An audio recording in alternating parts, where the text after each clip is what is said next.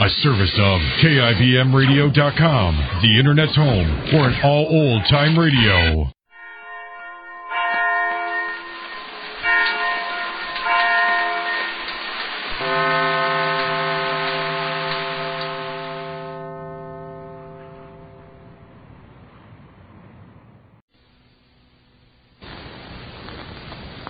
A problem in morality and life is sometimes like a fragile vase, and some people, when they find they cannot possess such a thing, try to smash it. This is what Sylvia Allison did to the love she had for Sammy when he no longer could bear the truth of her life and character. She tried to put an end to herself and Sammy. Unfortunately, it was Sammy who was hurt. And now, Molly and Jake and Rosie are waiting at the hospital to see him, waiting to find out how he is.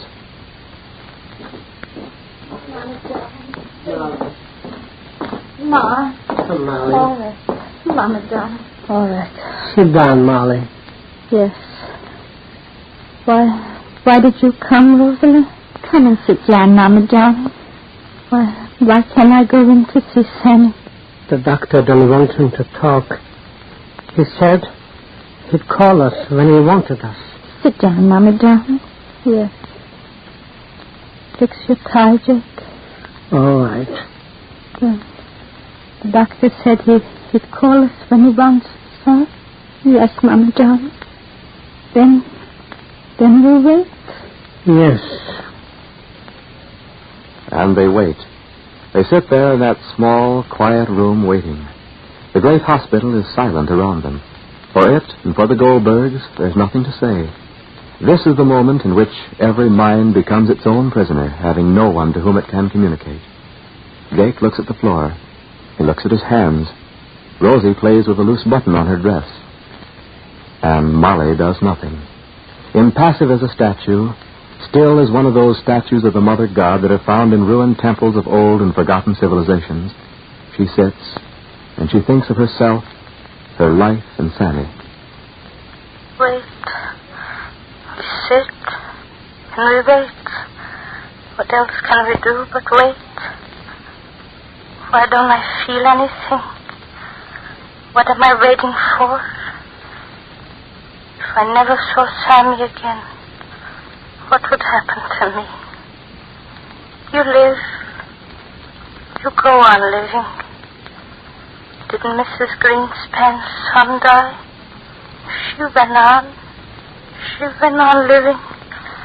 I remember how I used to see her in the butcher shop, and you wondered how she could laugh, and even bargain with him for a penny or 2 pennies.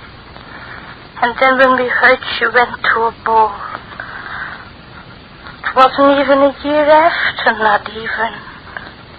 Not me. Not me. Mama, darling, do you want me to get you something? No, darling. No, my kid. Are you sure? A little smelling salts, Molly? Nothing, just. No, nothing at all. The doctor said he'd call us, huh? Yes. Maybe it was my fault. Maybe all the way back at Glastonbury it was my fault. Maybe this is a punishment. I was always able to find something good, something to love in everybody. And then Sylvia came, and Sammy loved her. And in Sylvia I couldn't find anything good. I refused to see, because it was Sammy. I wanted the best girl in the world for him. I couldn't see what I always knew, that the one you love is the best for you. I could have tried to help her. Maybe she would have trusted me, and now things would have been different. Are you all right, Mama, darling? Yes. I'm fine. She's fine. Very fine.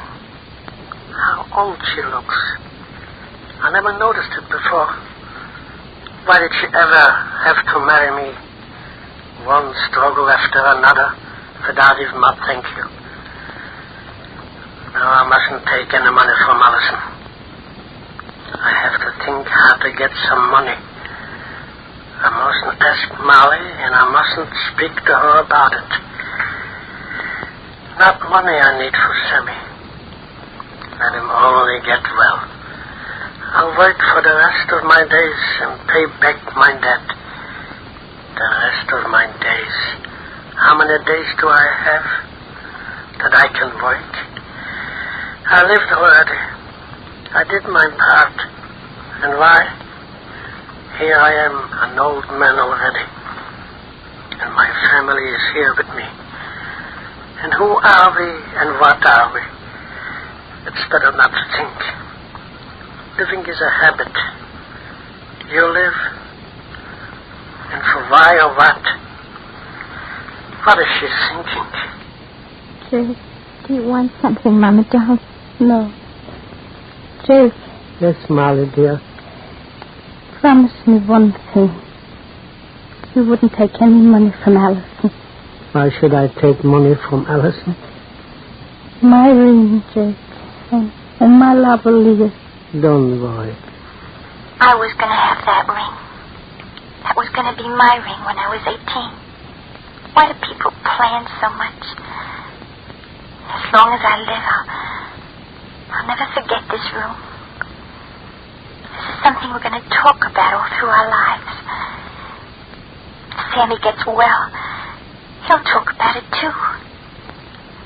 Let me see it so I can be sure I remember right. There are 1, 2, 6 chairs, a couch, a table, and 2 flower pictures. If Sammy lives, and if he doesn't, well, it'd be so terrible if he dies. There'll be so much fuss if Sammy dies now.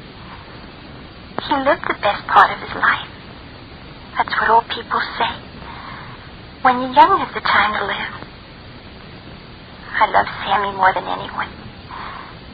Yes, sometimes more than my mother. I think I do. He's more like me. I wish I didn't. I should love my mother best.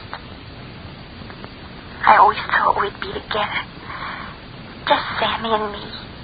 After my mother and father died. All people die. That's true. All people die. Sammy's gonna die. I know it. I'll never see his children. I'll never be a real aunt. I'll never be anything without Sammy. You live, and all the badness in the world, all the pain, all the suffering seems far away. And you can laugh, and you can work, and you say things will change. You forgive by forgetting. But when you meet one person, a Sylvia, then you find no forgetting, no forgiveness. I could have drawn it to me 100 times by just putting out my hand. My fault. My fault. A man lives and he dies. And when I'm the man, I, Jacob Goldberg, what have I got to show for the years I passed here on earth? My children. Sammy. Poor Sammy. And that girl, Sylvia. I was ready to love her. I was ready to be her father as well as Sammy's. I should have seen. I should have listened to Molly.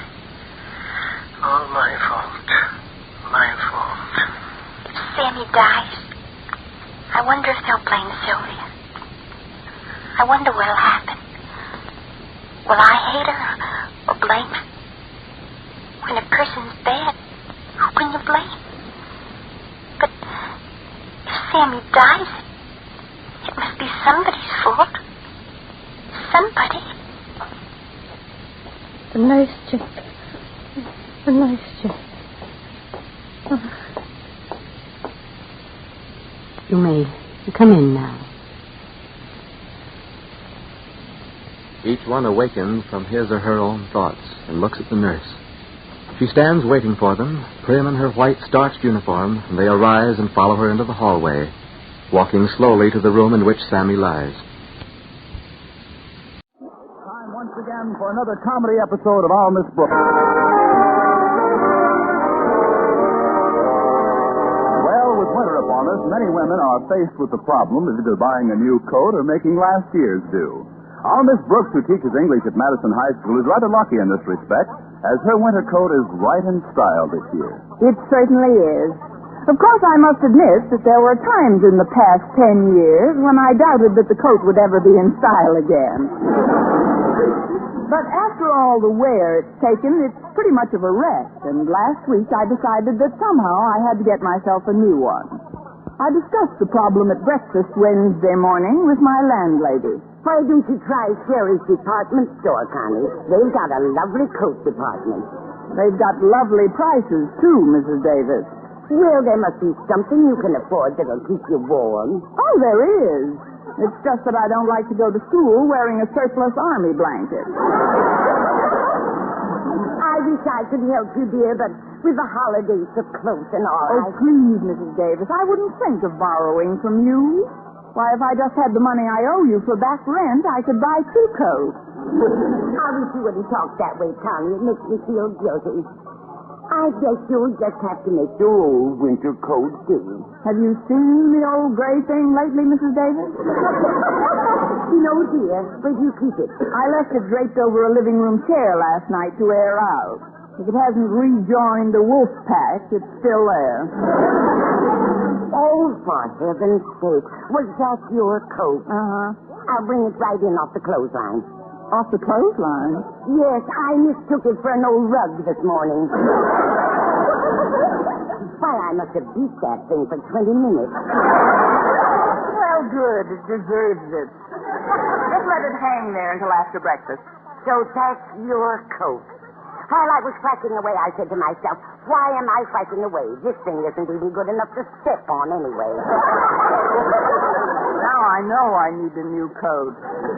Say, maybe if I wrote my folks a letter explaining my predicament. Oh, no, that wouldn't work. Why not?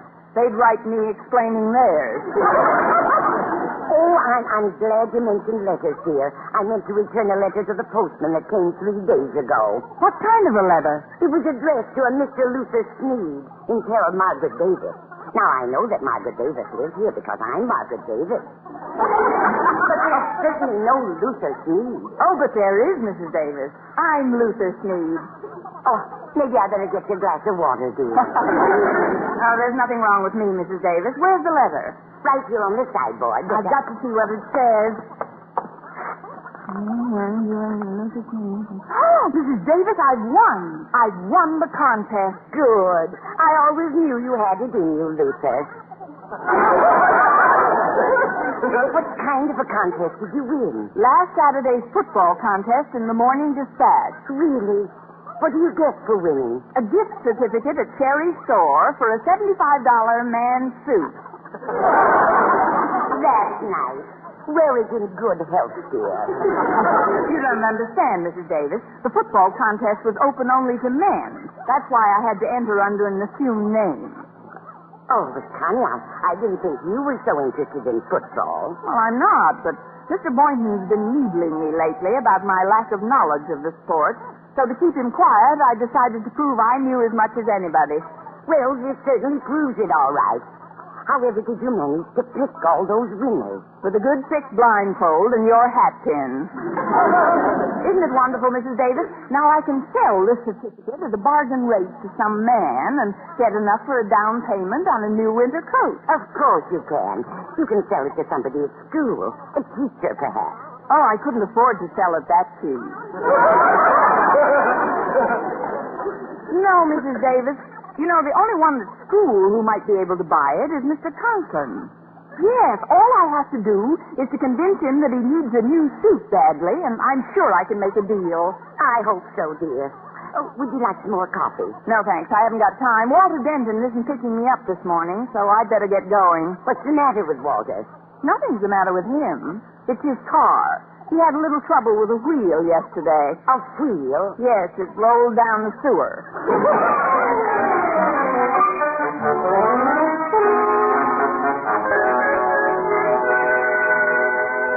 Daddy, did you let Walter explain his position to you? After all, he is the editor of the Madison Monitor. He's a lame-brained dunce, that's what he is. Imagine wanting to start a football contest in the school paper. But, Daddy... I'm unalterably opposed to contests of any kind. I consider them a corruptive influence, eroding the minds of young and old alike and distracting people from more useful pursuits. But what was that sheet you were studying last night, Daddy? The one you tore out of the newspaper. I don't know what you're talking about. Don't you remember? It had the names of a lot of colleges on it with numbers after them. Numbers? Yes. It said Illinois by 10 points over Northwestern and Stanford -6 over California. The discussion is terminated. I was only perusing that column in an effort to fathom what people saw in such context. Now, I'm quite busy, Harriet, so I'll appreciate it if you'll just come in. Leave my office at once. My visits are getting shorter all the time. Oh, I was speaking to my daughter, Miss Brooks. See you later, child. All right, Daddy. Goodbye, Miss Brooks. Hello, Harriet. My, but you're looking well, Mr. Conklin. I don't know how you managed to do it, but you always look so chipper in the morning. Thank you. Now, if you'll tell me what it I is. think your suit has a lot to do with it. If you don't mind my saying so, sir, it's my favorite one. In fact, it has been for some time.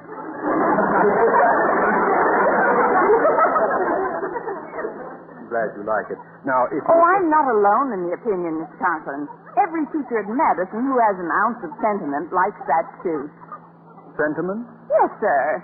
You know, there are certain things that we teachers look forward to each day.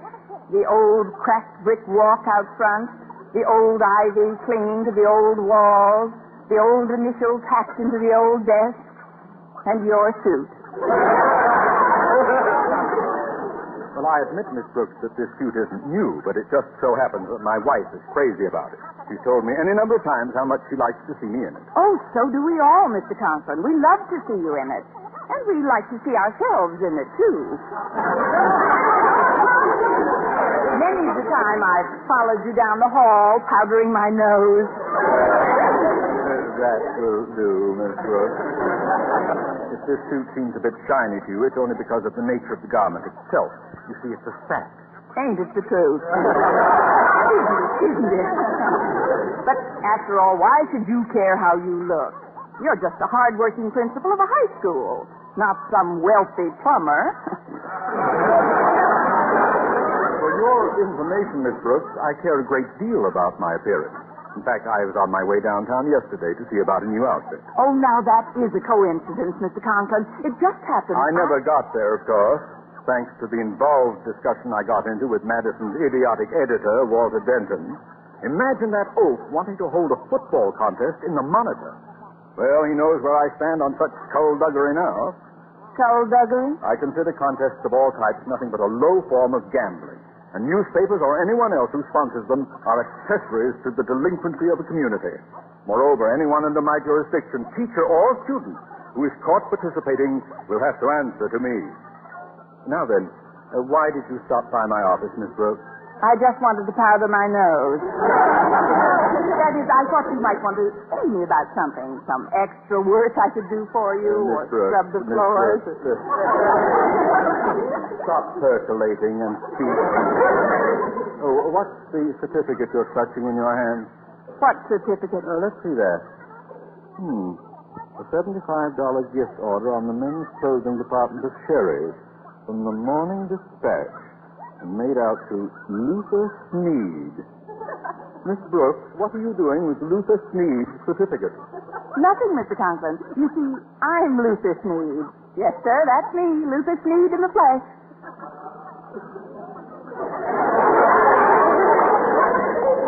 Miss Brooks, you're not a well woman. I don't know how or when, but maybe you've been working too hard? No, sir, it's just a nom de plume. I see. And this gift order, is this some sort of a prize, Miss Brooks? A prize for participating in some obnoxious contest or other? Me enter a contest knowing how you feel about them? You did, didn't you? How did Don't jump into conclusions, Mr. Conklin.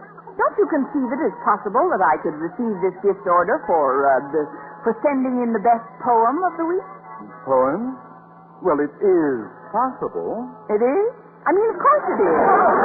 But that's what I did. Naturally, I was a little shy about my first writing effort, so I took another name. But why a man's name? Well, lots of women have written under men's names. There was George Eliot, George Sand, Edgar Allan Poe. Edgar Allan Poe? His real name was Edna. Now, it's all right with you, sir. I'm still very suspicious of your connection with this certificate, Miss Brooks. But, sir, the only reason I came in here this morning was to sell it as a bargain price. If you received this award for anything other than the writing of a poem, say for having entered one of those degrading and nefarious... You want to sell it at a bargain? Yes, sir. Would you give me $50 for it? Are you suggesting that your principal become a party to some underhanded and evil practice, some insidious and distasteful affair, some character-destroying temptation? I'll give you 30. 30? But it's worth at least... You wouldn't want to arouse my suspicions again, would you? Now, here's the money. And let's keep this little transaction strictly to ourselves. Is that understood? Yes, sir. Good day, Miss Brooks. Just fair, Mr. Conklin. A deal like that is enough to make you go straight. $30 for an award that the... Excuse me for interrupting, Miss Brooks, but hello. Oh, hello, Walter. Just coming from Mr. Conklin's office, weren't you? I could tell by the way you were talking to yourself.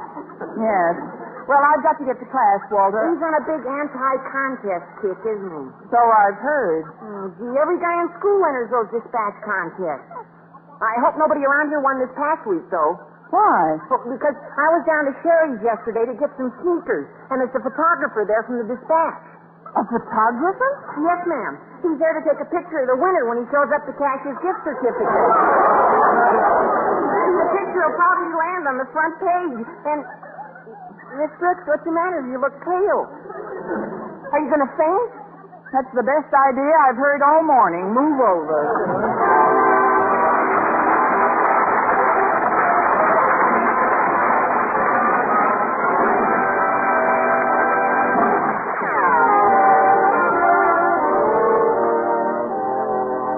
Well, I did some very high-priority worrying during the morning. And when lunchtime came, I met Mr. Boynton in the school cafeteria and poured out my miserable story. He listened attentively, and after careful consideration, Mr. Boynton came through with one of his customary clear-headed and sympathetic statements. I'd sure hate to be in your shoes. It would be a little crowded at that. But that's hardly an answer to my problem, Mr. Boynton. Oh, dear, I'm so upset I can't even eat. Oh, nothing should be that upsetting, Miss Brooks. Now, let's see if I've got this thing straight.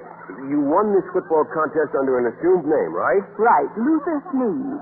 And then you sold the gift certificate calling for a man's suit to Mr. Conklin after telling him you received it for sending in a poem, right? Right. You promised to keep the transaction a secret, and now, knowing Mr. Conklin is violently opposed to giveaway games, you learn that a photographer is waiting to take a picture when he goes down to cash in the prize, right? Right.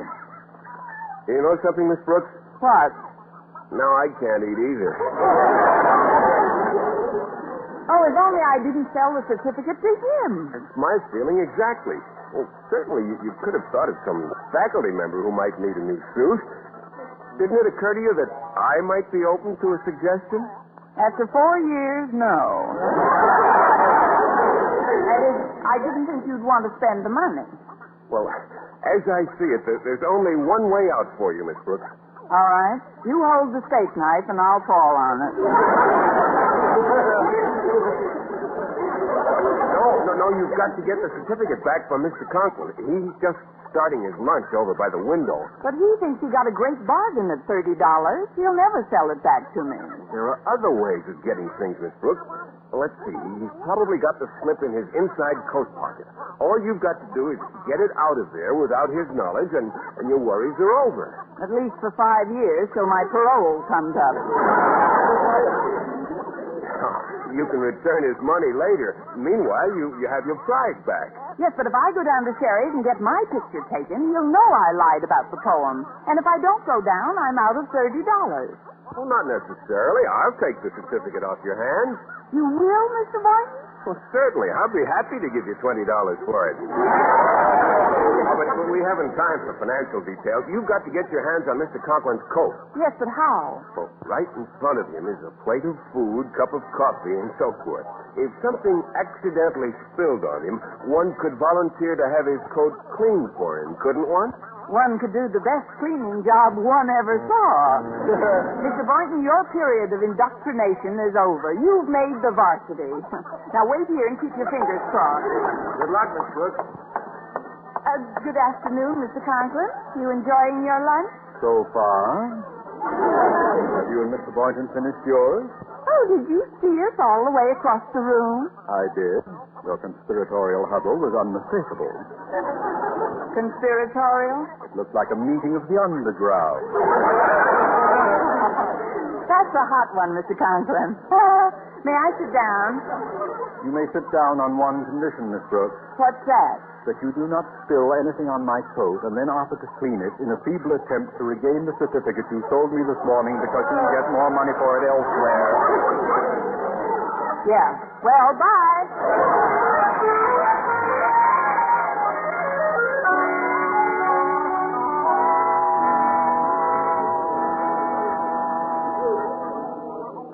But I don't understand this, Brooks. What are we doing in Sherry's department store? We're here to carry out a last-ditch scheme called Operation Get Rid of Photographer. Now, if Mr. Conklin comes down here and his picture appears in the... Wait a minute. That must be the man from the dispatch over by the clothing dummy. Which one? He's the one with the camera. Now, look, Mr. Boynton, I'll go over first. All you have to do is give me a short time to get the old charm working, and then you stroll over. But, Miss Brooks, what do I do when Just react normally, Mr. Boynton, and leave the rest to me. See you in a few moments.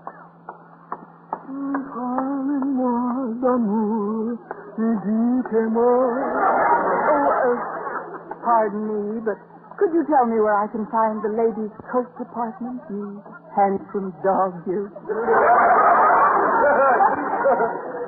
Stop off, lady. I'm married. Oh, I see you have a camera with you. You must be a newspaper photographer. I can't think of anything more fascinating than being a newspaper photographer. I've been married for 18 years.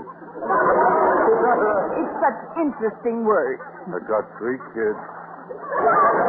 You know, I've always wanted to learn something about photography. I'll bet a sweet, patient, intelligent person like yourself could... teach me plenty. 2 of them are bigger than I am. Look, lady, I'm here to take a picture for the dispatch. That's my job, and that's all I... Hello, Miss Brooks. Mr. Boynton, thank heavens you got here in time to protect me. To protect you from what? From this masher, that's what. Masher? Masher? This roughneck tried to get fresh with me. Fresh? Fresh? Let's not stand around like the Andrews sisters. This stranger made advances, Mr. Boynton. What did he do, Miss Brooks? Do? He asked me for my phone number. He did? I did? Yes, he did, Mr. Boynton. Now, don't just stand there doing nothing. Oh, I'm sorry. The number is Ridgeview 8473. Well, I didn't want a full number. I just... Are you going to stand idly by and let these insults go unavenged? Don't you think you ought to ask this man to go out in the back with you for a while, Mr. Boynton? Out and back? Yes. If you don't want to thrash him within an inch of his life, you could at least break his camera. But that's the way he makes his living. Oh, well, if you don't want to defend my honor, I'll just have to defend it myself. Come on, fresh guy. Let's go out in back of the store. Not me. You got the reach on me. So look who's here, here, Daddy. Miss Brooks and Mr. Boynton. Oh, hello, Harriet. How are you, Mr. Conklin? Fine, thanks, Poncho. How do, Miss Brooks? Harriet is going to help me select the suit that's coming to me on this gift certificate that I've... Mr. Conklin, I'd like you to meet the photographer from the Morning Dispatch. Photographer from the Morning Dispatch, Mr. Conklin, principal of Madison High School. Mr. Conklin, principal of Madison High School, the photographer from the Morning Dispatch. How do you do? Oh, Mr. Conklin, could you tell me who this lady is? Lady? Oh, Miss Brooks. She's a teacher at Madison High. No wonder I'm glad I never got past grammar school. Well, Mr. Conklin, I'm supposed to get the picture of the winner of last week's football contest. If you got a certificate... I do not participate in any moronic contests, young man. This certificate happens to be made out to Luther Sneed. Yes, and I'm Luther Sneed. You could have phoned me. But I'm not here to take Luther Sneed's picture. You're not? No, that's the name that got a duplicate prize. He, she, or it was the only one in the history of the contest who ever picked every single game wrong. Wrong? I knew that hat pin was crooked. I mean, there must be some mistake.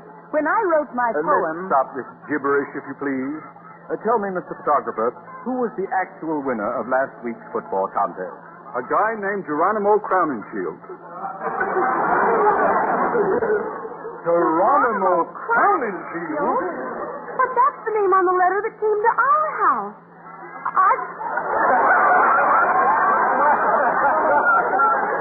I've been carrying it around since Monday to return to the postman. Where is it, child? Let's have it. Hand it over. Hand it over quick. Give it. Here it is, Daddy. Will you give it to the postman? Don't bet on this. I'll just hang on to this for a while, Harriet. You never know when Geronimo will return to our house. Return? Certainly. He was that friend of mine from out west. Friend? Don't you remember, with all those scalps dangling from his belt? He was the one who spent the week in our spare room, Harriet. But, Daddy, I've been sleeping in our spare room for months now. I meant the spare room over the garage. Look, folks, I'd like to get this straightened out. 1 minute, please. Daddy, there's no spare room over the garage. There's a place for tools. Well, Geronimo here isn't particular where he sleeps. Are you, Geronimo? I said, are you, Geronimo? Ouch! Why did you kick my ankle, Miss Brooks? Well, what's a little kick to a big Indian chief like you? Harriet, you should have told Geronimo you had his letter. You mean Mr. Boynton is Geronimo Crowninshield? No, Geronimo Crowninshield is Mr. Boynton. He just teaches under that name. Now, just a moment.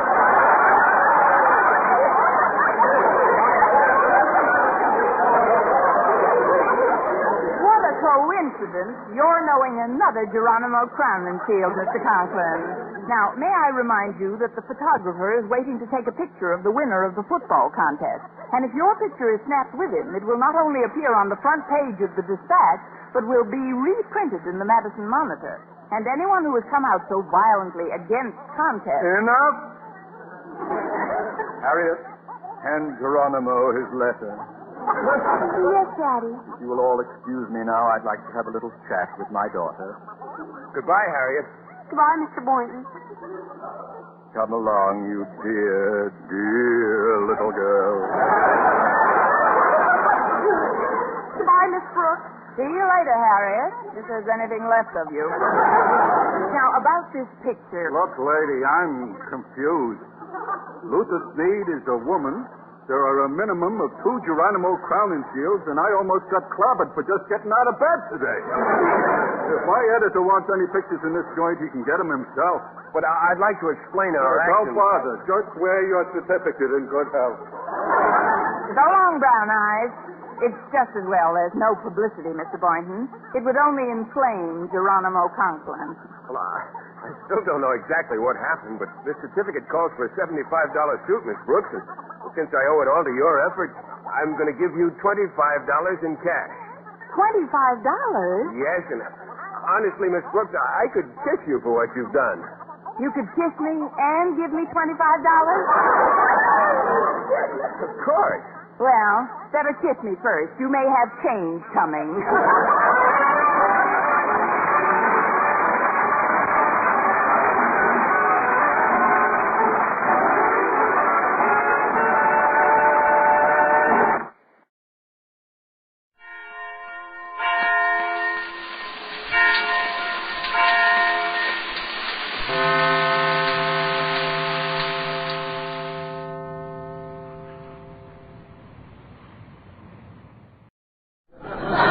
Red Skelton Show, brought to you by Tide, Procter & Gamble's amazing new discovery for your whole family wash. Tide's in, dirt's out. Tide gets clothes cleaner than any soap. Any soap? Yes, any soap. Tide gets clothes cleaner than any soap. T-I-D-E, Tide.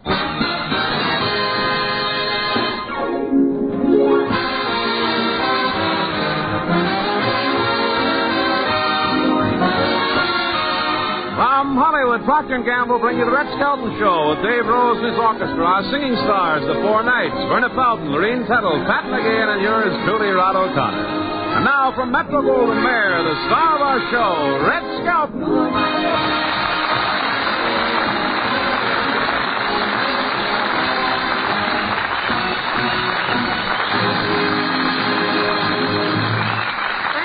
And good evening, ladies and gentlemen. How are you, Rod? I'm cold. Boy, what happened to our California weather? I think it went to Alaska for the winter. No, but we shouldn't talk about the California weather. That's what it says. W-E-T-E-R. Hey, call Mimeograph Department and tell them this is the worst spell of weather we've had in a long time. But we shouldn't talk about the California weather. The Chamber of Commerce says it will hurt the tourist trade. Well, you know, last year they claimed that the smog kept people away, but I've been reading where Los Angeles is planning to get rid of the smog in 1949. They're going to move the city to Pittsburgh. What are they going to do, move it to Pittsburgh? Oh, wait a minute. What a thief that guy is. Hey, you know, everybody out here is getting used to the smog now. You used to walk up the street and say, how are you? Now they say, where are you? Out in my neighborhood, you're not even allowed to smoke a cigarette unless you inhale. I almost choked to death looking for a gopher hole to blow my breath in. Speaking of gophers, do you know Sam Gopher? Who's he? Somebody in the underworld? No, he's an income tax consultant. Oh. You know, next week is the deadline for reconciling your 1948 income tax. Yeah. Don't you employ a certified public accountant to figure your tax? I did, but when he got through, he went out and got certified again. Hey, wouldn't it be nice if he'd skipped the taxes just 1 year, huh? Yeah. You know the old saying, though, two things are certain, death and taxes. Yeah, but death don't get worse every time Harry delivers an address to Congress.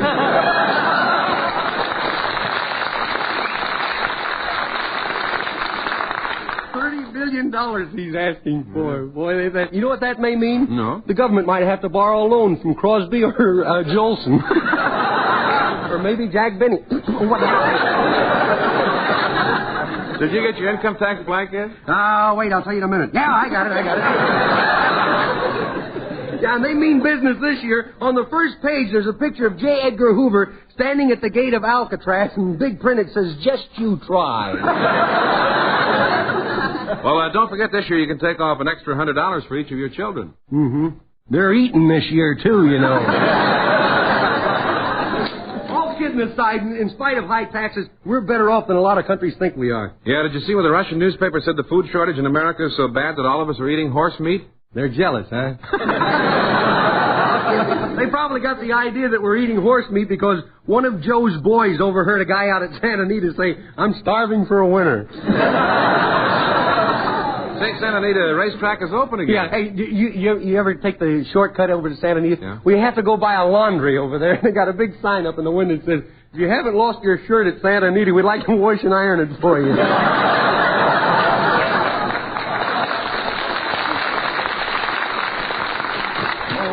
By the way, have you noticed the bridegroom over there? Dave Rose got married, you know. Really? Where did it happen? Las Vegas. Mm-hmm. Won in a crap game, huh?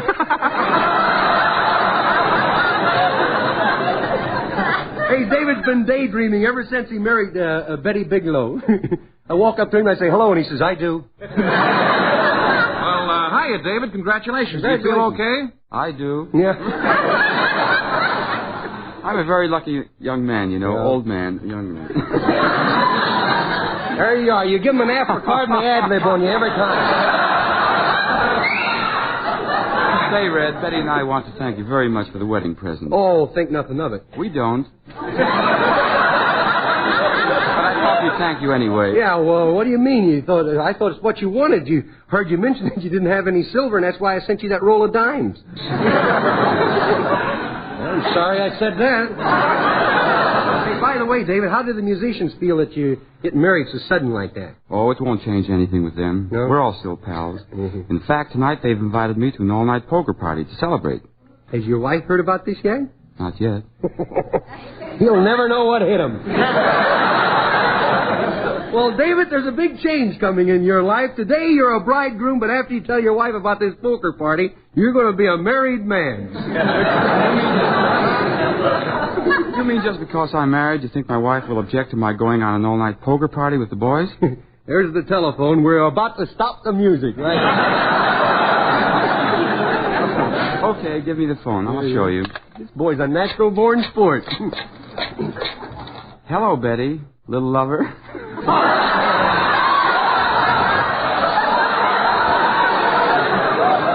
You didn't propose by phone, I'll tell you that. This is your David. I won't be home tonight, Betty. The boys are having a late poker party. What? Sure I will. I knew you would. Goodbye, sweetheart. She says okay as long as I don't raise on 2 pair.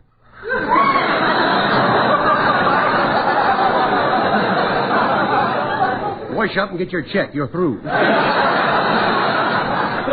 I said congratulations before, but I didn't put enough feeling into it. Congratulations, David. Well, David, I think I'll join you and the fellas. I'm not doing anything tonight. Well, you can count me in, too. Wait, I'll check with Georgia. Here.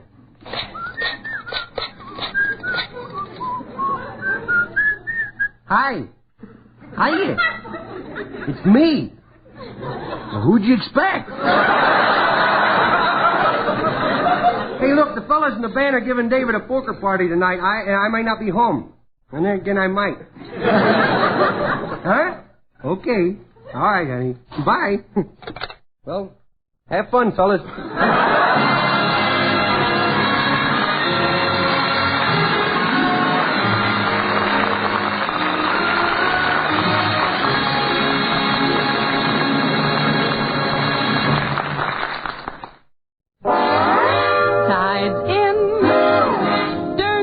Tide gets clothes cleaner than any soap.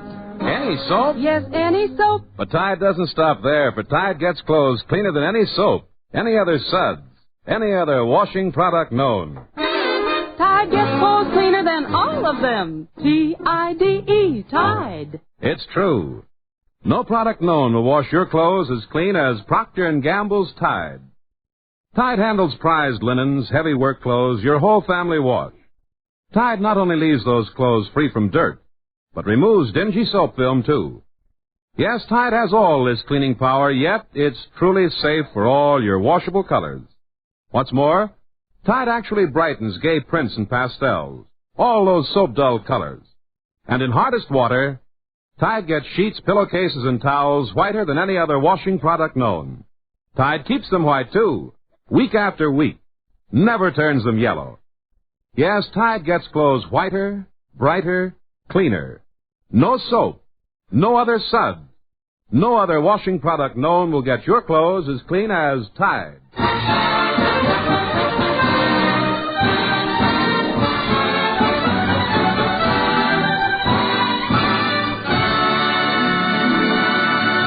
Thank you, David. Radio's new Phil Harris.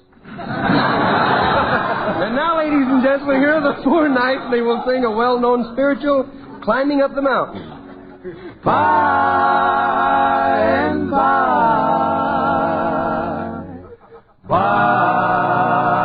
and by, I'm gonna lay down this heavy load. Thank God I'm climbing up the mountain. Children, I didn't come here for to stay. If I never see you again, I'll meet you on the judgment. Well, brother, I'm climbing up the mountain. Children, I didn't come here for to stay. If I never see you again, I'll meet you on the judgment day. Oh, well, they caught old John in Jerusalem. They put him in a kettle of oil. The angels came from heaven down. They wouldn't let the kettle. Children, I didn't come here for to stay. If I never see you again, I'll meet you on the judgment day. Good Lord, I'm climbing up the mountain. Children, I didn't come here for to stay. If I never see you again, I'll meet you on the judgment day. Well, now, Hail hug to my mother. May God thank she held back to me. Oh, well, the last word I heard her say, I meet you on the judgment day. Good Lord, I'm climbing up the mountain. Children, I didn't come here for to stay. My Lord, if I never see you again, I meet you on the judgment day. Children, I didn't come here for to stay. If I never see you again, I meet you on the judgment day. Old Daniel in the lion's den, he prayed 3 times a day. The angel looked the lion's jaws, I wasn't that a mighty sin. Children, I didn't come here for to stay. If I never see you again, I meet you on the judgment day. Hallelujah, climbing up the mountain. Children, I didn't come here for to stay. If I never see you again, I meet you on the judgment day. If I never see you again, I meet you on the judgment day. If I never see you again, I meet you on the judgment day.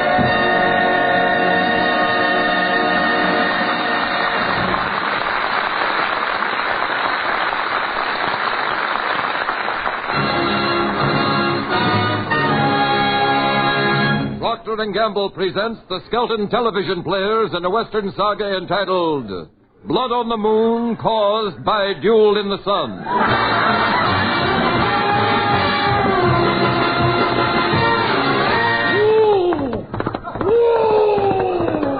Awesome, boy, horse boy. I know you don't see that brick wall in front of you. Whoa. Well, nice spot for a barbecue pit, isn't it? Hey, look, here comes the sheriff, did I? Yeah, well, don't worry. I got my guns on him. Just have a few extra caps ready for me. You better load my big gun with some fresh water, too. Howdy, stranger. Say, you look a lot like that no-good snake, did I? Only he was more bow-legged. Well, I ain't as bow-legged as I used to be since I taught my horse to hold his breath. Can bull-legs be straightened? Sure. I knew a gal that was bow-legged, and she bought some of that leg straightener medicine from an Indian. She used too much, though. Now she's knock-kneed. Got legs that talk to each other. One says, you let me buy this time, I'll let you buy them. Hey, Sheriff, the town looks awful deserted. I lived so far out west, we didn't have schools, you know. What's wrong? Where is everybody? Well, all the single men folks are hiding. Yeah? We got a character named Vulture Kate who's looking for a husband. Oh? She's got to be hitched by sundown. She's even offering $50,000 for a husband. Says she'll marry anything so long as it wears pants. Sounds like she's aiming at me. Now that we've got the plot set, let's go on. Of course, she wouldn't marry me. She couldn't be that desperate. Brother, where $4 million is concerned, people can do some mighty strange things. Yeah, I read about one fella moving for it. That went over with a hush. Well, where is this gal now? I think I'll go over and let her take a gander at me. You'll find her over at the Silver Dollar Saloon. Hey, it's Angus Face. Hold my horse for me, will you? What for? Sure don't look like he's fixing to move none. I don't know where it says that either, brother. Don't let that critter fool you. I saw him roll his eyes last week. How'd you happen to see him do that? I figured you'd ask that. I opened his lids and took a peek. Come on, Angus Face. Let's go over to the Silver Dollar Saloon. Now, look, Angus Face. I'm going to trick that gal into paying me that $50,000, and then we'll ride out of town before the wedding. Hey, that's her dead eye. Huh? That's her dead eye. Real lady, too, ain't she, huh? Look how dainty she holds that big black cigar. Howdy, Kate. Hey, bartender! Close that back door. That cat's dragging in stuff again. It's me, Deadeye. Don't you remember me? Deadeye? Why, you old son of a gun. What sandstorm blew you into town? First 3 rows better move back. The way she's talking from the stomach, there's going to be teeth all over this. What you doing around these parts, Deadeye? Well, you know how lonely it gets out on the desert. And a man gets so that he wants to see a human face once in a while. So here you are. Yeah, tell me, you seen any human faces around? Hey, did I? You better get going. It's almost sundown, and there ain't another single man around. Yeah? Say, Deadeye, I'll bet you ain't heard the news yet. I'm looking for a husband. Yeah, I know. That's why I come over. Really? Yeah, I want to wish you luck. I'll need it, Deadeye. I'm desperate. I've got to have a husband by sundown tonight, or that gold mine that my pa left me won't be mine. Are you sure that mine's any good? Your grandpa left you a coal mine once, and all you struck was John L. Lewis. Pa's gold mine is loaded. So was your pa. I'd give $50,000 for the man who would marry me. $50,000, huh? Is that the take-home pay? But it ain't just right. I hate looking at marriage for the monetary reasons. Yeah. I was just hoping somewhere there might be an honest guy who would like me. Just for me. Well, I like you, gal. Oh, you do, lover boy. Yeah, but let's not get sickening about it.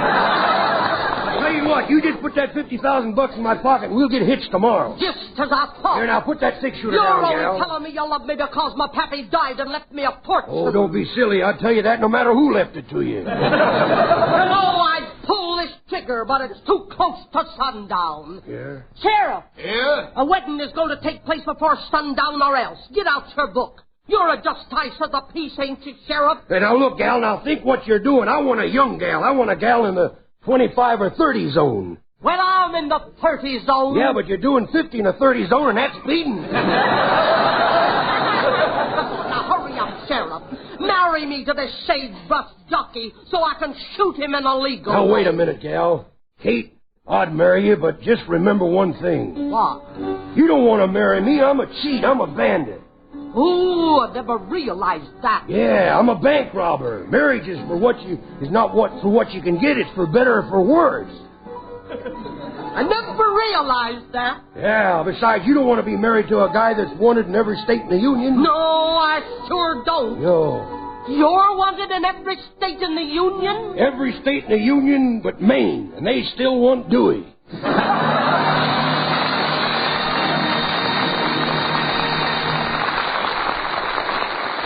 Now, David Rose and his Procter & Gamble Orchestra will play an old favorite, Whispering.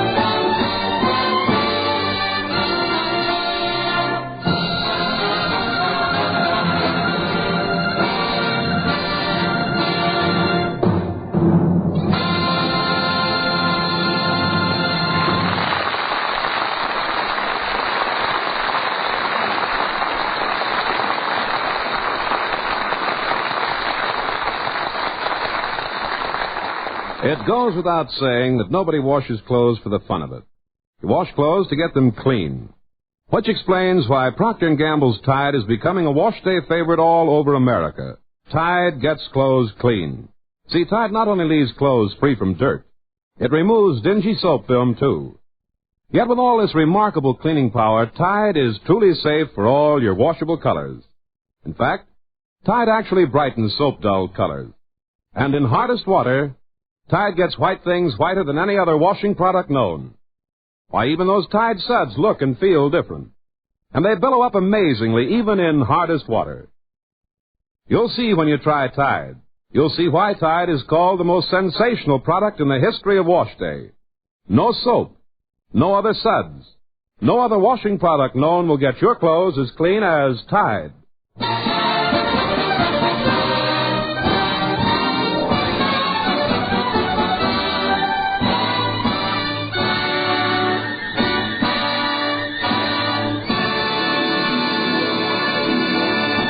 A page from the Mean Little Kid's diary. Have you ever noticed when a child manages to remember his lines in a Sunday school play, sometimes his family think that he has the makings of a great star, like Junior, the mean little kid.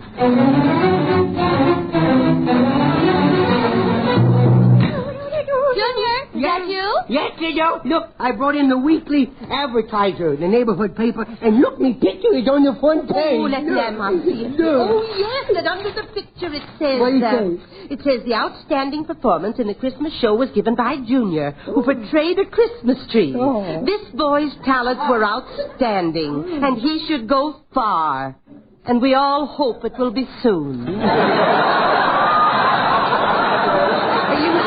Let me see me picture. Oh, look, and I got my little Christmas tree costume on. Look, right on the front page. Oh, it's a good picture, too. Oh, my. But where did they ever get that ugly ornament at the top of the tree? That's me face. Isn't that good looking? Mother, I've been thinking. Maybe Junior is a child genius. Oh, no. Maybe we should try to get him into radio or motion picture. Or maybe we should be different and let the boy have a childhood and decide for himself what he'd like to be. Let the boy decide. Mother, it's our duty to help him on the road to success and fame. Well, I'm already on my way to fame. I have been elected the Imperial Potentate of the Skunk Patrol. That is the secret scent of the ancient odor of skunks. Junior, just what does the Skunk Patrol stand for? Stands just for about anything. That's why I'm a member. Were you really a great actress? Oh, certainly, if I do say so. I was the toast of the country. I had millions of fans. Yeah? I bet you still didn't have enough fans to cover you when you did that dance, though. Well, I saw an ad in the morning paper that NBC is holding auditions for television talent. Oh. Maybe you'd like to take Junior down. Oh, no, child, you don't understand. No. You don't just get into show business. No. It has to be in your blood. And I don't feel like bleeding I today. know. And if you ask me, he's got it. What? Now, who knows? Maybe if you took him to the audition, they might even find a place for you. Me and them on television? Oh, now that's silly. If she did get on, they'd probably make her wrestle with somebody her own size. Like Mazurki. Now, I'm sorry, Lorene. I'm in favor of the boy living his own life. Not one I might force him to live. Oh, very well. If you don't have any confidence in your own grandson, I do. Now, Junior, come with me. No. We're going down to NBC Television Studio. Oh, dear. Where's my hat?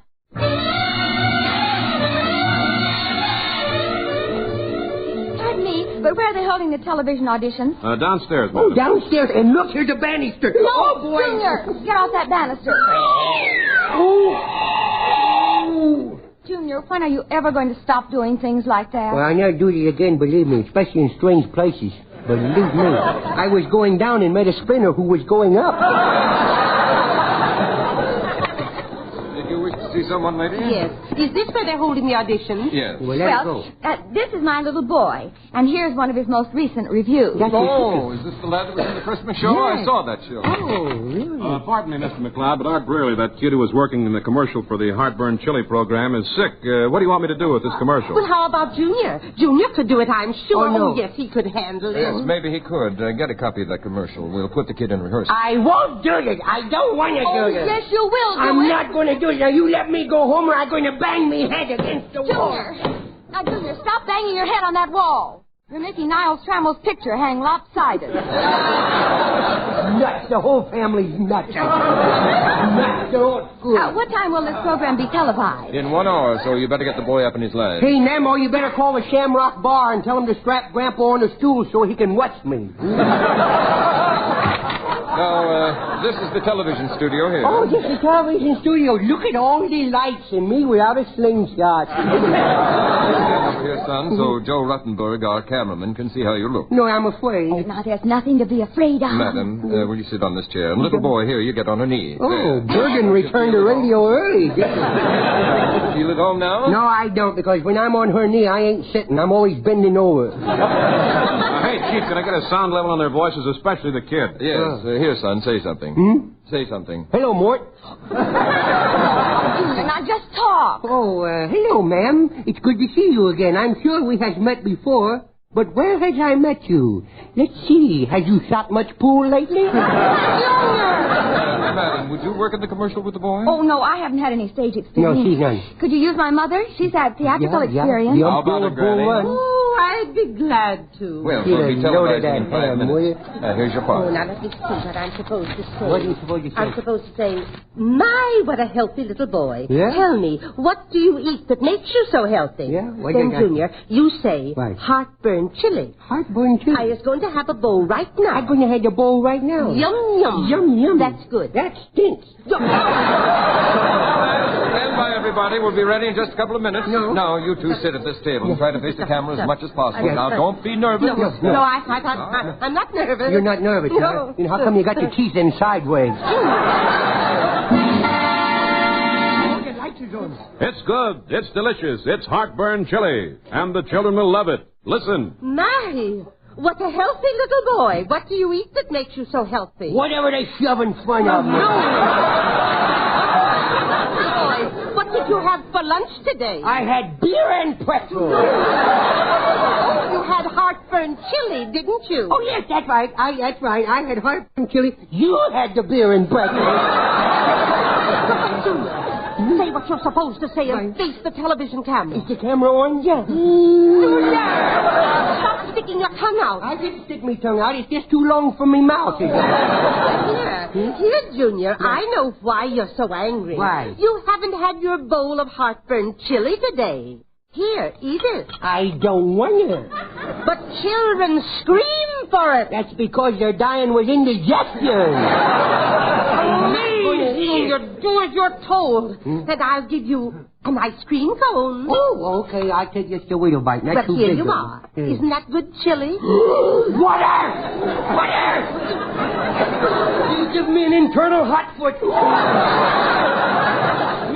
Me throat. I'm on fire. Stop that and get up off the floor. Oh, I got a baked Adam's apple. You're off the air. Then I'll bet for good, too. You get out of the studio. You can't get away with this. I'll bring suit. The sponsors will bring suit. The network will bring suit. Well, I got a suit already of my own. I don't know what to do with you. You've ruined our program. You've set television back 10 years. Well, now's your chance to get even. What do you mean? Recommend me for a show on another network, then NBC can get even with JB. Oh, dear.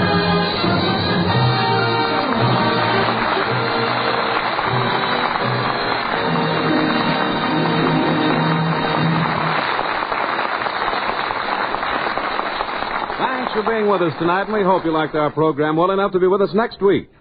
So until next Friday... This is Red Skelton saying thanks for listening, and thanks for buying more and more of that Wash Day Miracle Tide. Tide dirt's out. Tide gets clothes cleaner than any soap. T-I-D-E, Tide.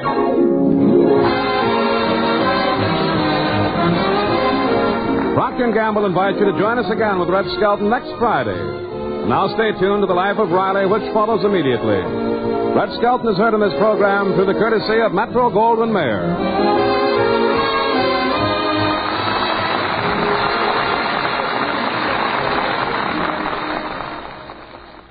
This is NBC, the national broadcasting company.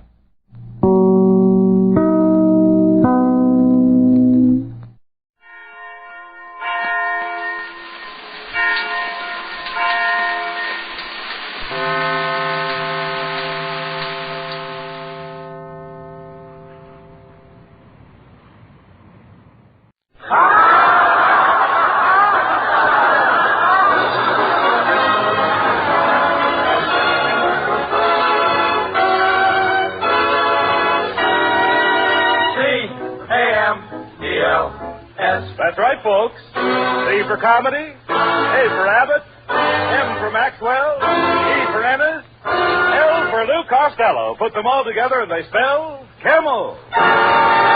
Experience is the best teacher. Try a Camel. Let your own experience tell you why more people are smoking Camels than ever before. And draw up a chair for tonight's Camel Show, starring Bud Abbott and Lou Costello.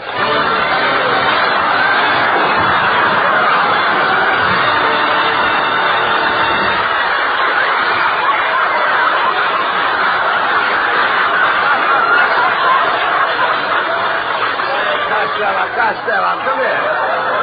Costello, can you come over here, please? Will you listen to me? What are you writing on that pad? Hey, Abbott. What are you writing on that pad? I'm just making out a list of girls I'm going to kiss next week. Here's who I got picked out. Lizzie Schwartz, Maggie Mugglemeyer, Tessie Tinfoil, Lana Turner. Now, wait a minute. Lana Turner wouldn't kiss you. Oh, no? Oh, no. Then I'll scratch her off my list. I love you. You got me always thinking of girls. Girls. A great men don't waste their time on girls. Where do you suppose Benjamin Franklin would have been if he'd have thought of girls all of the time? In the front row at Earl Carroll's? No. Costello, I've been telling you for the past 3 weeks. You've got to quit chasing girls and get yourself a job. Look how sloppy you are. Look at your socks. I can't help my socks, Abbott. It's those new hiccup plastic garters. What's the matter with them? Your socks stay up, but your legs fall down. Telegram for Lou Costello. Here, boy. Out of the way, Fatso. I'm looking for Lou Costello. Boy, he is Lou Costello. The famous Lou Costello. That's right. The one and only Lou Costello. Yes. That's me. Gee, I listen to you on the radio every Thursday night. You break me up when you say, how do you do? Wait a minute.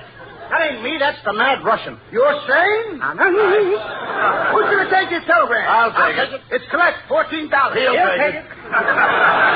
Don't give it to me. Here, boy.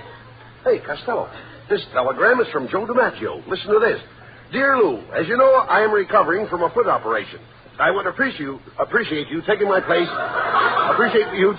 on the New York Yankees until I recover. Please report to the Yankee Stadium immediately. Signed, Joe DiMaggio. Abbott. Hey, that's wonderful. That's the news I've been waiting for. I'm going to be a big league ball player. Yes. DiMaggio probably heard about my playing with the Cucamonga Wildcats last year. You a ball player? I don't believe it, Costello. You know nothing about ball. Oh, no, I eat baseball. I live baseball. All night when I'm asleep, I dream about baseball. Don't you ever dream about girls? What, and miss my turn up at bat? Oh! What's the matter with you? Yes. And another thing, Abbott. What page are you on? Never mind what page you're on. Another thing, Abbott. Not only that, in Patterson, New Jersey, I worked out with a baseball team. I used to stay out till 4 o'clock in the morning. Why did you stay out till 4 o'clock in the morning? This was a girls' baseball team. Costello, if you're going to play with the New York Yankees, you really have to know something about big league baseball, Lou. I know all about baseball. All right, suppose there's a left-handed pitcher pitching. What do? I put in a right-handed batter. Now, suppose there's a right-handed pitcher pitching. I put in a left-handed batter. But now I trick you. I take out the right-handed pitcher and put in a left-handed pitcher. Then I double-cross you. I take out my left-handed batter and put in a right-handed batter. Now, wait a minute. Where are you getting all those right-handed batters? The same place where you're getting all those left-handed pitchers. Oh. Hello, Bud. Hello, Louis, honey. It's Marilyn Maxwell.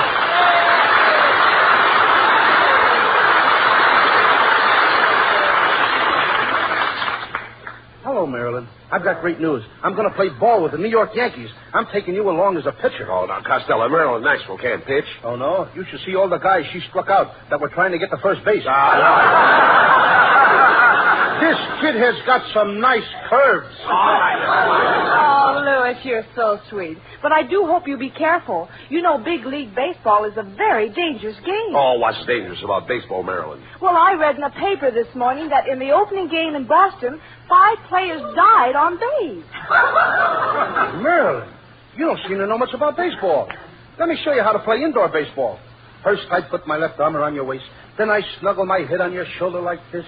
Then I press my cheek against your cheek. Oh, wait a minute, Costello. That's not the way to play indoor baseball. How do you like that? Every season, new rules. Well, goodbye and good luck, Louis. I just know you'll become famous with those New York Yankees. Marilyn's right, Costello. This is your chance to become famous. Now, you've got a good job as a baseball player, and you might find your proper niche in life. Yes, I might. I mean, after all, if I find my... What will I find? An itch. You'll find your niche. Abbott, when I find an itch, I scratch it. No. What in the world are you talking about? An itch. I once had the 7-year itch. What happened? I scratched real fast and got rid of it in 3.5 years. I'm not talking about that kind of an itch. I mean an itch in life. An itch in life is what everyone is looking for. Anyone who is successful has found an itch. Well, if that's the case, I know an Airedale that is doing very well. Listen to me, Costello. When I say an itch, I don't mean an itch like you have when you have an itch. I mean an itch like you have when you have a notch. Oh, you don't mean an itch like an itch when you have an itch. You mean an itch like you have when you have a notch. Now you've got it. Now I've got it. I don't even know what I'm talking about. Costello, why do you mash everything up like that? You're the most mixed-up man I ever saw. Well, maybe it's because I fell on my mother's mix master this morning. She had it set for mashed potatoes. I know that, you idiot. All I'm trying to tell you is that a niche is a notch. Catch? Notch. All right. Now you know that a niche is a notch. You know that both of them are the same. Yes. Now, I could have a notch and you could have a niche. Yes, niche to me and notch to you. I'm only trying to impress you the importance of being a big league ball player and having a good income. Did you ever draw a nice big fat salary? No, I never drew a fat celery, but I once sketched a skinny tomato. No. So when I say draw, I don't mean draw like you draw when you draw. I mean draw like you draw when you draw a salary. Abbott, let me smell your breath. Just as I thought. You've drawn one too many already. Listen to me, please. When I say you draw a salary, I mean you draw money. Now he's got me drawing money. Wait till the FBI finds out about this. I'll probably draw 20 years in the clink. And they don't feed you any celery in there either. Costello, when I say you draw money, I mean you draw like you draw money to spend it. Not like when you draw on an easel. That's what I always say. With money, it's easel come, easel go. Everybody draws money. I draw money. I've been drawing money for years. My brother draws money. He's been drawing money for years. You draw, and your brother draws? Certainly. Just as I thought. You and your brother are an old pair of drawers.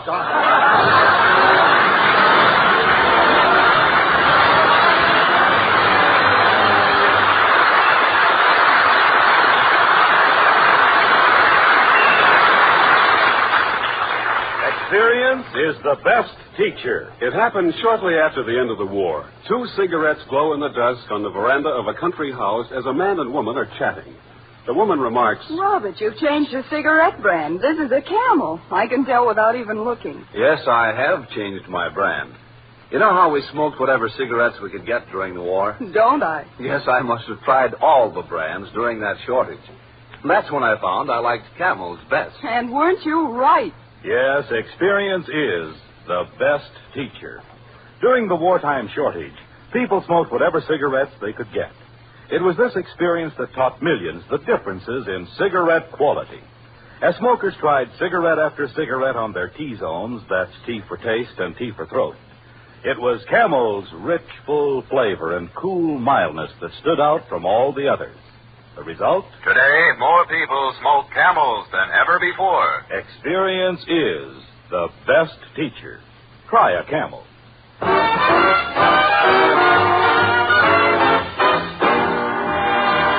And while you light up a Camel, here's Skinny Amos with Linda. When I go to sleep, I never can sleep. I count all the charms about Linda. Lately it seems all of my dreams, I walk with my arms about Linda. But what good does it do me? For Linda doesn't know I exist. Can't help feeling gloomy. Think of all the loving I've missed. We pass on the street, my heart skips a beat. I say to myself, hello, Linda. If only she'd smile, I'd stop her a while, and then I would get to know Linda.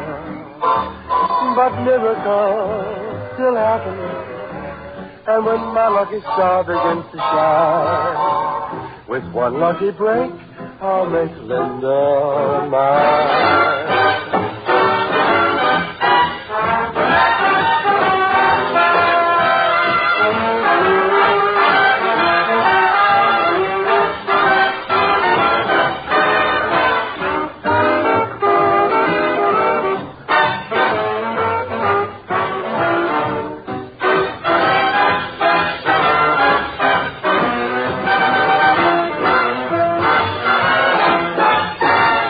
on the street, my heart skips a beat. I say to myself, hello, Linda.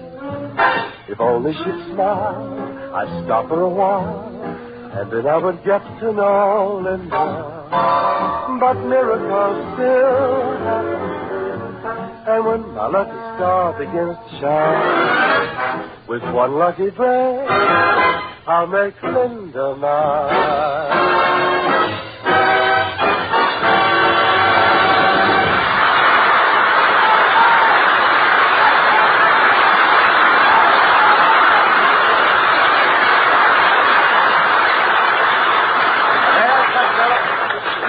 A big league ball player, you've got to get yourself in shape now.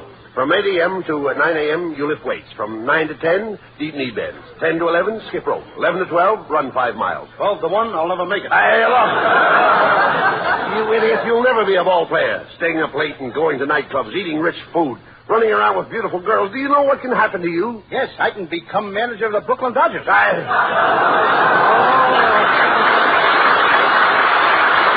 Costello, I don't even know why DiMaggio picked you. You don't even know how to swing a bat. I know all about swinging bats.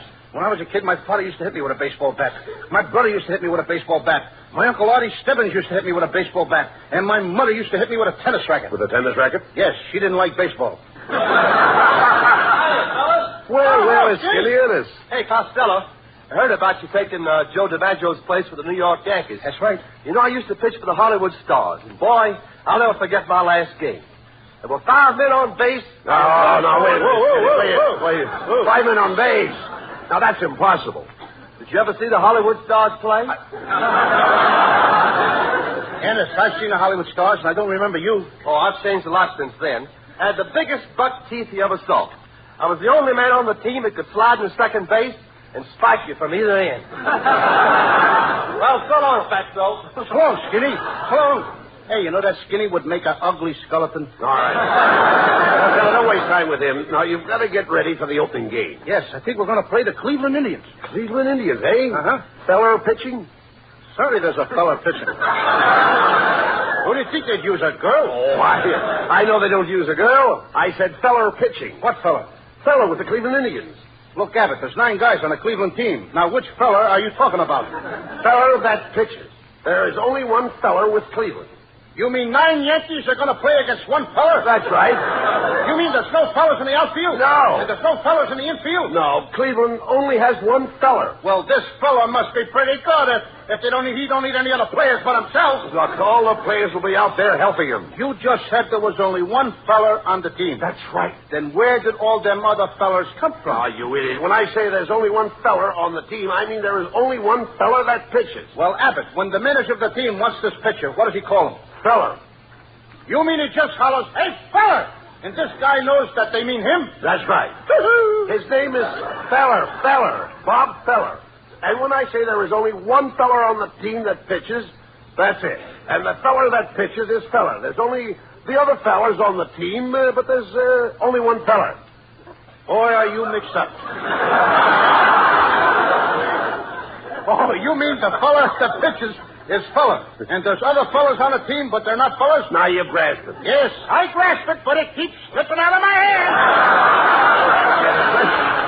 Let's go into this sporting goods store and get your baseball equipment. I want you to look right for the opening game. Go ahead and ask that lady there where they keep the baseball uniforms. Pardon me, miss. Well, if it isn't Mr. Abbott. Hello. And Mr. Costello. Hello. You fat little mon, you. What are you doing in the sporting goods store, miss? Oh, I just stopped in to get a gift for my nephew. I'm buying him a ball. Ball? Abbott, you know what a bar's ball is. That's what the poocher throws to the coocher. And the booter tries to boot a home run.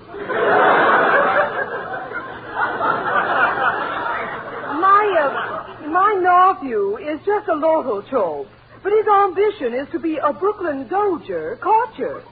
Well, if he's only a little guy, why don't he join the Detroit Tougers and be a short stoop?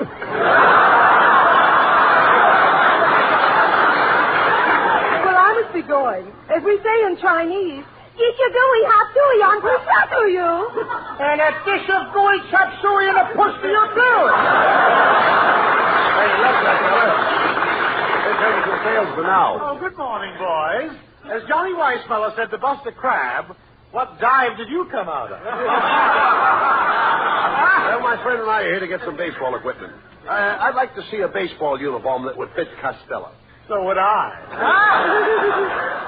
Look, as Adam said to Eve, quit ribbing me. However, I'll do the best I can. We'll start with the spiked shoes. What size do you wear? 8. Oh, let me see. I've only got one pair left, and they're size 5. Maybe you can squeeze into them, Costello. Go ahead and try. Okay. What do you know? Open-toed baseball shoes. Now for the uniform. My, you're certainly a pudgy little rascal, aren't you? Mm-hmm. Aren't you overweight?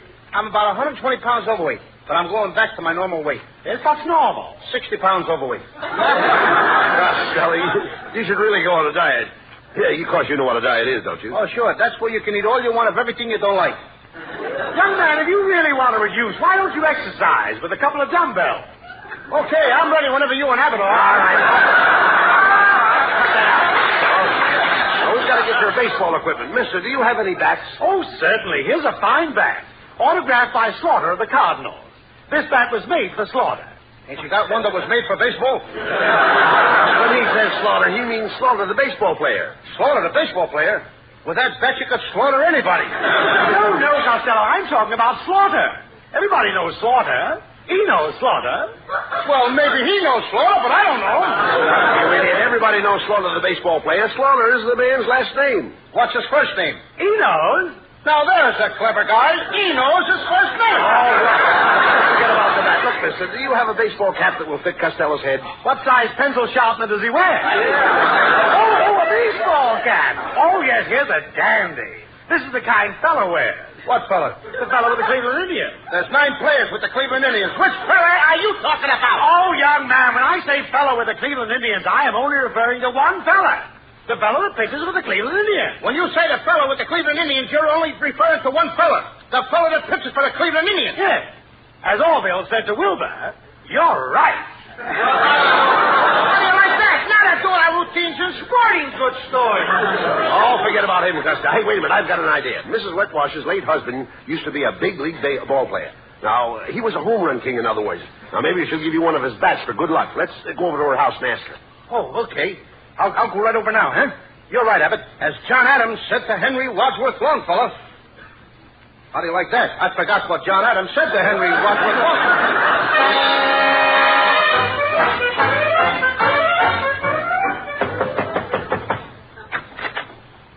Well, good morning, Mrs. Wetwash. Oh, hello, Mr. Abbott. Oh, my. You know you ought to muzzle that St. Bernard dog.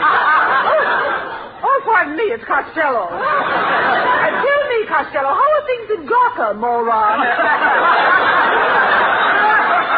Mrs. Wetwash, I wish you hadn't said that. I was just telling Abbott your face reminds me of a rose. Oh, really? An American Beauty rose? No, a rhinoceros. Mrs. Wetwash, Costello's leaving for New York to join Joe DiMaggio's place. Take Joe's place. Isn't that wonderful? He's going to play with the Yanks. Oh, I can't believe it. Yes? What do those big Yanks want with a little jerk like him? Mrs. Wetwash, that was an insult. I'll have you know that beautiful women find me irresistible. I don't find you irresistible. And I don't find you beautiful. Quiet, Costello. Ask her for those baseball bats her husband left her. Okay. Mrs. Wetwash, I understand when your husband was alive, he had a lot of old bats. That's a lie. He never went out with anybody but me. Mrs. Wetwash. Costello means your husband's baseball bats. You see, he thought you might give him one of them. Yes, that's right, Mrs. Wetwash. You see, I need a good bat. Oh, you need a good bat. I'll be glad to help you out. Can I have the bat right now? Right now.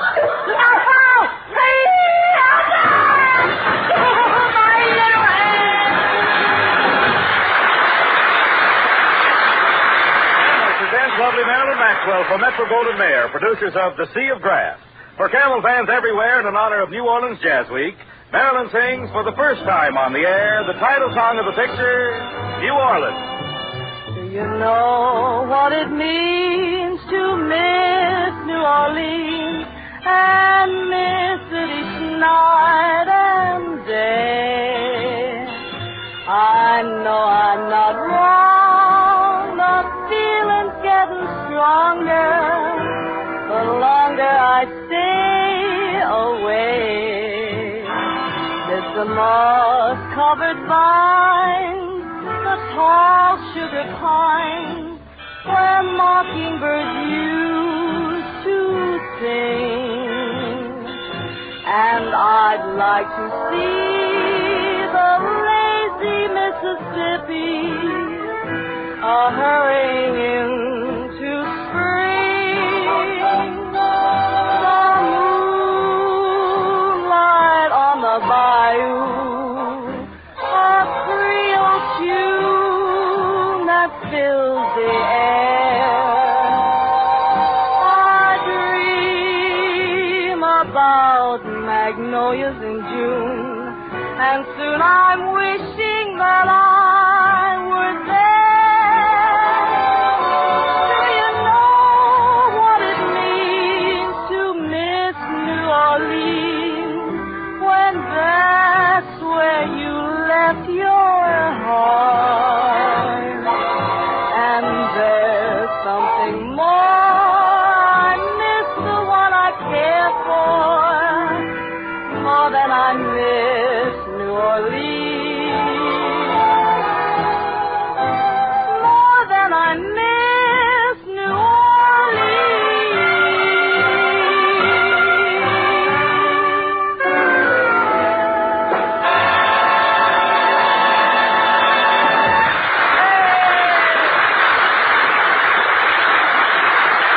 According to a recent nationwide survey, more doctors smoke Camels than any other cigarette.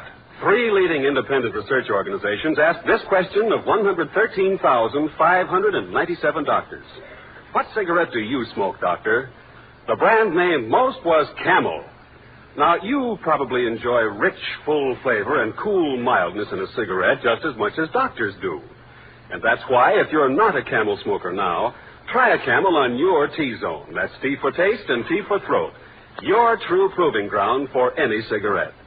See if Camel's rich flavor of superbly blended choice tobaccos isn't extra delightful to your taste. See if Camel's cool mildness isn't in harmony with your throat. See if you, too, don't say, Camels suit my T-zone to a T.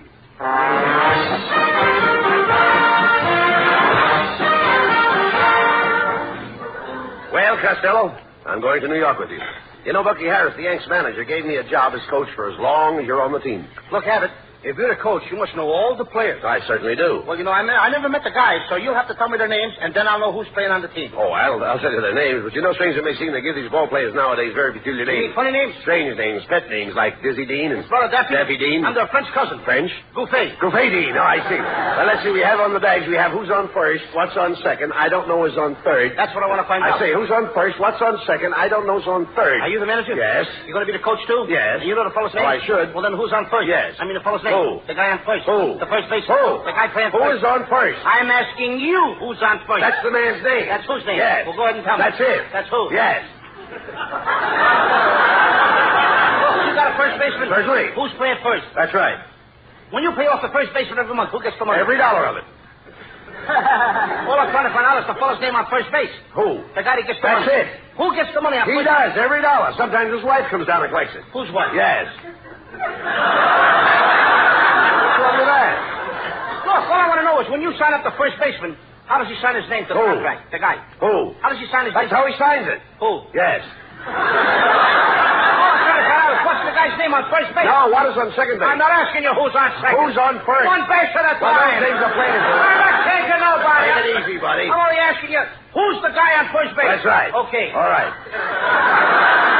What's the guy's name on first base? Now, what is on second? I'm not asking you who's on second. Who's on first? I don't know. Oh, he's on third. We're not talking about him. How did I get on third base? Why, you mentioned his name. If I mention a third baseman's name, who did I say is playing third? No, who's playing first? What's on first? What's on second? I don't know. He's on third. There I go, back on third again. You stay on third base, don't go off it. All right, I don't even know. Now, who's playing third base? Why do you insist on putting who on third base? What am I putting on third? What is on second? You don't want who on second? Who is on first? I don't know. Third base! The left fielder's name. Why? I just thought I'd ask. Well, I just thought I'd tell you. Then tell me who's playing left field. Who is playing first? I'm not. Stay out of the infield. I want to know what's the guy's name in left field. Now, what is on second? I'm not asking you who's on second. Who's on first? I don't know. Third base. And the left fielder's name? Why? Because. Oh, he's center field.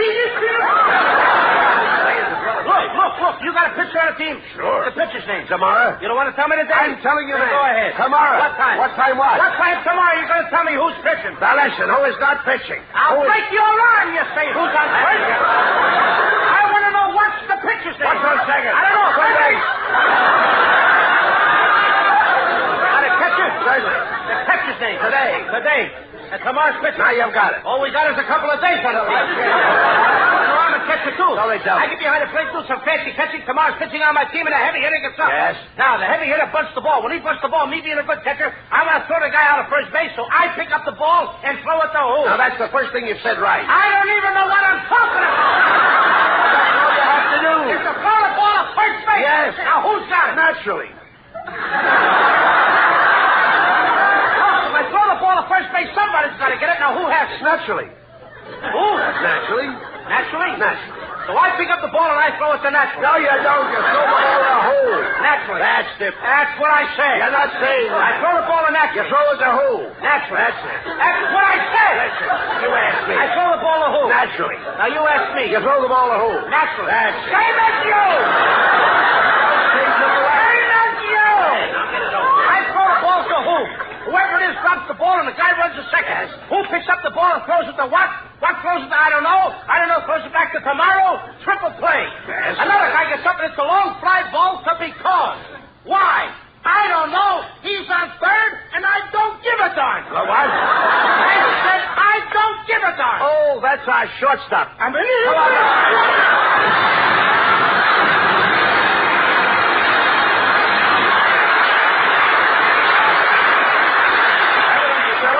Just a moment for Camel cigarettes. During the war, the makers of Camel cigarettes sent a total of more than 150 million free Camels to our fighting men overseas. Now free Camels are sent to servicemen's hospitals instead. This week, the Camels go to Veterans Hospital, Fort Lyon, Colorado, USAF Station Hospital, Davis-Monthan Field, Tucson, Arizona, U.S. Naval Hospital, Quantico, Virginia, U.S. Marine Hospital, Baltimore, Maryland, and Veterans Hospital, Palo Alto, California. Camel broadcasts go out to the United States 3 times a week. Are rebroadcast to practically every area in the world where men are still stationed, and to our good neighbors in Central and South America. And now back to Bud Abbott and Lou Costello.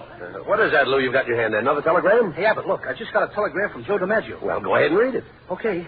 Dear Lou, just heard your show. I think you have the makings of the world's greatest natural ball player. You have spiked teeth, a club head, and you've been off your base for years. Good night, folks. Good night, everybody, and a special good night to Joe DiMaggio. Get well quick, Joe. This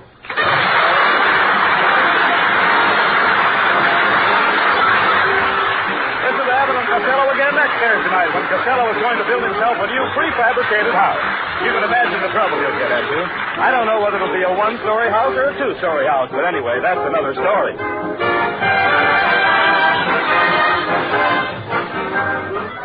Prince Albert Pipe Appeal. They're one and the same thing. Any tobacco burns, makes smoke, but where else can you find the tobacco that has the pipe appeal of Prince Albert? The coolness, mildness, the rich, full flavor. Prince Albert is specially treated to ensure against tongue bite. Trim cut to smoke slow and cool. So pack your pipe with mellow, rich PA. Enjoy Pipe Appeal with Prince Albert. And while we're speaking of enjoying yourself, be sure to tune in on Grand Ole Opry on NBC Saturday night. You all know and love the songs of America, but this week you have something extra special in store for you. Red Foley and his guests, Ernest Tubb and Roy Acuff. Grand Ole Opry Saturday night on NBC.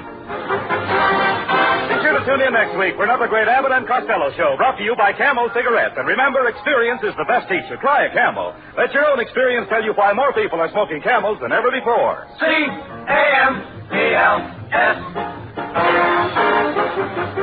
Abbott and Costello's famous baseball routine, Who's on First, is now available at Phonograph Records. This is Michael Roy in Hollywood wishing you all a pleasant good night for Camel.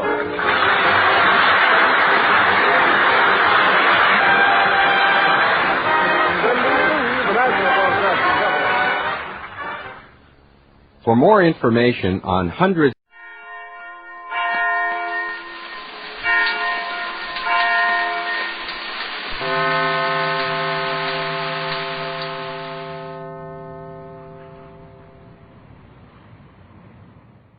Ladies and gentlemen, the secret word is name. N-A-M-E. Really?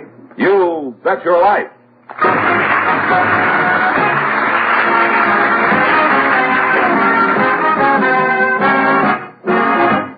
The National Broadcasting Company presents Groucho Marx in You Bet Your Life, the comedy quiz show transcribed from Hollywood. Groucho meets our first contestants in just 1 minute.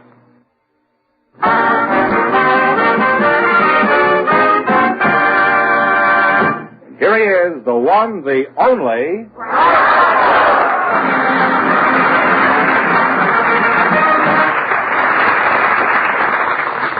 Well, here I am again with a chance for each of our couples to win up to $10,000. And if any of them say the secret word, they'll win an extra $100. George, who's first? Well, Groucho, Louise Randall Pearson is waiting to talk to you now, and her partner is special guest, a good friend of yours, Mr. Sammy Kahn. Well... So, fortune and please, and meet Groucho Marx. Welcome to You Bet Your Life. Say the secret word and divide an extra $100. It's a common word, something you always have with you. Sammy, glad to see you. Glad to see you. Glad to see you. We'd both be sued by Phil Silver. Sam here happens to be a very good fair-weather friend. Incidentally, he also happens to be one of the country's leading songwriters. Isn't that true, Sam? Unquestionably. He's also very modest. And you are Louise Randolph Pearson, huh? Yes. That's a very imposing moniker, Louise. Are you married? No, I've been a widow for 10 years. Oh, I'm sorry to hear that. Well, what do you do for a living? How do you get along? Oh, I write. I write a daily column for the Santa Monica Evening Outlook and a couple of feature articles a week about interesting personalities. Would you like to quit working and try another crack at matrimony, Louise? Well, I'll tell you, you know how it is. You sit around... No, I absolutely don't know how it is. Oh. Well, you sit around in the evening, and it's kind of lonesome, and you think, oh, if I only had somebody deductible beside me. Ah, love is a proud and gentle thing. It's nice to know that the fair sex still places some value on a husband. Apparently, you consider a husband almost as important as a bad debt. Sammy, let's get back to you. What are some of the big smashes you've written? Well, I've written songs like Bei mir bist du schön. You always write in German? No, only when I'm stealing from a German. Oh. What German was that you stole that from? I never wanted to know his name, so he couldn't accuse me. Wait a minute. You said the secret word.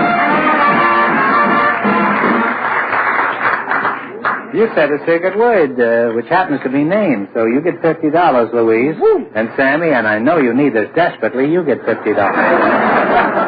Well, she didn't like me when she met me. She didn't? I don't believe that. Is this true, Louise? No, I thought he was awfully serious, and I thought he knew so much more than I did that I wasn't going to have a chance. Well, you're partners, you know. Holly? I didn't know that till she took the 50.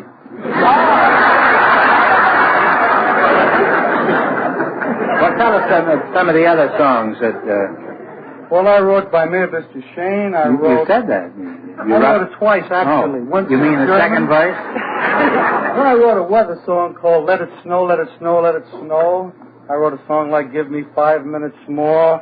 I wrote songs like I've heard that song before, etc., etc., etc. That's my best one, etc. Well, just about everything you write turns out to be a hit. How long do you sit at a piano before you come up with one of these blockbusters?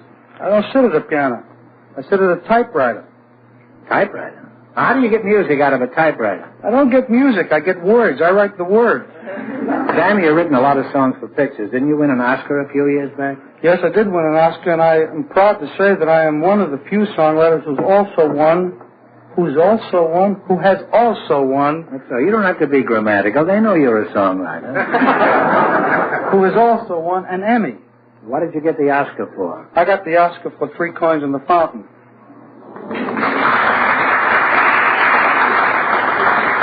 Well, what song do you think will cop the award this year, Sam?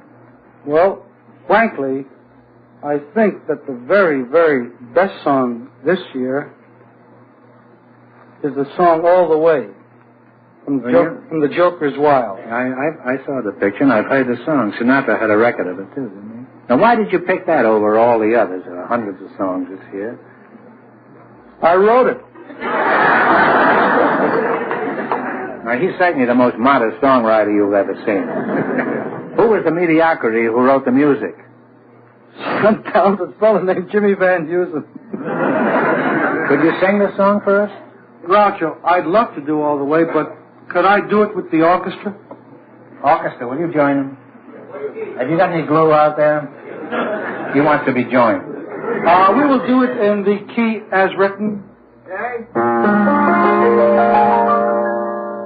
When somebody loves you, it's no good unless he loves you all the way.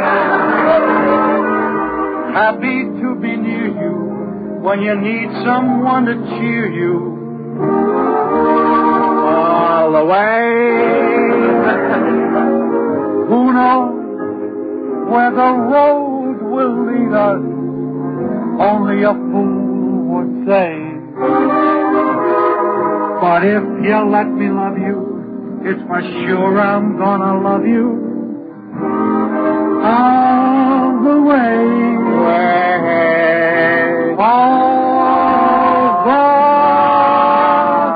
way.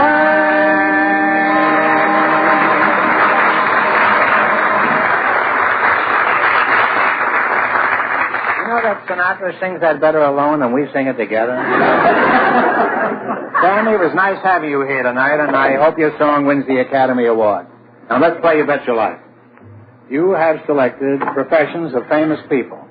I'm going to ask you some questions. If you miss 2 in a row, you're out. If you get 4 in a row right, you win $1,000. You ready? Yes. What was Alexander Graham Bell's profession? I would say he was an inventor. That's right. What made Jacques Cartier famous? Jewelry. C-A-R-T-I-E-R. He was a jeweler, a designer of jewelry. J-A-C-Q-U-E-S. C-A-R-T-I-E-R. Cartier? My guess is he was a jeweler. I thought he was a dancer. I claim he invented the telephone. Actually, he was an explorer. He discovered the St. Lawrence River. You got mixed up with that expensive fellow in New York. Yeah. I didn't know there was another Cartier. Oh, sure. Ah, your wife must have a lot of jewelry. Who was Ruggiero Leoncavallo? He was a composer. Yeah. You now have one right.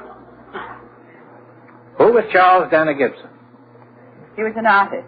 Charles Dana Gibson. All right, illustrator artist. You're halfway to $1,000 now. Get the next 2 right and it's yours. How did James Watt make his living? He was an inventor. That's right. You don't remember what he invented, huh? I believe I do. But if it's important, No, it isn't, no. I don't know what he did then. Actually, he invented the steam engine. Now, what was the profession of George A. Custer? He was a fighter. Yes. He also made pies, didn't he? Custer pies? Did they get that right? Yeah, they got Oh, then you got 4 in a row. You win $1,000. 4 in a row.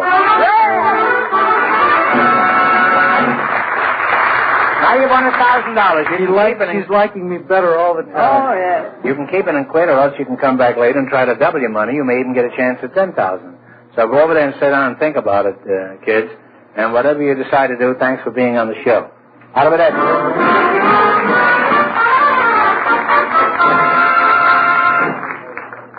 In just a moment, our second couple will join Groucho to play You Bet Your Life.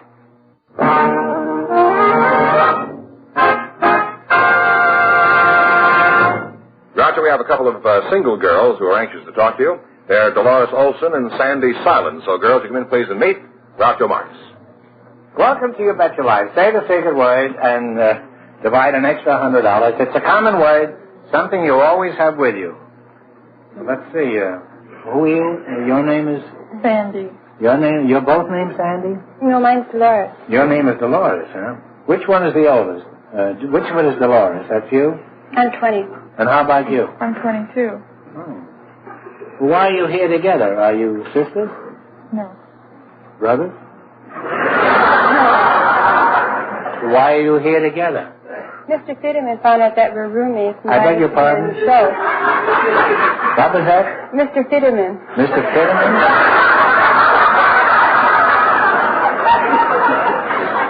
show is he connected with? You don't mean... You mean Fenneman? That's right. Does he tell you his name was Fenneman? Hey, Fenneman, come on here. You changed your name, I see. Huh? Oh, have you been doing this for a long time? What? Using two names? Yeah? Why do you call yourself Fenneman when you met these guys? I think she You called know me. they'd find out your name was Fenneman. Why did you do this, George? I didn't do anything, honest. They told me that you said that your name was Fenneman. Now, you must have been doing it for some reason. When I use a different name, there's a reason for it. I'm sure there is when you do it. Aren't you a married man? Up till now I was, yes. How did you find out they were roommates? Well, George, I'm not criticizing you. I just want to know what technique you use, that's all. Actually, a friend of mine told me about the girls. A friend of yours knew these girls, and he introduced you to them? Yeah, well, he told me. I wasn't even there.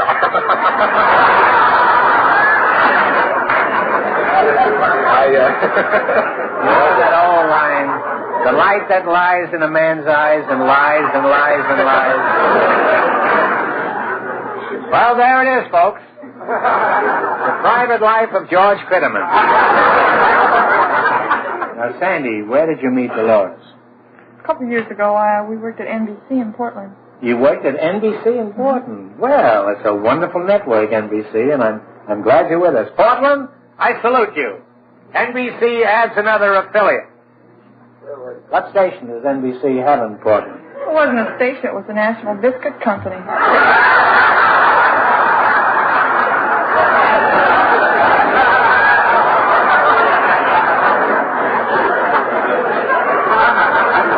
Well, NBC just lost another affiliate.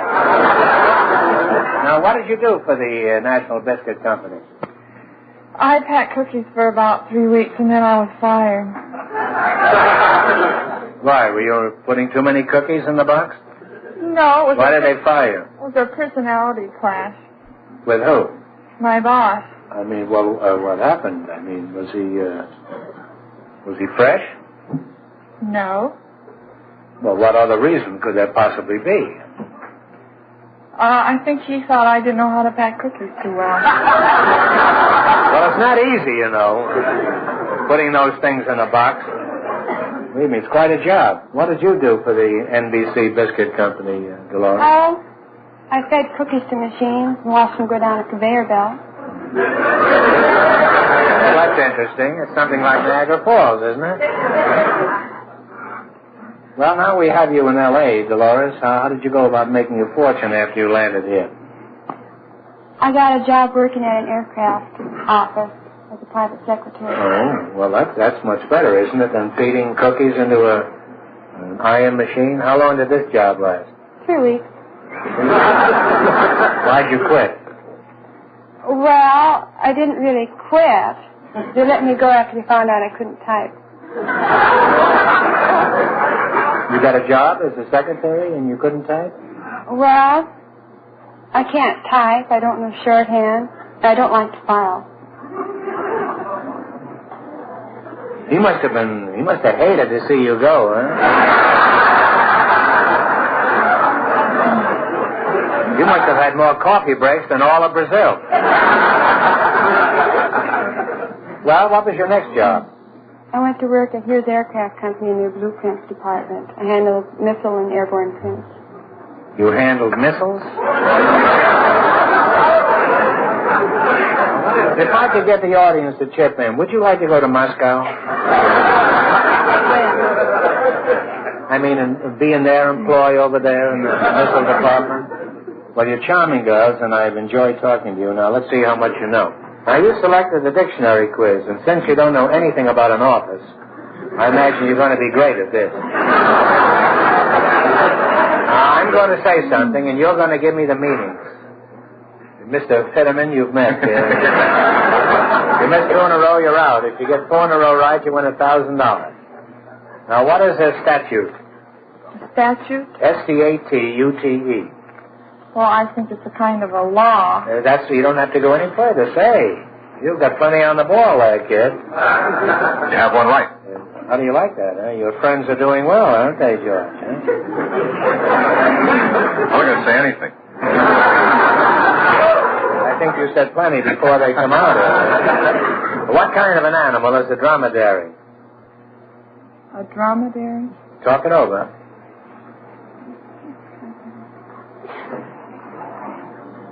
Come on, girls. Kind of a rat?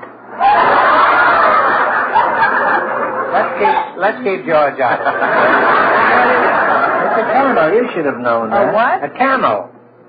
They know the hard ones. They just don't know the easy ones. Now, what is myopia?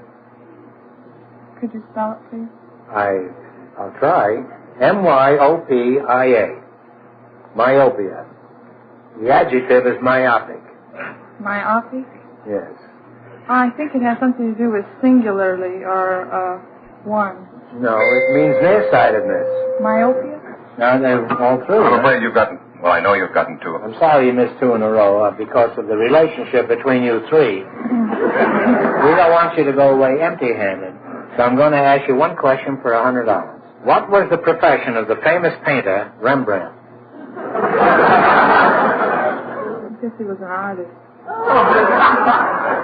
No, I'm sorry. He wrote Beethoven's 8th Symphony. But thanks for being with us. So you win $100, and we were delighted to have you on the show. Have you a couple of minutes?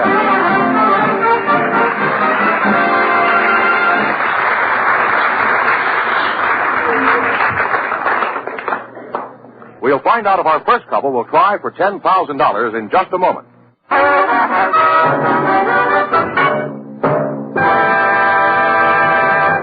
George, who's going to try for the $10,000? Louise Randall Pearson and Sammy Kahn. Would you come in, please? Sammy Kahn? Have you their decision? Sam, you're not satisfied with what you've won. I'm satisfied, but I'm also older. Well, you've won $1,000 so far. Now, if you decide to try for the 10 and you fail, you wind up with a total of $500. Now, what are you going to do? We're going to try for it. You're going to try? Well, pick a number. 5. 5. If any number besides the one you pick comes up, the question is worth $2,000. If your number comes up, the question is worth $10,000. Give it a try.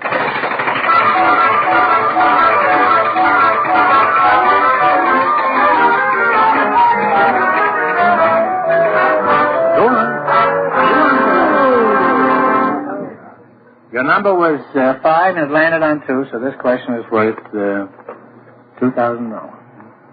Now, there's a permanent line painted on all large ships to indicate the depth to which the vessel may be submerged by loading. For $2,000, what is the name for this line? Talk it over.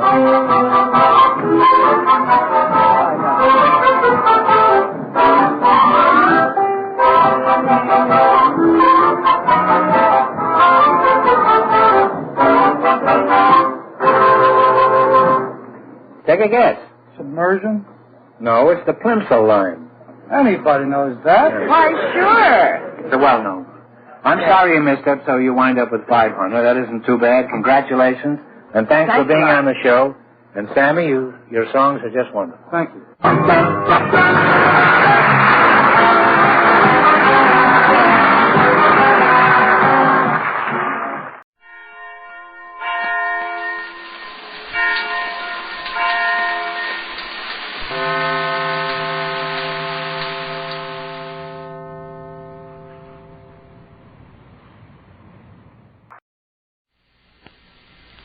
Well, sir, the evening meal has been over only a few minutes as we enter the small house halfway up on the next block now.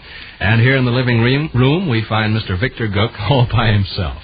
He's established at the library table doing a spot of office work at home. And here's his son, Rush, newly arrived from the kitchen. Listen. Almost finished, Gov?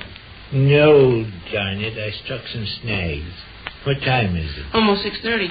What time are we supposed to be ready? Any minute now, Mom says. You guys all through with the supper dishes? Mine's cleaning up a few odds and ends. Yeah, going their luck. I thought I could have done here in no time at all. But looking over my figures, I found 4 mistakes. Means I have to copy the whole business over again. That's too bad. I'll say. Your mother'll jump on me like a load of bricks. Well, can't you leave it go till we get back from Chinoa and then finish? No, it's got to catch the 8 o'clock train. If it's not in Chicago first thing in the morning, and I'll be in for some sharp rebukes. Say, ironing board, you can help me. Okay. Just a matter of copying off lists of numbers. Okay. Pull up a chair. You wearing the clothes you're going to wear to Chinoa? Yeah. Fine. Pull up a chair. Got an extra pen for me to write with? Yeah. This has to be done accurate now. Keep your mind on your business and watch out you don't make blots. Let's see you produce a masterpiece of unexcelled neatness. Do my best. Fred Ruthie home, Chess? No. It's time for him. Kiddo, I have dismal news. What's the matter? I glanced over my invoices and found 4 mistakes. You're not ready? I gotta copy the whole works over again. Hey, now listen. Fred Ruthie... No help for it, Sade. No fooling. These invoices have to be in Chicago first thing tomorrow morning. Maybe you guys better go on without me. No, sir, no. We told him we'd go for a spin to Chinoa and back, and you just can't... It's my fault, of course, and I'm sorry, but this is important. You wouldn't have me get a black eye with the company, would you? My job is our first consideration. How is Mrs. Johnson? I'll get it. William's going to help me here, Sade, and with both of us working, it shouldn't take us over a quarter of an hour at the outside. Hello? Oh, yes, lady. They're going to be late. Really? Well, that's just fine. I don't mean it's fine Fred's tires are flat. I mean it's fine you're going to be a little late. Oh, Vic's stuck with some office work. Yeah, he thought he had it all finished before supper, but he just now looked it over and found a batch of mistakes. Has to copy it all over again. Yes. Well, you people hop to the tires and come around when you can. You bet. All right, lady. All right, we'll run out when you honk your horn. All right. Goodbye. How late they going to be? Well, as long as it'll take Fred to pump up 3 tires. Oh, I'll be through in waiting. 3 tires, huh? Hey, why don't he get new ones? No more fabric on them darn things of his than you could stick in your eye. By George, we'll just about get out on the hard road. I suggest you apply yourself to the task in hand, Walnut Stain. Let the drawing room crosstalk go till we're motoring gaily towards Chinoa. Okay. You've got a good start there. Keep on hitting the ball. Okay. Say, I had quite a little chat with Miss Scott this afternoon. Must have talked 2 hours or better. She was just as nice as pie. And by nice, I mean nice. I don't mean any la-di-da stuff. We talked together as easy and comfortable as me and Ruthie talk. Do you want me to shut up? No, go ahead. We're just copying off figures here. Not using any concentration. I'm about to begin a new column, Gus. All right. Begin it even with the first one. Like you're doing, huh? That's the ticket. I can't make up my mind whether I like her or not. Miss Scott? Yeah. Take this afternoon now. I was just in a warm glow after she'd gone home. It'd been such a pleasant chat. I felt like there's a lady I could be the best friends in the world with. And then I thought of that morning last week when I talked with her out in the alley and then come back in the kitchen just trembling. I was so mad and miserable. I guess she can change her spots like a leopard. What was it she harped on that morning last week? Oh, education. Rubbed it in and kept rubbing it in. She was a high school graduate. Had me to where I was quivering. And done it all on purpose, too. I expect something had annoyed her, and she was taking it out on me. Maybe that's excusable. Human nature and all, but I don't think I do it. And I know Ruthie don't do it. Ruthie has just as much stuff to put up with as anybody in the world. Probably more. But she don't take it out on me or anybody else. I can tell when she's out of sorts, and she's out of sorts time and time again, but she wouldn't any more let on than a horse. Keeps it inside herself. Watch out for my 3s, Jackson. They look quite a bit like 8s, you know. I recognize them. She puts me in mind considerable of Lena Welcher. Miss Scott? Yeah, you remember Lena Welcher there in Dixon? Well, Lena Welcher all over again. Even looked quite a bit alike, come to think of it. Lena had them same bright black eyes and quick way of moving. Lena's big trouble was being spoiled. 6 older brothers, the youngest one 20, and her only a little baby. Had everything in the whole wide world she could possibly want. This is 3, ain't it? Yeah. Okay. I can be wonderful friends with Miss Scott if she was always the way she was this afternoon. Sweet and confidential and generous. I'm kind of a soft, silly Billy, you know, and when people are good to me, my heart just melts. Probably that's my trouble with a lot of ladies. They size me up for a bunny rabbit. Certainly the way it worked out with Miss Applerot and Miss Brighton, too. Both of them think of me as little Miss Gook they can impose on. Condescend to me. Of course, Ruthie and I are pineapples off in the same tree. They condescend to her, too. But she takes it easier than I do. She don't boil inside, get to trembling, want to holler. Oh, watch out with your coat sleeve, old Ben. Brush it across that fresh ink and it means beginning all over again. Okay. And make all your figures as near the same size as possible, Harry. I'm trying to. Otherwise, the page will balance up crooked. Okay.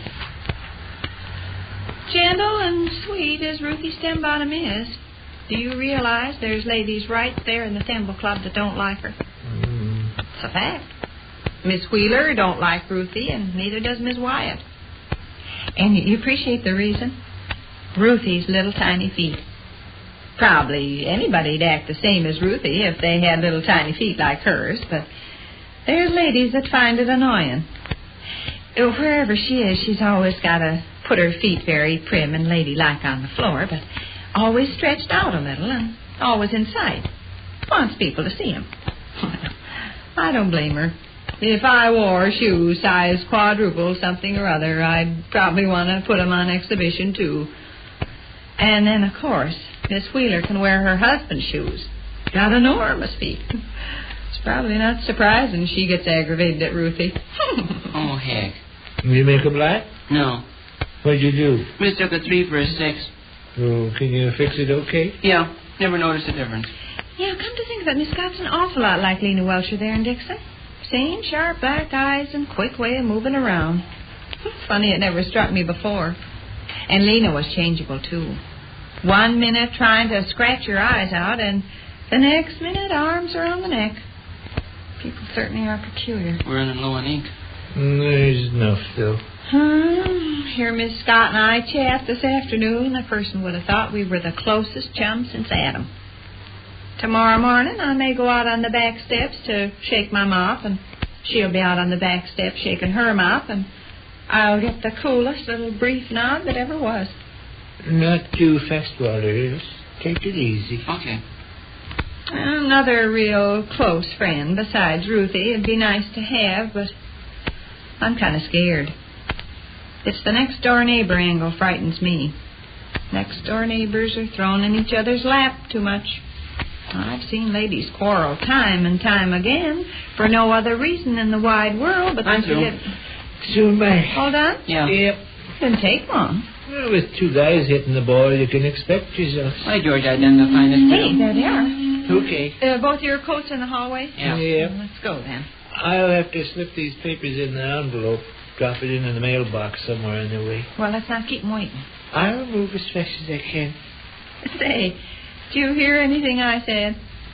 When? Oh, while you were working just now. Gosh, kiddo, I don't think so. Did you, Willie? Hear anything you said? No, not a word. I had a nice sociable gossip all by myself. Well, let's go. Which concludes another brief interlude at the small house halfway up in the next block.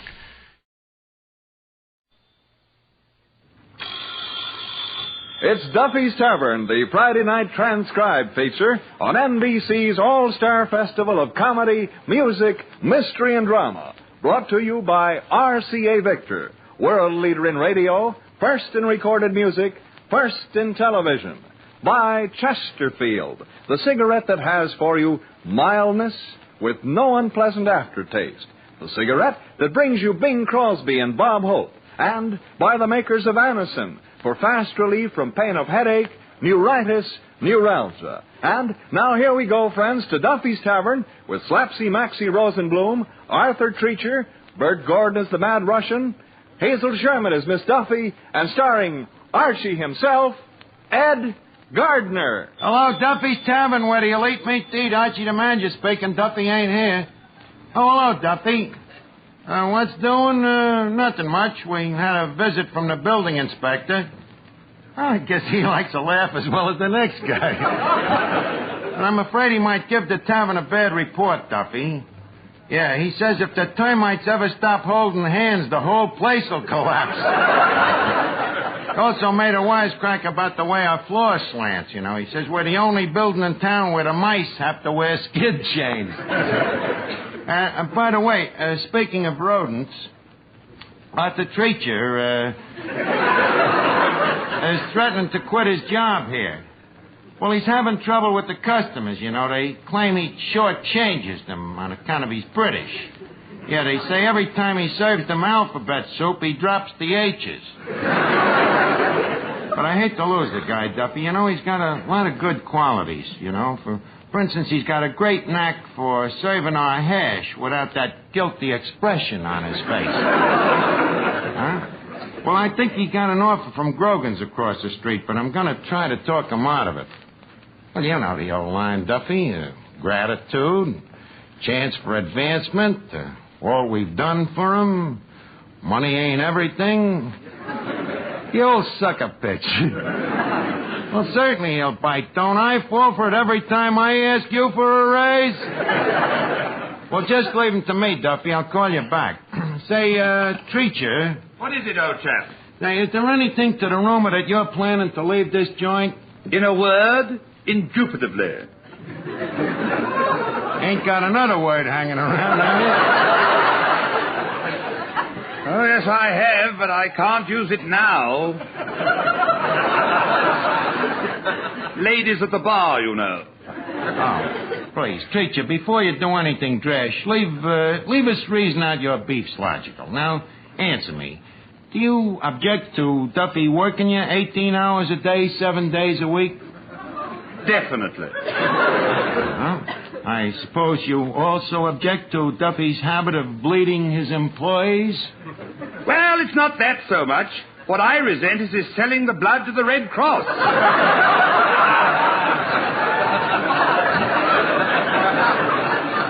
And I suppose you also object to not being paid no salary? Decidedly. Treacher, I'm afraid you didn't enter this discussion with an open mind. Don't you realize that money can't buy happiness? Perhaps not, but with money one can have such a jolly time being miserable. Now, if you'll excuse me, I'll pack my snake bite kit and prepare to leave. Hello? Okay, Miss Duffy, it's for you. Who is it? Vera Fogarty? No, it ain't Vera Fogarty. Strangely enough, it's a man. A man? Give me that phone. Hello, Miss Duffy speaking, and I'd love to. What? Archie, it's Papa. So what, since when are you so choosy? Are you a wise guy? What is it, Papa? Yeah, that's right, Arthur Treacher's quitting. Well, he wants a salary. I know it's unreasonable, Papa, but you know how help are these days. We've tried everything to get him to stay. We even told him he don't have to eat here. What, Papa? Why don't I do what? Use my feminine what? What, Papa? My. What'd he say? He says I should vamp Treacher into staying. Theta Barra rides again. Oh, Arthur. I beg your pardon? Mr. Treacher, you have always thought of me as the daughter of your employer, haughty and, shall we say, unattainable. Now I want you to think of me as the girl of your dreams. I'll never sleep again.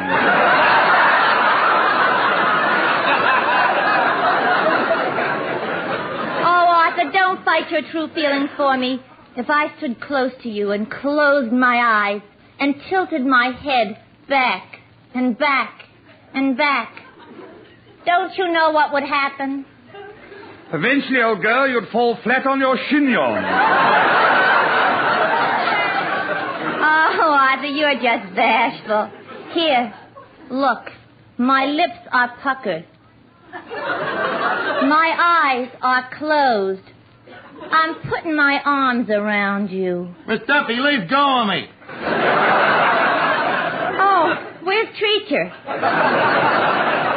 He escaped in time. Now, wait a minute. Here comes a customer. Well, good evening, sir. How do you do?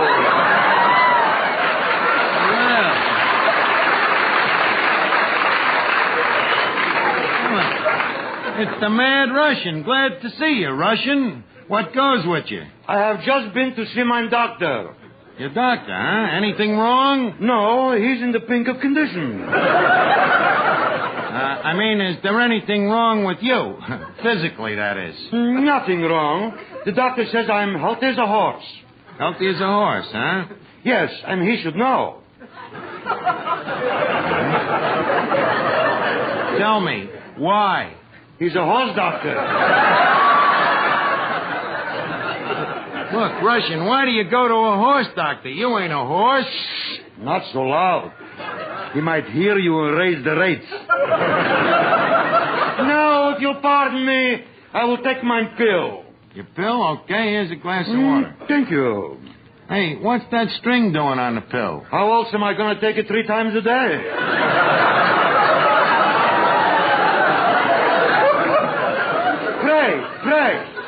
Pray, tell me. Mm-hmm. There is a rumor hanging on the grapevine that Arthur Treacher has escaped. Well, you might, so to speak. We had a little difference of opinion over money. Money? What's money? As I always say, be it ever so humble, there is no place like home. What's that got to do with money? Plenty. I owe 6 months' rent. Which reminds me, I am in the market for a job. In the job for a market. Either way. Which way would you like it? I am in the market for a job. Well, a job you want, huh? Tell me, what can you do? He asked me what I could do. Come to think of it, what can I do? I'll tell you what you can do. You can go across the street to Grogan's and see if Arthur Treacher is working there. Wait. You are asking me to be a double-dealing, low-down, double-crossing spy? Well, Me, a spy? I'll give you 6 free drinks on the house. 6 free drinks? Yeah. Shake hands with Matza Harry.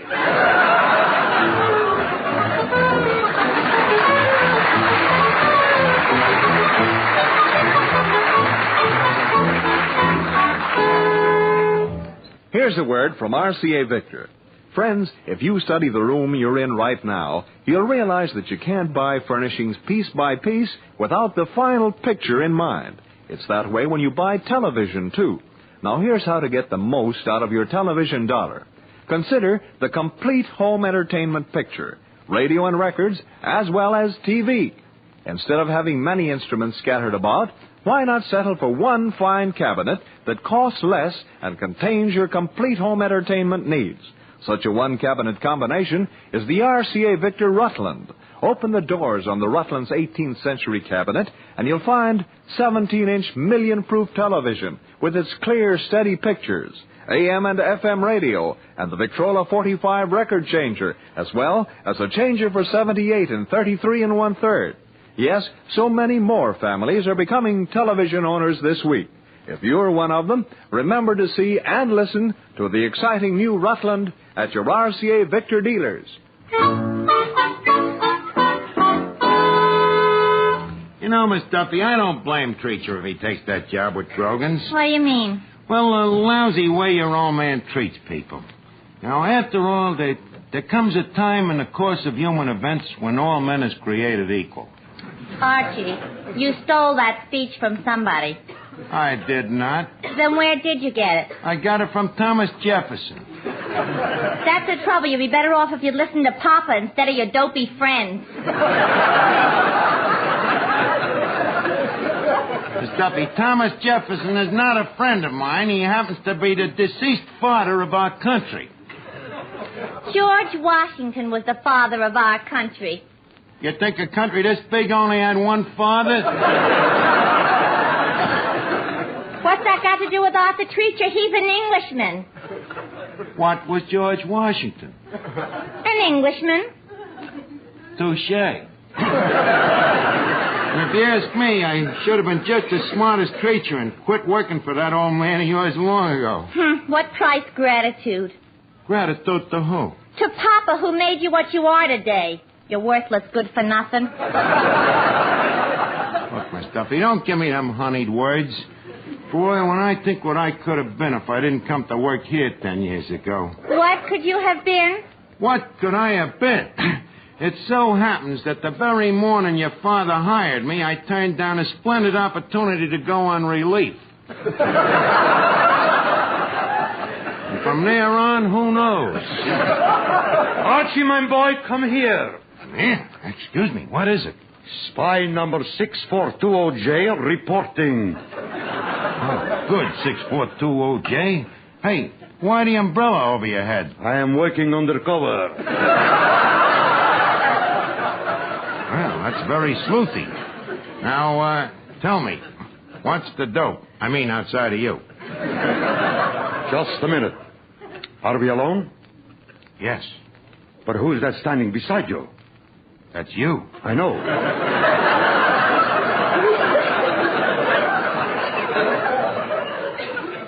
I know that.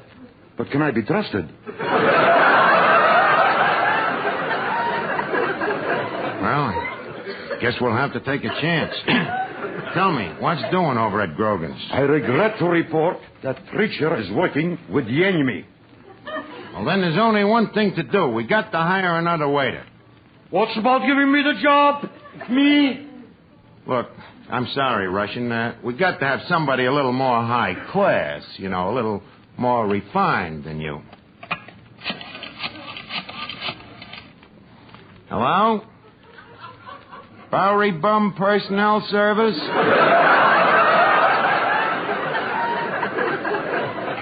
This is Duffy's Tavern. We need a waiter. The qualifications? Well, you know, somebody who knows the cultured little touches, like preparing a tasty Mickey Thin, or pouring iodine on a steak to make it look rare. You know, the subtle little niceties. Huh? The hours? Well, he works from 7 to 3. That's 7 a.m., of course. No, the 3 is a.m., too. Huh? The salary, 20 a week and 50%. That's right, 50% of what he shortchanges the customers. You got a man? Okay, send him down.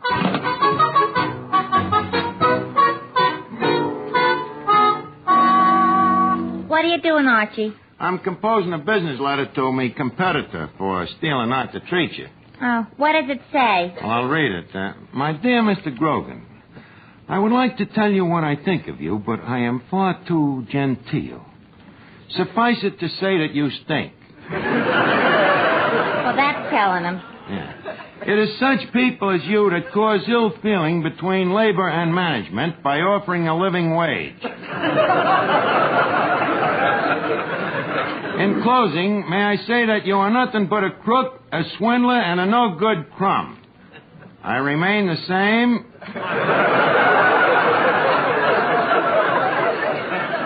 Signed, Archie. P.S. In addition to the above, Grogan, you are the most gruesomest man that I have ever seen. Hiya, Bud. Grogan, you are one of the most gruesomest men I have ever seen. Now, what can I do for you, Dimples? Well, I'm from the employment agency. I'm your new waiter. A waiter? You don't look much like a waiter. Too pretty, huh? Pretty. You look more beat up than our food here. So what do you want for 20 a week? Shirley Temple? Hey, you're pretty fast with the repartee, Hey, would you mind answering a few questions? Okay. What's the category? Well, the quiz kid. First, what's your name? Rosenblum. Mm-hmm. Born? Yep. I've heard that one a million times, but this is the first time I ever doubted it. Tell me, what education did you have? Did you go to high school? High school? Yeah. Does that come before or after college? Let's skip it. I think I did. I mean, did you ever go to school, stupid? Yeah, and I came out stupid, too. I'll buy that. Well, any other questions? Yeah, how long you been a waiter? How long? Well, what time did you call the agency? Look, Bud. What? Where did you ever work? Oh, Madison Square Garden, the Legion Stadium, the St. Nicholas Arena. Just a minute, Rosenblum. You ain't Maxie Rosenblum, the fighter. Yep, that's me.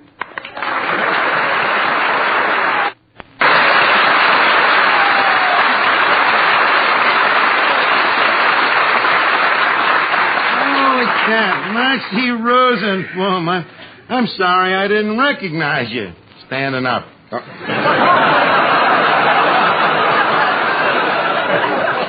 I've seen you fight a dozen times, Maxie. I remember the night you fought King Levinsky. Yeah, that King Levinsky. What an unfair fighter. What do you mean, unfair? Well, every time I stuck my thumb in his eye, he'd foul me.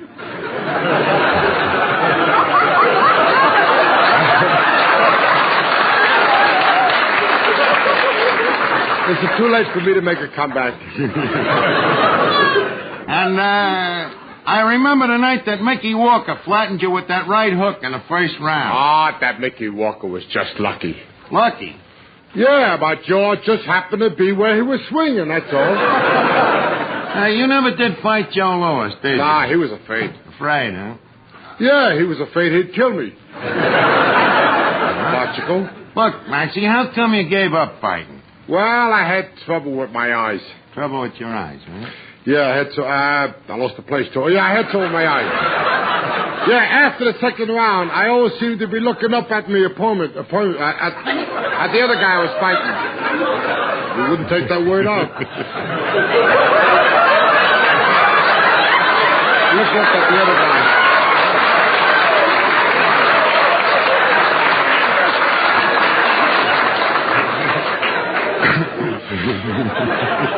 Now, look, maybe I'll hire you. I'm partial to fighters, Maxie. I used to be a fighter myself, You were a fighter? Feel that wrist. Feel that bicuspid. No, that ain't chopped liver. It ain't muscles. Well, muscles ain't everything. You see, I was very clever, very scientific. I used to slither around that ring like a needle. In fact, they used to call me Archie the Ringworm. That I believe. Ahem. Oh, look, quiet, Miss Duffy. Hey, what a beautiful dame. This guy's punchier than I thought he was. Archie, will you please introduce me while he's still on his feet? Okay, Miss Duffy, shake hands with Maxie Rosenblum. One of the most powerful fighters in the world. Formally, of course. Oh, cut out the formally introductions. Shake hands, Miss Duffy. Glad to. Ouch, what a grip. How long you been fighting? She got that grip rowing out the battleships.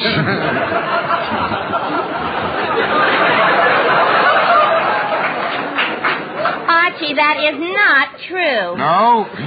I got it rowing back from battleships. I know it had something to do with defense.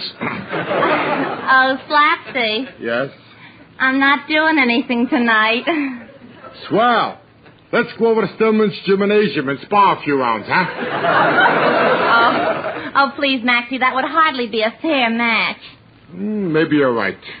You've been out of the ring much too long.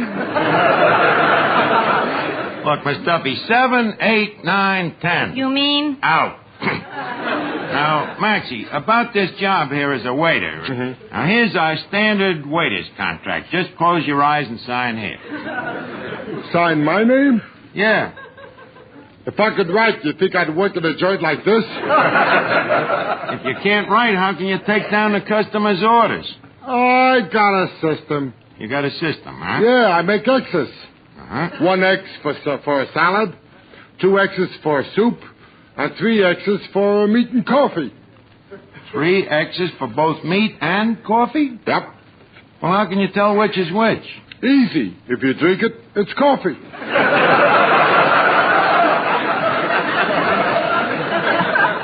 Maybe I better give this guy a further test. Now, let's imagine I'm a customer sitting here at the table, Maxie. What do you do first? Well, I tuck the napkin under your chin. Well, that's correct as far as it goes, but what do you do if I ain't wearing a collar? If you ain't wearing a collar, what do you need a napkin for? Maxie, one uses a napkin irregardless of whether he is attired in a collar or not. That's considered good form. And as a waiter, you must not forget Emily Post. Why didn't you tell me you came in with a dame? Look, all right. Are there any further questions you'd like to know? Yeah.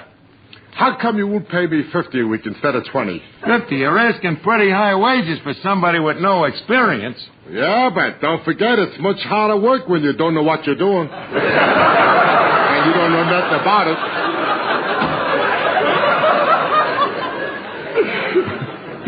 Look, nothing doing, Archie. It's $20 a week. Take it or leave it. Okay, but before I start, I want one thing misunderstood. What?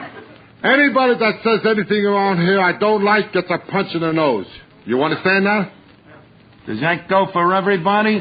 Everybody, including you, ringworm. Oh, yeah? Now, look, I'm the manager here, and I'll say anything I want anytime I feel like it. You will, huh? Anytime I feel like it. Okay. Go ahead and say it. Well, right now, I don't feel like it.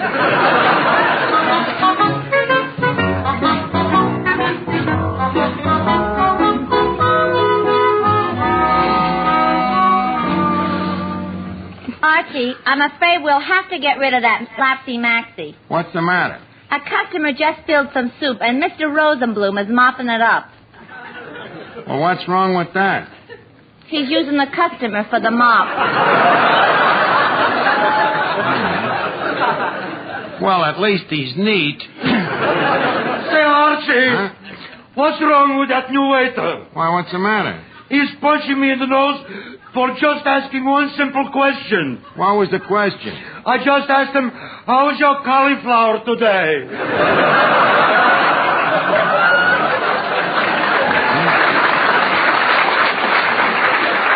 Well, I'll see. I'll have to take care of this guy. Hey, Maxie. What do you want, jerk? If I wasn't such a coward, I'd thrash this guy. Look, Maxie, didn't them 5 guys you just served 5 beers to leave just now? Yeah, they left. What about it? Where's the 2 bits for the 5 beers? Oh, they didn't pay me 2 bits for the beers. They just left me a tip. How much was the tip? 2 bits. You want to make something about it? Well, no, I was just thinking what generous guys they was. Okay. Now, I'm in the middle of eating. Don't bother me again, huh? And bring me another plate of hash, huh? Yes, sir. 1 hash coming up. I'm afraid I've hired a playboy. What am I going to do about this guy? Oh, I say, Albine, I'm back. Well, Arthur Treacher, so the Portugal son has returned. But I should think you'd be ashamed to walk into this place. I am.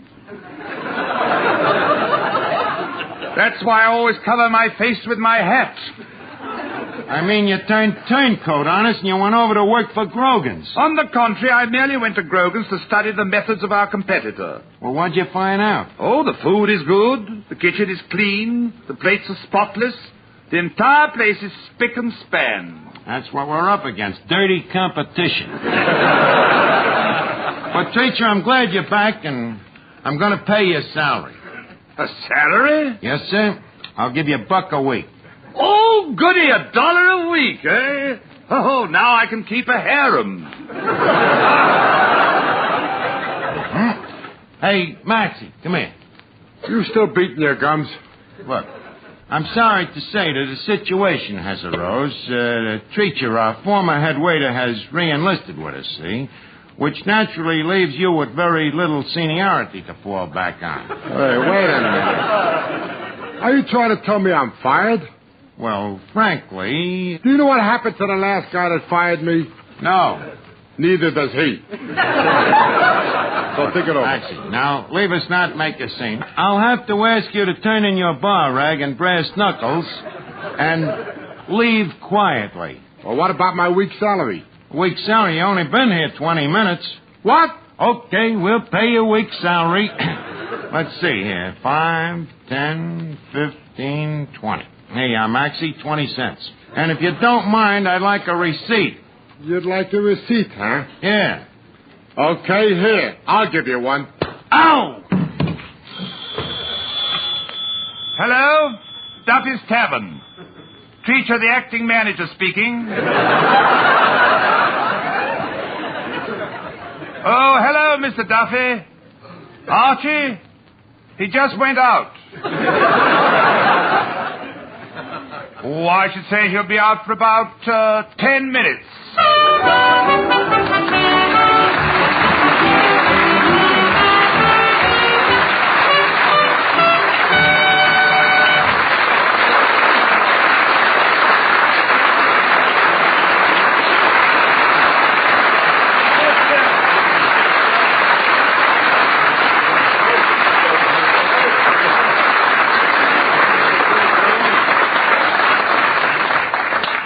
Here is something you should know if you ever suffer from the sudden pain of headaches, neuritis, or neuralgia. It's a way to ease the pain, often within a few minutes. A way that is incredibly fast and effective. It's Anacin. Anacin is like a doctor's prescription. That is, Anacin contains not just one, but a combination of medically proven active ingredients in easy-to-take tablet form. Thousands of people were first introduced to Anacin through their own physicians or dentists. But today, these tablets are in such widespread use that all drug counters have them, and anyone may enjoy their benefits. Next time you suffer from the pains of a headache, neuritis, or neuralgia, by all means, try Anacin. You'll like the convenience of Anacin tablets, and you'll be delighted with Anacin's incredibly fast action. Anacin. Anacin. Ask for Anacin by name today at your druggist's. Listen again next week, friends, to Duffy's Tavern, the Friday night transcribed feature on NBC's All-Star Festival of Comedy, Music, Mystery, and Drama. Brought to you by RCA Victor, world leader in radio, first in recorded music, first in television. By Chesterfield, the cigarette that has for you mildness with no unpleasant aftertaste. The best cigarette for you to smoke. And by the makers of Anacin, for fast relief from pain of headache, neuritis, neuralgia. Listen tomorrow evening for The Man Called X, starring Herbert Marshall, the Saturday night feature of the All-Star Festival.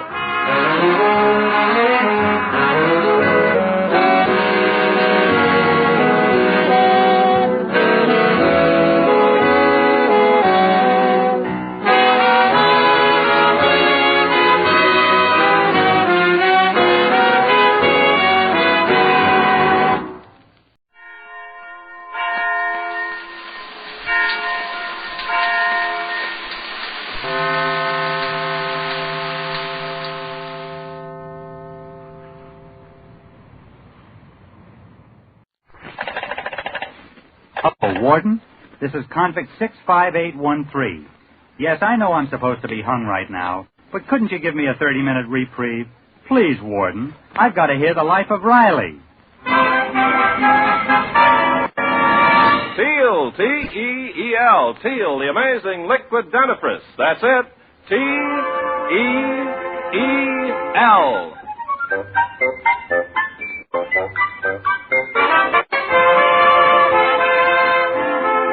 Teal, the amazing liquid dentifrice, brings you The Life of Riley with William Bendix as Riley.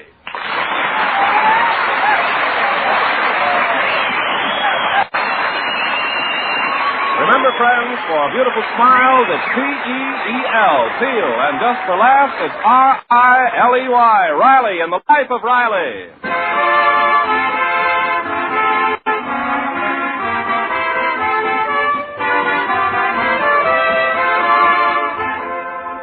Chester A. Riley is a man who loves his neighbor, or did until his old friend and fellow worker Jim Gillis moved into the house next door. To see how the friendship is blossoming, let's listen to a chat that Riley's having with Gillis over the white line that now divides their backyards. Well, if it ain't my old friend and new neighbor, Jim Gillis. Mowing the grass, huh, Gillis? Oh, no. I'm just running this lawnmower up and down to create a breeze for the whites. If you was me, Gillis, I'd let your boy Egbert do that mowing. Oh, you don't say. Mm-hmm. How's about minding your own business? Oh, excuse me, Gillis. Guys who can't bring up their own kids give you advice. Let me inform you, Riley. My boy Egbert is a boy that used to work like a beaver. That I believe. I've seen his 2 front teeth. Is that so? Well, ever since Egbert took up loafing around with your boy Junior, I can't get no work out of him no more at all. Oh, listen, Gillis, no cracks about my Junior. He ain't no loafer. Why, right this minute he's working, making the hammock wider so as we can both lay in it at the same time. He's a good son. Oh, yeah? I never see him mowing your grass. He used to mow it regular until a certain party that moved next door borrowed our lawnmower for one day and kept it 6 weeks. Tell me, how does our lawnmower run for you, Gillis? Well, since you asked me, you ought to get this thing sharpened. Look at them blades, all nicked up. Sure, they get nicked up the way you run over beer bottles in the grass. My lawnmower wasn't made to mow beer bottles, Gillis. Your boy's dog plants them beer bottles in my grass. And my wife, Honeybee, says to tell you to keep that mud of yours out of our yard. We're sick of finding bones piled up on our porch. Big soup bones. With all the meat chewed off. Well, I'm sorry, Gillis. If you're that hungry, why don't you take the bones to the butcher and have them retreaded?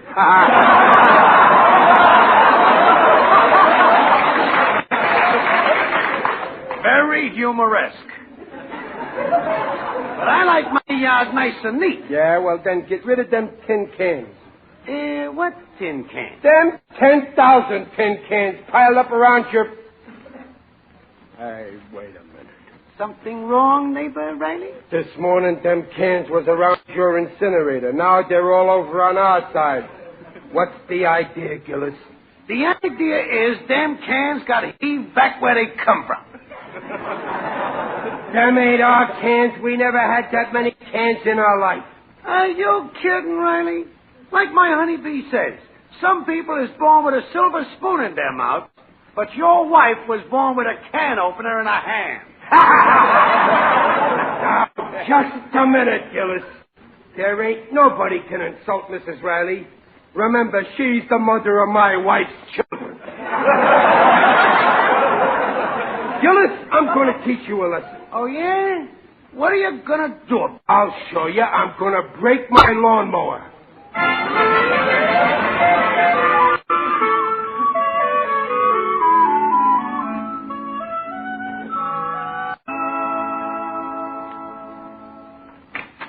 Good morning, Mom. Hello, dear. Is Pop up yet? No, Junior. He had a bad night. He had kind of a run-in with Mr. Gillis after supper last night. Oh, gosh, I hope him and Mr. Gillis don't start fighting. Me and Egbert are pals. Well, it'll probably blow over. But don't mention Egbert this morning. Your father isn't in the mood. Oh, gee, I wanted to tell him something special. Hey, there's Egbert now. So long, Mom. Bye, dear. What's all the noise? Why, what noise, Riley? People whistling and hollering and slamming doors when my head is splitting. Oh, Riley, don't be so grouchy. Well, how can a man feel good with neighbors like we got? That Gillis. Morning, Dumpy. Why, you and Gillis were great friends. Yeah, sure, till he moved next door. Before that, he lived on the other side of town. I never saw him, so I enjoyed his company. Now, don't start a feud, for heaven's sake. Just what's he done anyhow? What's he done? Well, take his incinerator. He not only waits till we're eating supper to light it, but he's got a stovepipe on top that shoots the smoke right in our kitchen window. Well, that smoke is annoying. So Smokey in here last night, the junior jabbed a fork into my nose. He thought it was a meatball. Now, it's not that bad, Riley. And I just don't want any trouble with neighbors. I'm laying for him. I'm going out in the garage. Garage? What for? A crack in the wall. I'm going to spy on Gillis. All I want to do is catch him in the act. Then I'm going to send him to jail. In a neighborly way, of course.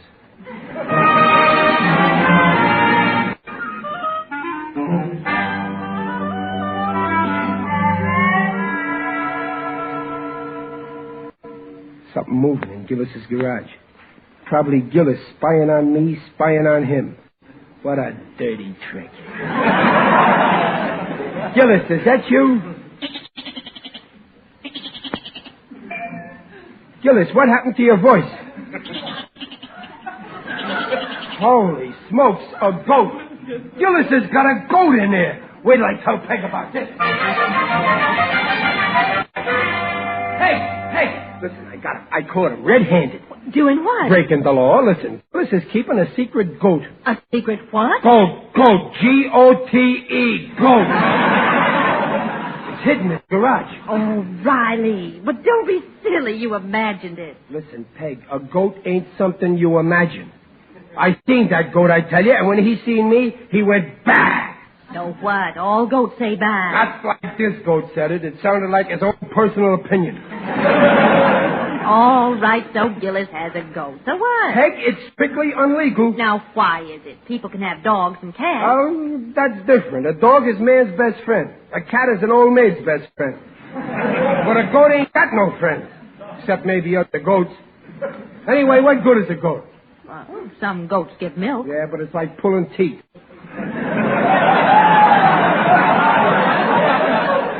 Goats. My favorite animal is lamb chops. I'll fix him. I'm complaining to the Board of Health. Now, you'll only start a lot of trouble. Look, why not go to Gillis and ask him nicely to get rid of the goat? He ain't home. I've seen him go out. Well, then go talk to Honeybee. She'll listen to you. She'll listen to anything that resembles a man.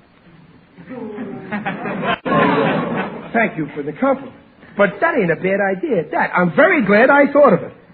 Now, look out for her. She can twist things round till black's white, you know. Ah, don't worry. That honeybee is a numbskull, and I'm just as smart as she is.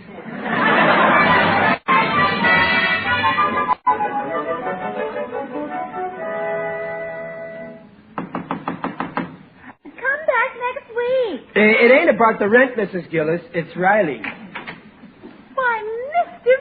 Riley. Oh, what a nice surprise. What do you mean, surprise? Oh, well, I meant seeing you wear a collar and tie. Oh, the next thing we know, you'll be getting a haircut. Now, listen, honeybee. Leave my head out of this. I come here to talk about a different point. You see, what I want to say is kind of delicate. Oh, delicate? Yeah. When I seen your husband go out, I come right over. But is it something about my husband? Well, yeah. Listen, why don't you get rid of that old goat? What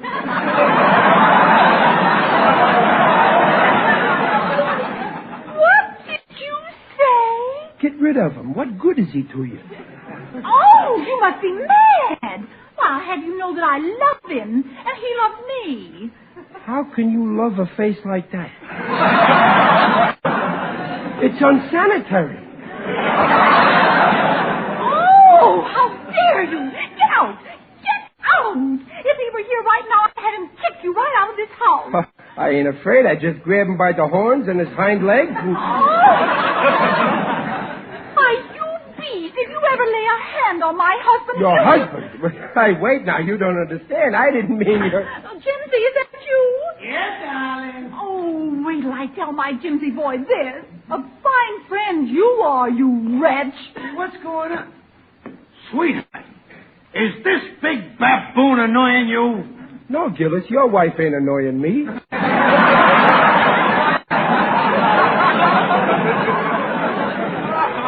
I ain't talking to you. Oh, Jimsy boy, you came just in time. He called you a goat, and he said I ought to divorce you. Oh, he did, huh? Honest, Gillis, I never brung your name up. I was talking about another goat. I think he's crazy. All he talks about is gold. You got it, honeybee. The guy's nuts. Come on, beat it, Riley. Gillis, I'm giving you your last chance. Get rid of that goat. What goat? What would I be doing with a goat? I don't know. Maybe you're going to skin him. I heard you bragging last week how you're getting your wife a new fur coat. Oh, that's the last straw. Riley, get going. If you don't do what I say, I'm calling the law. Call him in. Who cares? Now get off of my property. I'll go when I'm ready. Honeybee, hold my glasses. I'm ready. And remember this, Gillis. I came here trying to make peace. I acted like a dove full of love, but you're acting like a vulture without culture.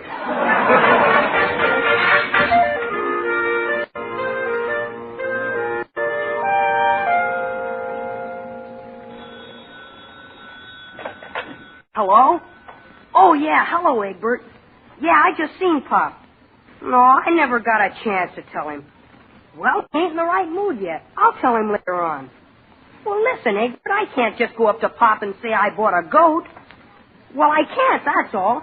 I gotta break it easy. No, that's not my father. That's the goat. He's getting restless down in the cellar. I gotta get him someplace else for a while. So long.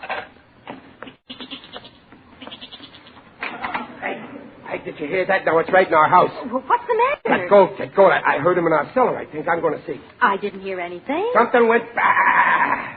Oh, it's probably just Junior. You know how his voice is changing. Junior, you down there? You don't... Dump! Maybe that goat got him. Goats will eat anything. Oh. Come on. Mercy. Well, I don't see any goat. That's funny. I could have sworn to it. Well, I'm glad. I certainly wouldn't want the Board of Health finding that goat on my property. Say, Riley, I wonder if that goat could belong to Egbert Gillis. Maybe his father doesn't even know about it. Ha, but Egbert's a minor. A father is responsible if his son keeps goats. Boy, is that Gillis in a jam.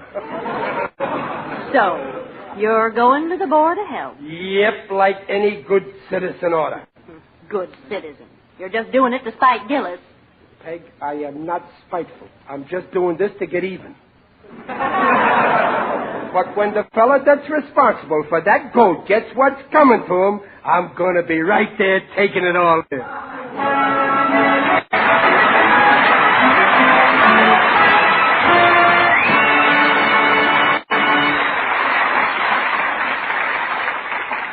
In just a moment, we'll see what happens when Riley tries to get Gillis's goat.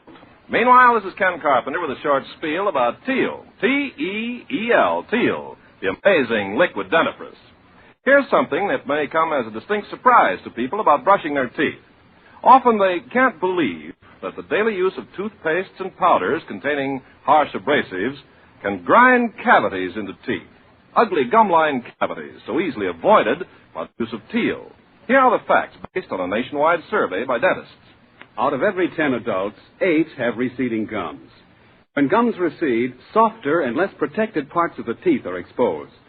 Those parts are 25 times softer than tooth enamel and are easily damaged by the regular use of a toothpaste or powder containing harsh abrasives. Therefore, the chances are 8 in 10 you are risking those ground-in cavities daily, unless the dentifrice you use contains no such abrasives. And what dentifrice contains no abrasives? Of all leading dentifrices, only Teal can make this claim. Teal, the modern liquid dentifrice, cleans teeth with a patented ingredient. Protects teeth from ground-in gum-line cavities as no other leading dentifrice can. Enjoy Teal's refreshing flavor, its foamy action. The Teal way takes 1 extra minute a week, makes teeth look their sparkling best safely. So switch to T-E-E-L, Teal, and follow directions on the package. Teal protects teeth beautifully. And now back to the life of Riley with William Bendix as Riley.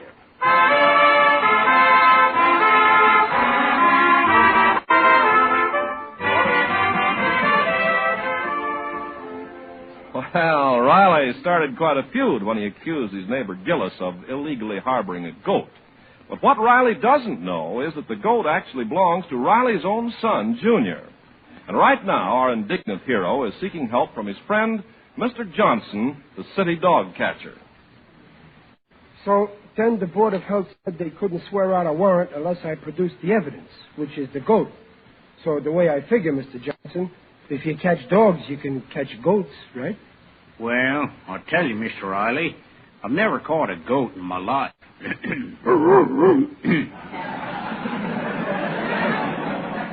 It's kind of hard for an old dog like me to learn new tricks.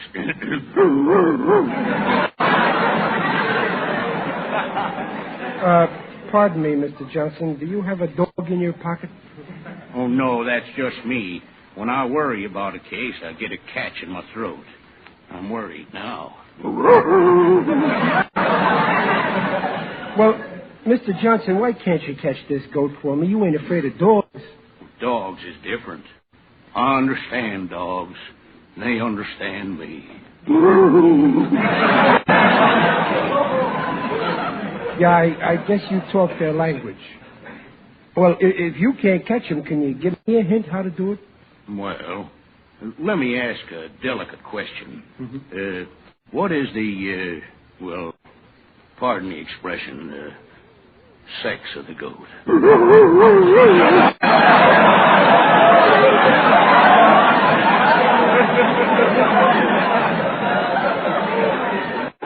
Don't blush, Johnson. We're all men of the world. It's a lady goat, but what difference does it make? Well, it's important. See, one time there was a wild lady dog in Griffith Park. Big, beautiful blonde she was. How did you catch her? Well, I got a handsome brunette boy dog, and I sent him strolling through the park. What happened? Oh, it was a beautiful romance. The wild girl dog called to the boy dog, at first from a distance, like this. Go on, Johnson. The boy dog answered like this.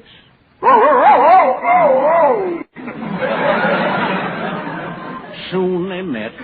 It was love at first bite. They lived happily ever after. Mr. Johnson, you just gave me a great idea. I'll decoy Gillis's goat out in the open. That's right. Mm-hmm. Now, tonight you hide behind a bush and sound out a goat's mating call. That's what I'll do. Listen. Bah. How's that? Well, it needs more emotion, kind of. Bah. Oh, no, softer. Get more romance into it. Bah. Oh, that's wonderful, Mr. Riley. If I was a goat, I know I couldn't resist you.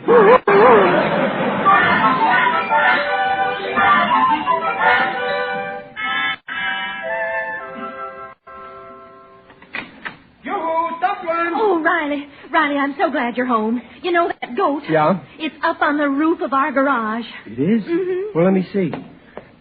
Yeah, there he is. Now I got that, Gillis. What are you doing? I'm phoning for a witness. I'll be your witness. No.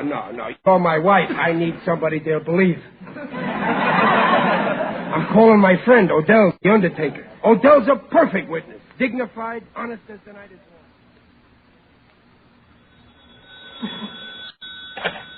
Digger Odell, the friendly undertaker, at your service. What? Oh, hello, Riley. What's the bad word? What? You saw what? Yes, of course, I'll come at once. Oh, Fern, my dear. Oh, Lily Fern. Yes, Digby? My dear, I'm going out. My friend Riley says he's seen a ghost. A ghost, Digby? Anyone we know?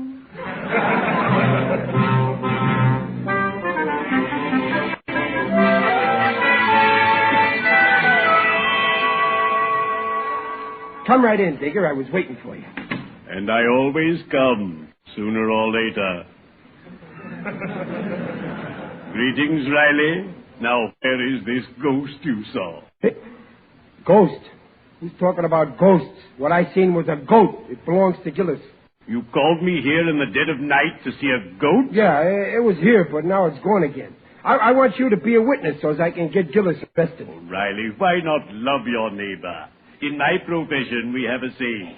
The good that you do unto people will come back to you in the end. And so will the people. Yeah, Digger, but you never had a pesky neighbor like Gillis. Ah, but I had. A southern gentleman from Norfolk, Virginia, lived next door to my place of business.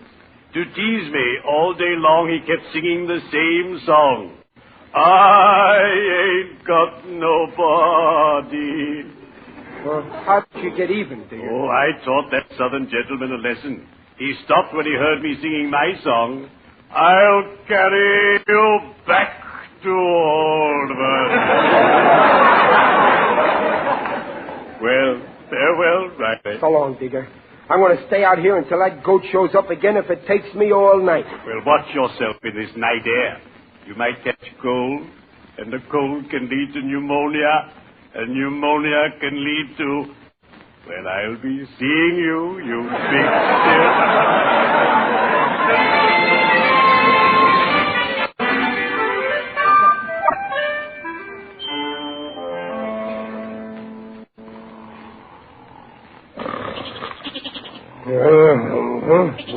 What's that? He's back. That's coming from our cellar. Now I got him. Pop! Junior, what are you doing up? Oh, I was just going down to the cellar. Oh, don't do it, Junior. There's a wild goat down there. Oh, you know about it, Pop? Know about it? I've been tracking it all day. Oh, I'm glad you know, Pop. Then it's okay for me to have it, huh? Now listen, you're to have it.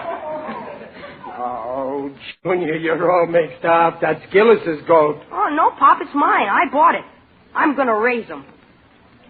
Junior, think what you're saying. I got the Board of Health after that goat. It's illegal. And it's our goat. What a revolting development this is. Oh, that's the cops. Peek out the window, Junior. It ain't the cops, Pop. It's Mr. Gillis. Gillis. If he finds out we got a goat, I'll never hear the last... Listen, I'll skin down the cellar and muzzle that goat. You get rid of Gillis. Wait, Pop. Oh. Junior. Oh, hello, Mr. Gillis. Junior, my poor boy.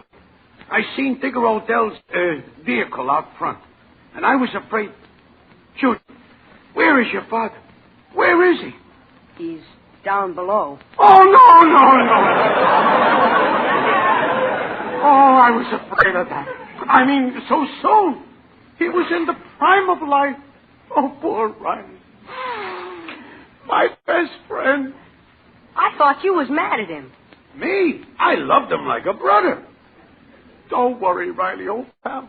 Wherever you are, old Jim will take care of your orphans and your widow. Widow? Who? Why, the widow Riley, your mother. A fine woman. But, Mr. Gillis... Poor Riley. How he's gonna miss me. Gillis, old pal. Listen, I can almost hear his voice. Gillis, I'm sorry for anything I said about you. He forgives me from behind to beyond. Gillis, old pal, I got good news for you. I'm alive. You're alive? Yeah. You're alive. You double-crosser. If that ain't the dirtiest trick I ever heard. But, Gillis. And what's that? My goat. Your goat? Aha, Riley. You'll have the law on me, will ya? Now I got you. But, Mr. Gillis, what about Egbert? It's half his goat, too. That don't make no What? They don't have? Yes, sir. Egbert's in on it, too. And that means that you're just as responsible for the goat as I am, Gillis. Yeah, but it ain't legal. What'll the neighbors say? Neighbors. Who cares what they say? If there's one thing I can't stand, Gillis, it's a neighbor that complains about his neighbor. Well, me too. We won't stand for no interference. Am I right, Chester? Right. Why, Jimsy boy, when was you ever wrong? You know, Riley, it's great to be your friend again. Friend?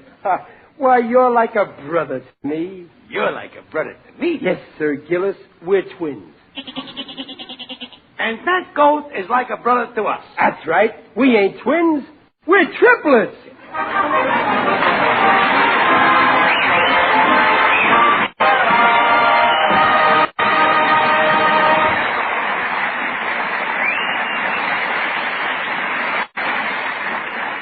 Teal will bring back the Rileys in just a moment. All over the country, people are switching to Teal, the modern liquid dentifrice. Why don't you try Teal and see how much you enjoy this newer, safer way to brush your teeth? Yes, Teal is safer than brushing teeth daily with toothpastes and powders containing harsh abrasives. For out of every 10 adults, 8 have receding gums. That means parts of the teeth are exposed which are 25 times softer than tooth enamel. And brushing those softer parts daily with any dentifrice containing harsh abrasives grinds in ugly cavities. Remember that next time you buy a dentifrice. Remember, too, that Teal cleans teeth without abrasives. Teal cleans teeth gently, safely, with a patented ingredient. Therefore, Teal protects teeth from such cavities as no other leading dentifrice can. The Teal way takes 1 extra minute a week, makes teeth look their sparkling best safely. Just ask for T-E-E-L, Teal, and follow directions on the package. Teal, the modern liquid dentifrice, protects teeth beautifully.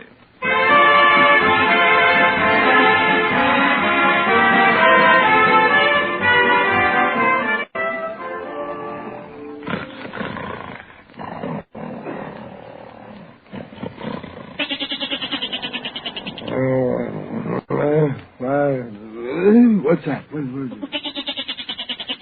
Oh, listen to that goat peg. He's been buying all night. Why can't he go to sleep? Well, your snoring keeps him awake. I gotta get some sleep tonight. Riley, now what are you going to do? I'm gonna stuff some cotton in that goat's ears.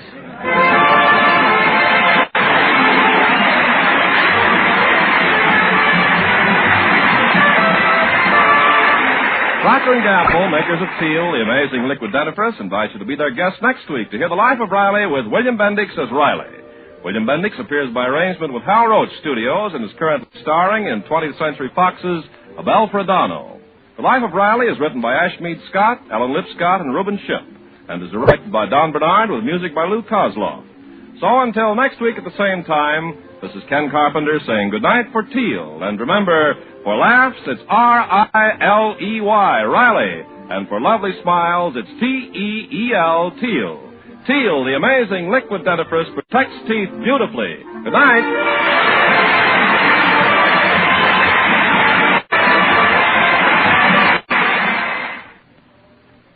Zoom, zoom, zoom. Here's the story of a girl who found the answer to her prayer in a soap called Ivory Flakes.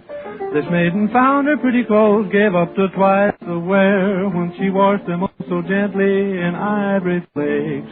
Sweaters and blouses, lingerie, she soon discovered how beautiful they can stay. Now they're lovely to look at, and all it takes is that ever-loving care with Ivory Flakes, twice the wear. This is the National Broadcasting Company.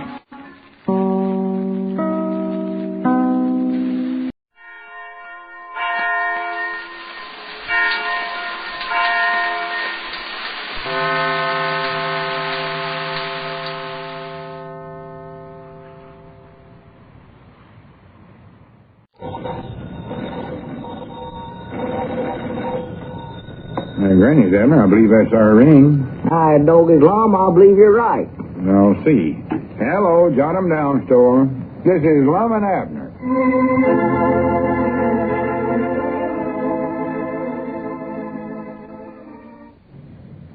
And now, let's see what's going on down in Pine Ridge. Well, great excitement reigns in Pine Ridge tonight as all its citizens and neighbors are gathering at the schoolhouse for the premiere of Lum and Abner's new motion picture. Greatest thrill for the home folks is the arrival in town of several picture stars to pay tribute to Bashful Bachelor. As you look in on the little community today, it's late evening and a great crowd is gathered at the front of the schoolhouse. Standing back in the shadows is the cinema star, Lum Edwards. Mousy Gray is approaching. Listen. Well, hello, Lum. What are you doing standing here in the dark? You're not so loud, Mousy. I don't want nobody to see me yet. I want to be the last one on the program so as I can give my speech. Uh-oh, ain't that Don Amici heading over this way? Oh, yes, sir. Gee, can I stay and meet him? No, Mousy. He more than likely wants to get some pointers on acting from me, and he won't want nobody listening. Besides, you're supposed to be on air raid duty tonight. Yes, sir. Run along. Well, what do you stand back here for, Grandpa? Grandpa? Haven't you got a ticket for the show, old-timer? Wait a minute, Mr. Amici. I don't believe you recognize me. I'm Mr. Edwards. Who? Mr. Edwards.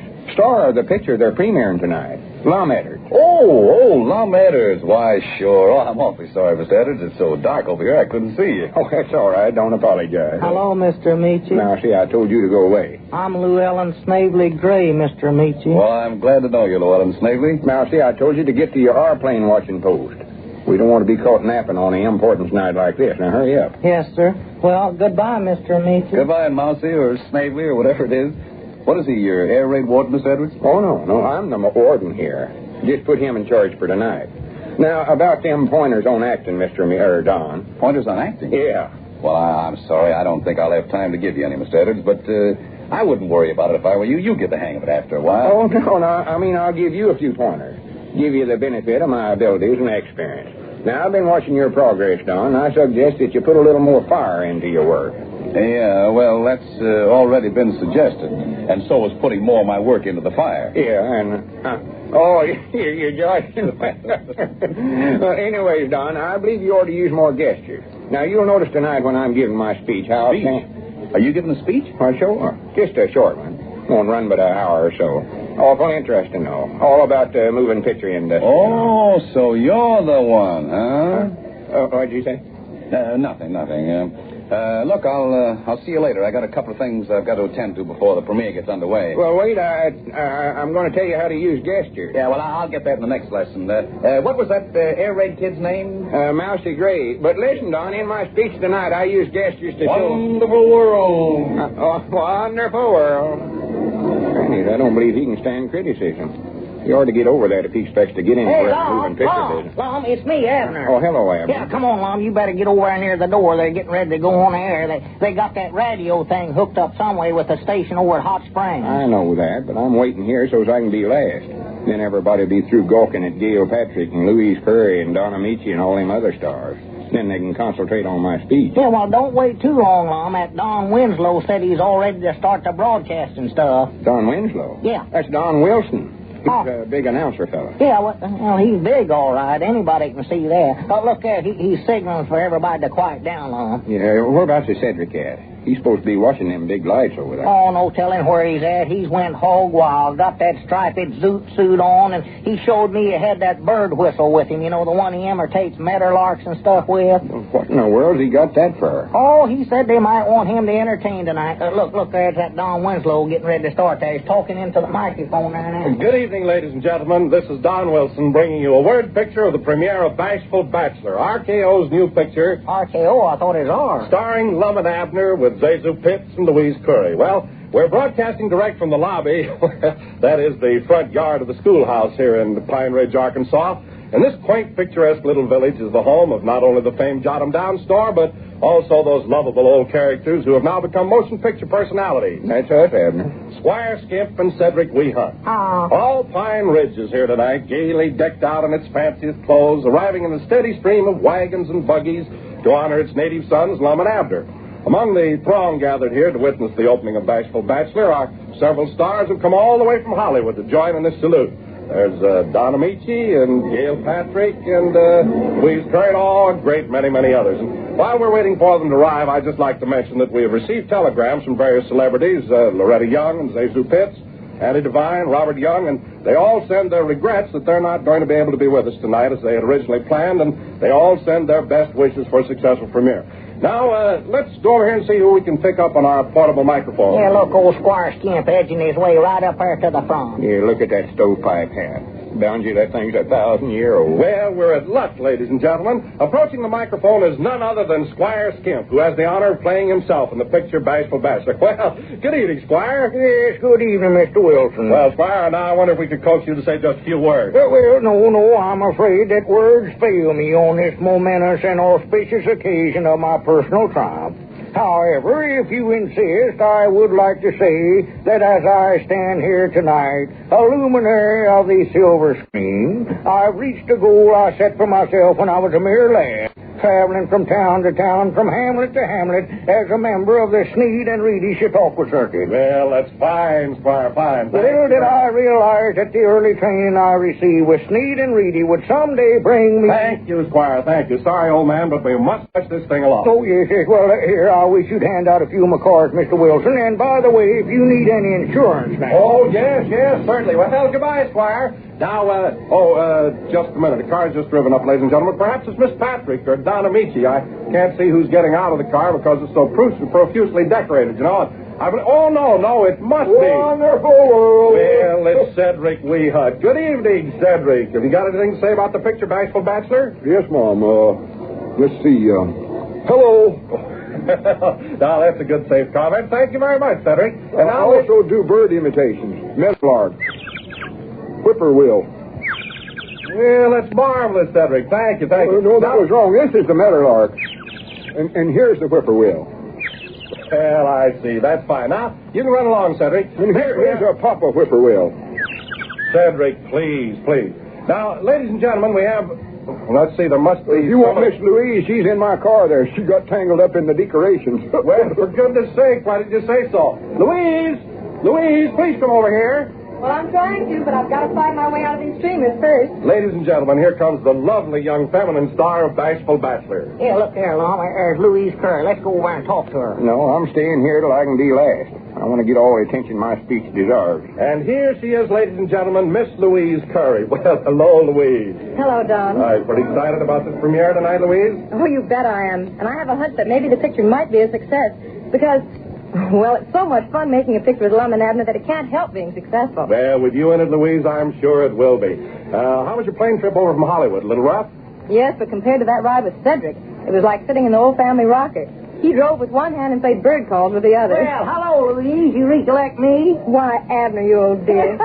Gee, it's good to see you again. Where's Lum? Oh, he's hiding over there waiting to make a speech. Come on inside, Louise, and I'll get a good chair for you. We can visit, too. Oh, that's swell, Abner. And I want you to meet my woman, Elizabeth, and little Pearl. She'll just be tickled to death meeting up with you. Well, so will I. As a matter of fact, I brought Pearl a present. Hey, come back here. Did you sure now? Well, anyway, ladies and gentlemen, that was Louise Curry. Now, just a minute. Here comes another car.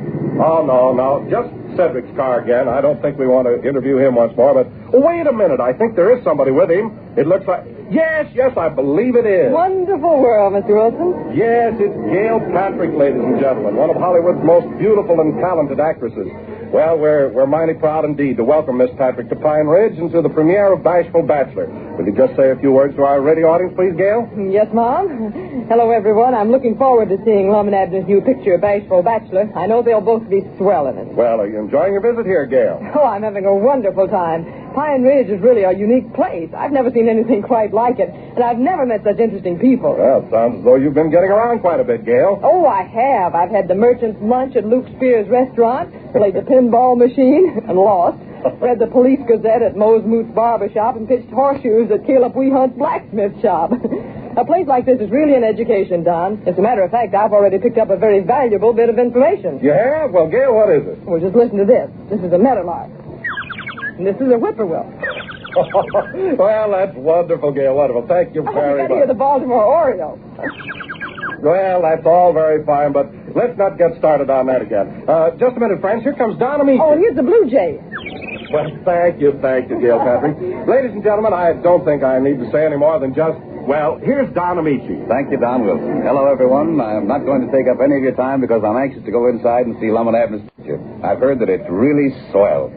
Come on, Don, sign this thing off and let's go in and start the picture. No, I can't, Don. I've got to wait for Lum Edwards, and you know he's all set to make a speech that runs on for hours. Yeah, well, don't worry. I think I've taken care of that. No, you haven't. No, here he comes. Howdy, Mr. Wilson. I reckon you're all ready for me now.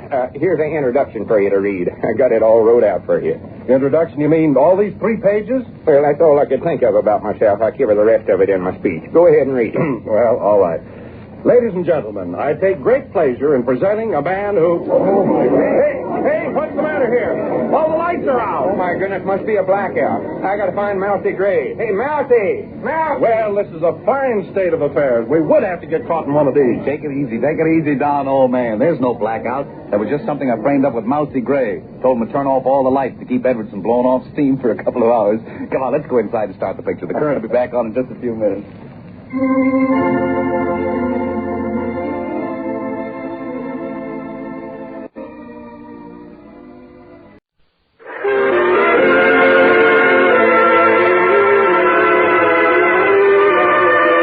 Amos, what's that you got there in your hand? Why, that's a tag I took off of the world's greatest TV set, ain't it? How you know that's the world's greatest TV set? It says right here on the tag, engineered by CBS Columbia. Yeah, that's the greatest. CBS Columbia, makers of America's most advanced radio and television receivers, present transcribed The Amos and Andy Show, written by Joe Connolly and Bob Mosier. Featuring Ernestine Wade, Johnny Lee, Amanda Randolph, Ken Christie, Bud Gluskin's music, yours truly, Harlow Wilcox, and starring radio's all-time favorites, Freeman Gosden and Charles Correll. Amos and Andy.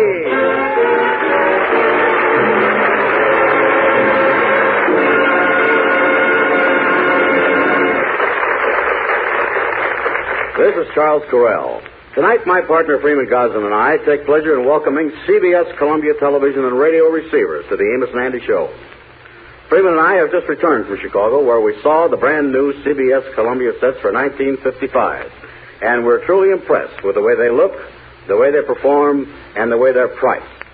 We'll be telling you more about these sets later. In the meantime, remember that CBS Columbia is a division of the Columbia Broadcasting System, the greatest name in home entertainment.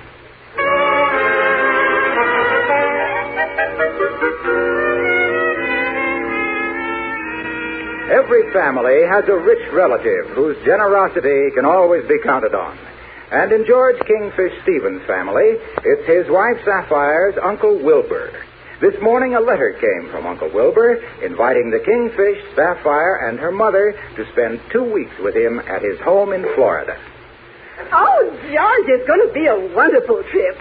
We're all looking forward to going. Oh, yes.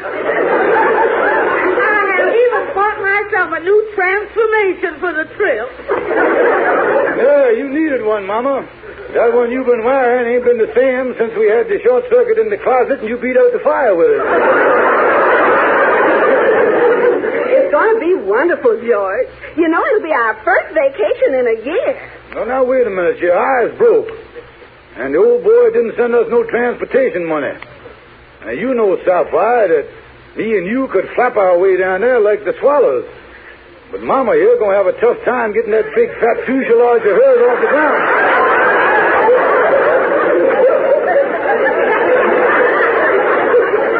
Oh, that's the trouble. Oh, me, we ain't never got no money. We can't go places like other people. Now, hold it, honey. Now. Oh, my baby's alive. We disappoint Uncle Wilbur and he'll cut us out of his will. Now, wait a minute, Mama. Sapphire. Oh, George, couldn't you just once prove to me that you was a man? Now, honey, Get down to Florida, it'll just break my poor baby's heart. Now, please. Just break my heart. Well, now, look, you two. I can't stand tears. Now, cut it out. Mama, you was wheezing like a hippopotamus with asthma. Why, look at you. Your mascara's running. Your rouge is all smeared. Your false eyelashes is loose. Look at that, honey. You done balled all your good looks clear down to your double chin there. George, we got to get there. We just got to get Now, look, there. honey, I'll go right out now and find some way. Just stop crying. Now, look, I promise you can count on me. I promise you. All right, Mama, let's start packing. I think we done cried our way down to Florida. Yeah.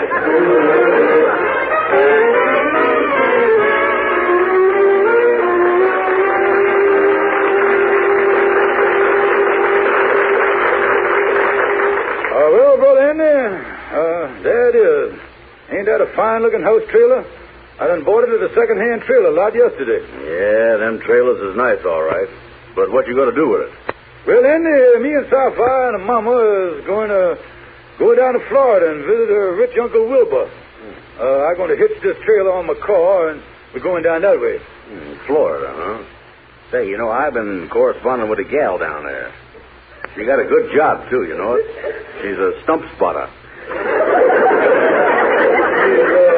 A stump spotter? Yeah. When they take them tours through the Everglades, she sits in the front of the boat and hollers, "Here comes one now." And I've been thinking about you, boy. Maybe you'd like to come along with us. Share the trip, the scenery, the open road, the expenses, repairs, gas and oil, and all them things, that make the trip worthwhile, ain't it?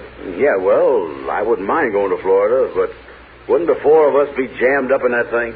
Well, the way I figured it out, Andy, while we is driving, the women can be sleeping in the trailer. Then once in a while, they can come out of the trailer and leave us at the driving, you see. You think that'd work? Oh, certainly, Andy, yeah. It'd be just like when they haul animals around in the circus. Only on this trip, the rhinoceroses get a chance at the wheel, you see. Well, it's a neat-looking trailer on the outside. What's it like inside? Oh, it's been remodeled, Andy. Brother Jackson done the job for me. You mean that carpenter nearsighted Jackson? Yeah, open the door there. Let's go in. There we are. This doorway is kind of narrow. Yeah, you make it, Andy. Just crouch down there. That's it. Yeah. Shake your way in there, boy. Wiggle your hips a little. Just make believe you is the caboose on a conga line there. That's it. Now, in ya. Up to Daisy. Watch the bathtub there, Andy. Watch that. Yeah, I'll step over it here. Tell me this, ain't it a little inconvenient having the bathtub right at the front door? Suppose the door flew open. Well, while you was in the tub, you can just reach up and hold the door shut by the knob, you see. On the trip, you'll have to do most of your bathing in the crouch, but you'll get used to it, Andy. Now, let's move up front here. Yeah. Watch your head on the cross beam. What beam? Ow! That's the beam. Oh, my head. Ouch. Brother Jackson did a nice job on the interior, didn't he? And 2 beds, all the pleasures of home. Nice and compact. Everything folds into something else, you see. Yeah, I see. Tell me this. Where's the washstand? The washstand? Yeah. Well, that's really compact, ain't it? Yeah, but where is it? Well, all you got to do is to lift this divan and slide it on the bed and shove back the storage chest, unscrew 3 bolts, remove the spare tire, and there's the washstand. Boy, another thing, I don't see no stove. Where do you do your cooking in here? Stove? Yeah, where is it? Well, Brother Jackson put it right where it ought to be. Right there under the mattress and springs. See, you just take off this mattress here, and then you remove the springs. Wait a minute. It's bad enough moving out the mattress, but is you got to move out the springs, too? Well, not necessarily. You can leave the springs there.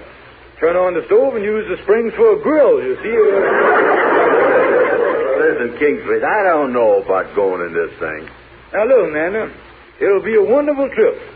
And I tell you what, I'll make it up to you when we get rich Uncle Wilbur's money. Yeah, well, okay, Kingfish, it's a deal. But listen, about this sleeping. When Sapphire and her mama's driving, you take the bed over the stove. Oh, there's nothing to worry about, Andy. Well, I know that, but just the same, I don't want to wake up in the morning and smell breakfast cooking and find out it's me.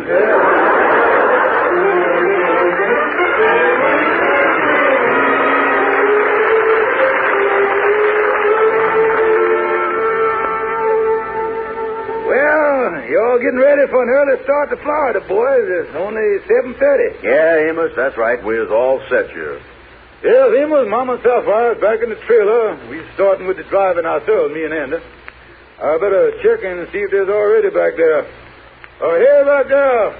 All set back in the trailer? Yeah, me and Mama all set back here. Hey, what's holding us up? Come on, Alabama, get this caravan moving.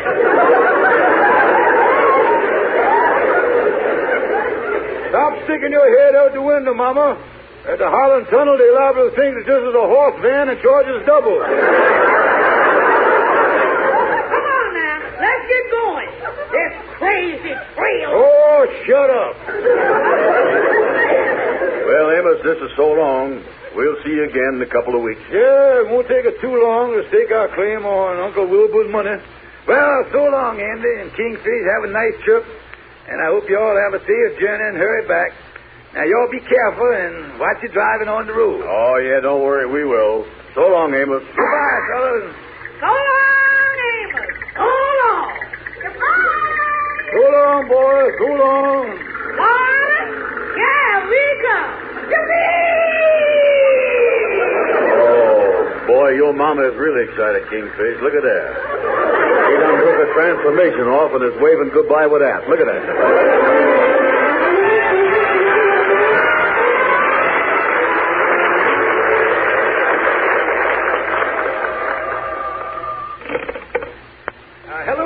This is the Mystic Knights of the Sea Lodge Hall. I'd like to speak to a Mr. George Kingfish Stevens. This is Mr. Thompson from the used trailer lot.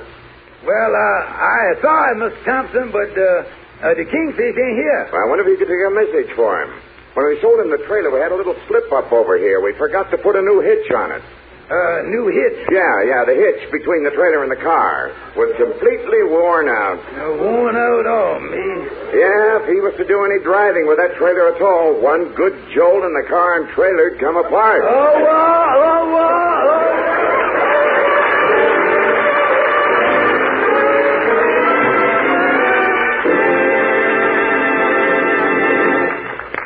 If you've got an eye for a buy, a real buy, you owe it to yourself to go see the big new 21-inch CBS Columbia TV console with the little table model price, just $199.95. And this is no budget set, mind you. It's a big, powerful set, uncompromisingly engineered by CBS Columbia and filled with today's most important electronic refinements. It has a huge 21-inch picture with the new blue-white screen. It has a full 21-tube Powertron chassis. It has an extremely sensitive built-in antenna. It has feature upon feature to give you brilliant, needle-sharp pictures, rich, natural sound, and exceptional freedom from service difficulties. CBS Columbia gives you all this and a handsome console cabinet, too, for only $199.95, including federal tax and warranty. It's the biggest big-screen buy since TV began. The great new 21-inch CBS Columbia console with the table model price. Go see it.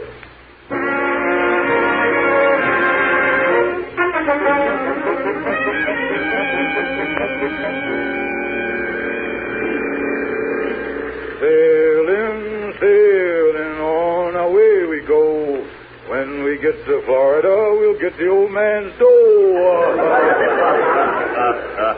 Oh, boy, we're making pretty good time now, ain't we, Kingfish? Oh, I'll say we is, Andy. I think we're doing fine, boy. Oh, yeah. Of course, we done lost a half hour when Sapphire's mama stuck her head out the trailer window on that Pulaski Skyway and her transformation blowed off. Yeah, nice of that truck driver to bring it back to us. Yeah. He said it give him quite a scare when he seen it laying down the road. He think he done run over a sheepdog. Yeah, but we is making pretty good time, Kingfish. Oh, yeah. Yeah, I wonder where we is. Yeah, I kind of wonder where we is, too, Andy. Oh, there's a sign alongside the road there. Yeah, pull over on the shoulder there, see if you can read it. Uh-oh. What do it say, Andy? Danger, soft shoulder.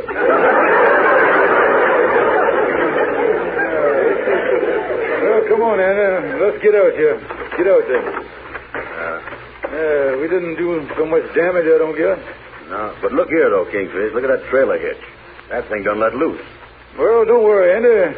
Look like we can get it to hold all right. Hey, what's going on here? What's trying to do to Well, glad you're up, Mama. Would you mind stepping out here and lifting this trailer back on the road?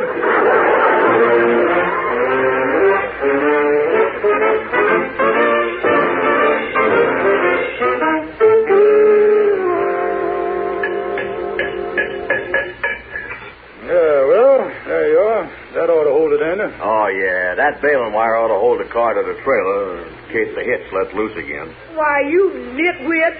You think that baling wire is going to hold this thing? Better get a mechanic and get this thing fixed right. Now, listen, Mama, you mind your business and I'll stick to mine. I don't go around telling you how to be a nasty old woman, do I?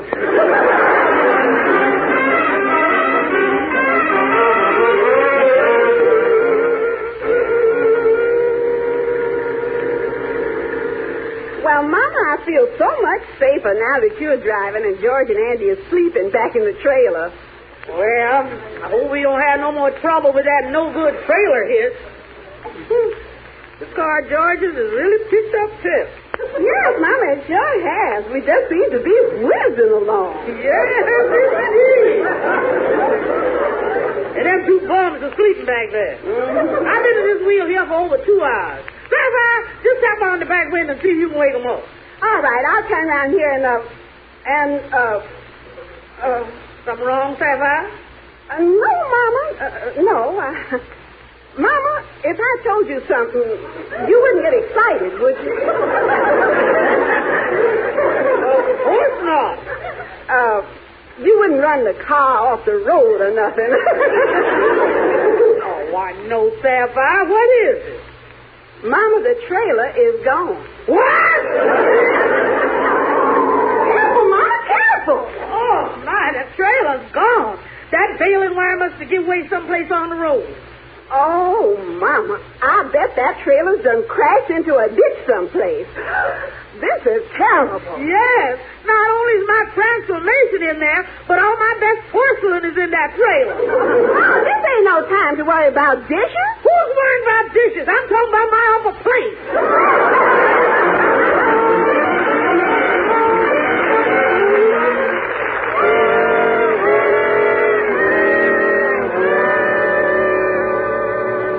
Brother Andy, are you awake? Yes, I'm just laying here. Andy, you notice anything? Yeah, I do. Boy, this road has smoothed out in the last 4 months. And you know something? Hardly seems like we is moving at all. Maybe my mom-in-law done stopped for gas. Must be in a gas station, all right. Yeah, that's right, I guess. I'll open the side curtain here and look out. What did you see, Anna? Did you ever hear of a gasoline company called Stop, Look, and Listen? Don't be silly, Andy. You only see a sign like that if you was on a railroad track. Boy, you said it, 'cause we is on a railroad track. Let me see here. Holy smokes. Those two stupid women done stopped the trail on a railroad track. Yeah, that was stupid, all right. Now, look, that there ain't no trains coming. Well, now, let's not panic, Andy. I see the train, too. Probably going the other way. That's the caboose we are looking at, Andy. Yeah, well, that's the first caboose. I don't ever see it with a cow catcher on it. Look, man, rap on the front window there and tell them crazy women to wake up and get us off the track here. Yeah. I'll pull the shade up here. Hey, there ain't no automobile here. This must be the back window. This must be the front window just then. I'll pull the shade up here and tap on the window.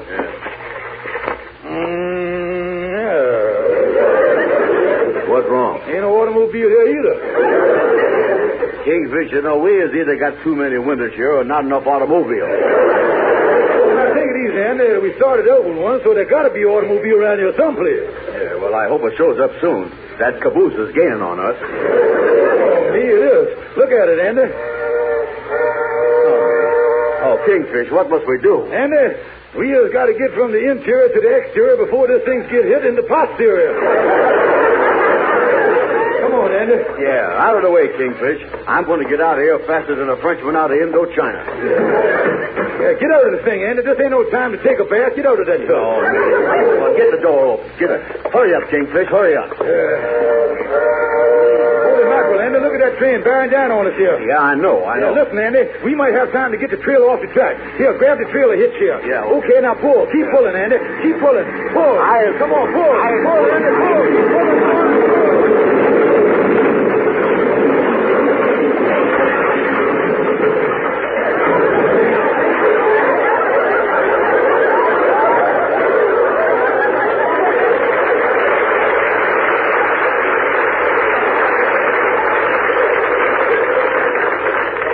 Kingfish, can I stop pulling now? Shut up, you dummy. All you got in your hand is the trailer hitch. Holy mackerel, look at that trailer. Sprued all over the landscape. Oh, me, Andy. I ain't seen nothing spread out like that since Sapphire was doing the mambo and a camisole let loose at the New Year's Eve party.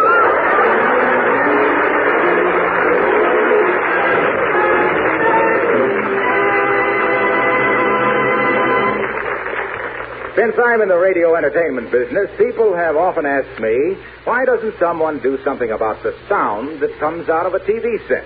Everything sounds flat and fuzzy and lifeless.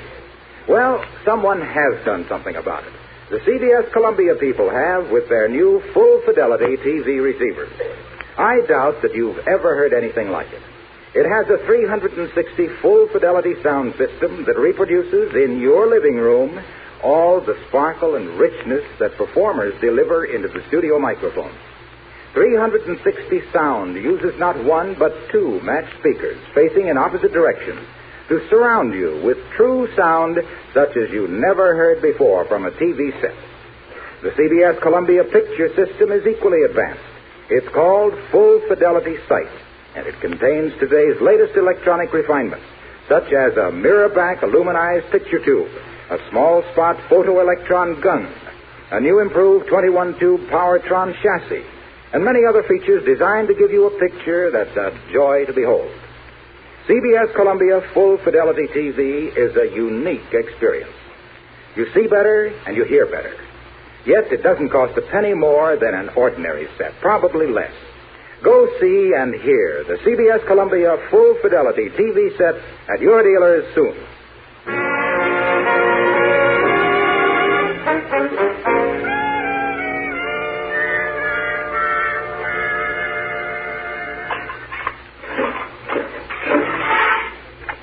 Boy, did you ever see such a mess. Oh, yeah. There's pieces and bits of trailer all over the place.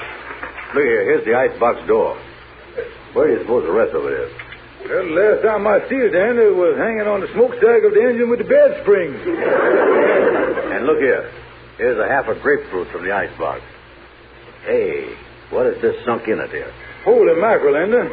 That's my mom-in-law's upper plate. How you like that? The old glutton has been nibbling on this thing by proxy.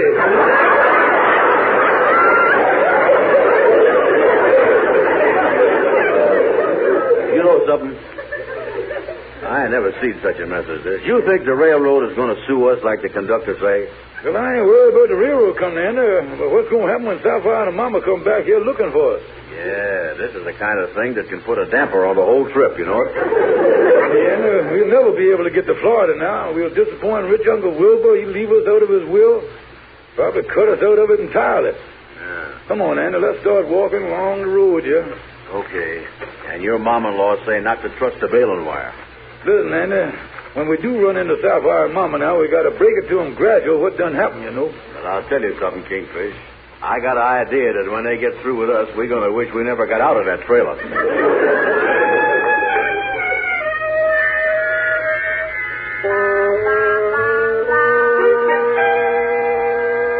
Sapphire, we think you'll never find us. Well, Mom and me been backtracking for an hour trying to find you two dummies on the road. Yes. I told you that hitch would never hold, you baling wire genius. Now, look, Mama, I know you told me, but Well, I'm glad you and Andy wasn't hurt. By the way, where is the trailer? The trailer? Yes, the trailer. Oh, the trailer. Well, it's down the road a piece. Yeah, quite a few pieces.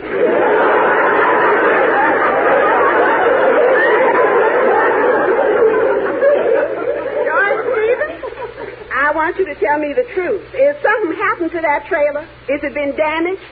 No, not damaged. Well, has it been scratched up? No, not scratched. Now listen, George. If anything done happened to that trailer, I'd be shattered. That's the word. Where is it now? You better show it to him, Kingfish. All right, Mama Sapphire, just keep walking here. Come on. Walk up on this little knoll here. And you just walk up and look over this little hill here, you'll see it.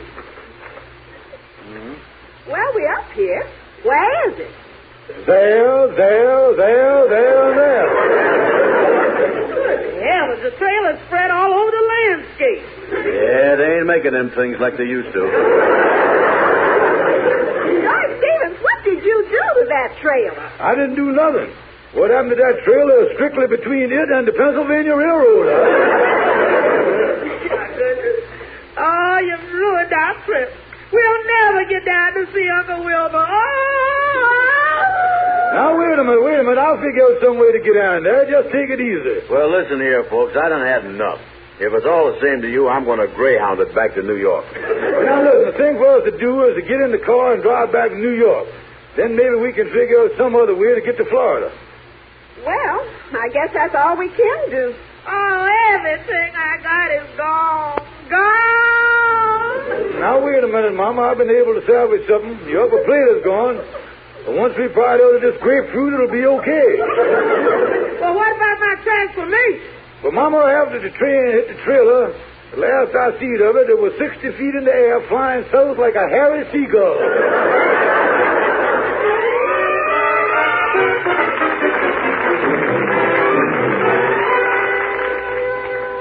So that is the situation, Calhoun. Mm-hmm. Now, we got back to New York, but we ain't got no trailer, and I ain't got no money. Now, how is I going to get my wife and a mama-in-law down to Florida? Kingfish, this is a case of tributary elevation.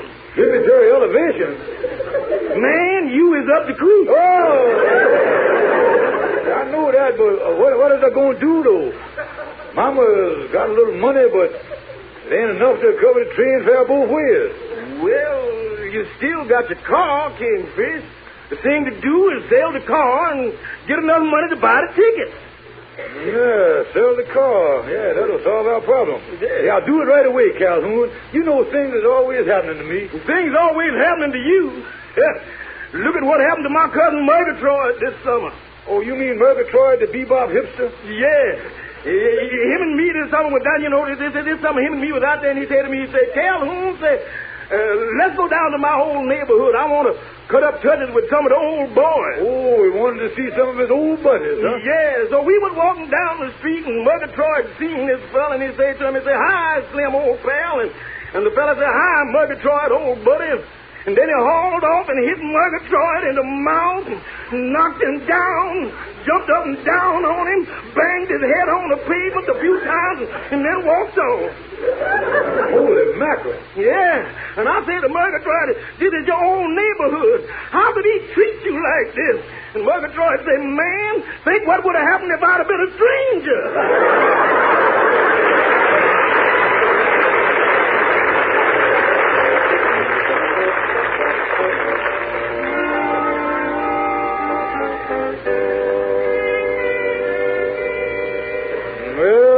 Took Calhoun's advice and sold the car. Got $150. Now, with Mama's money, why, we'll be able to buy the tickets to Florida. Let me get in the apartment here. Oh, George, I'm glad you're home. Me and Mama been waiting for you. We solved the problem of how to get to Florida. You solved it? Yes, George. I took the money I had and bought a second-hand trailer. Now, hitch the car up, because we wired Uncle Wilbur. We is on our way. Oh, no, Mama, you can't.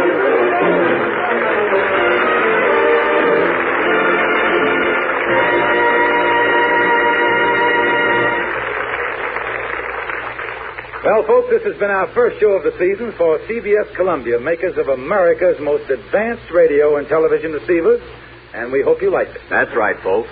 These sets are engineered by CBS Columbia. we're inviting all of you to go in and see the brand new CBS Columbia sets for 1955. And when you do, would you be kind enough to tell the dealer that Amos and Andy sent you? Thank you, and good night. See you next Sunday.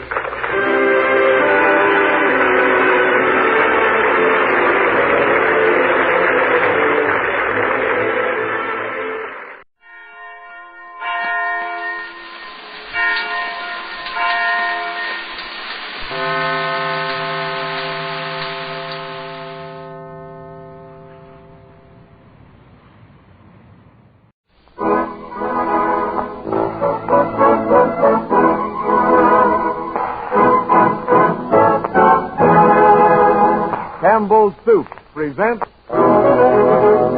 George Burns and Gracie Allen with Tony Martin and Ken Niles and Henry King and his music. There's Frost on the Moon.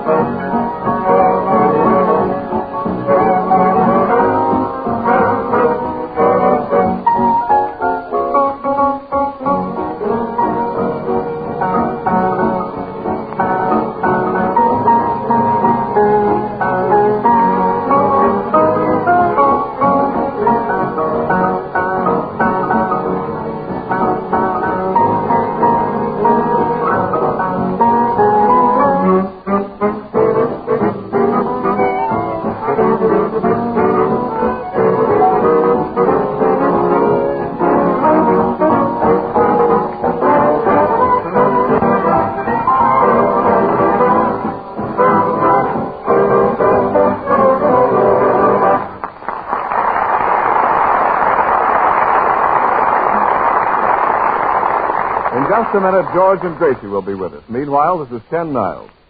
You know, sometimes I wonder if I let my enthusiasm run away with me when I talk about my special favorite, Campbell's Chicken Soup. And so I ask my friends to buy it and try it. And do they buy it, and do they try it, and do they like it? And then I know I haven't praised it enough. But let taste tell the story. And that big taste test is going on all over the country right now. Here's the result so far. A great sensation. Women are buying 3 times as much Campbell's Chicken Soup today as they did only a short while ago. No, you can't beat that good old-fashioned goodness you get in Campbell's Chicken Soup. The golden, glistening, slowly simmered, rich broth, and those tempting pieces of tender chicken meat that your spoon keeps going for.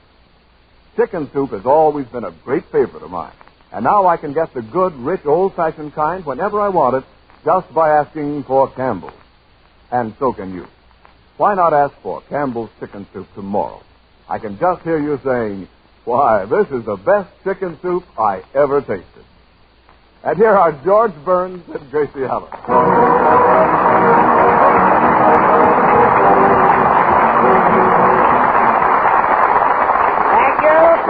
Thank you very much. Hello, boys. Hello. Oh, George, come here. Kiss me.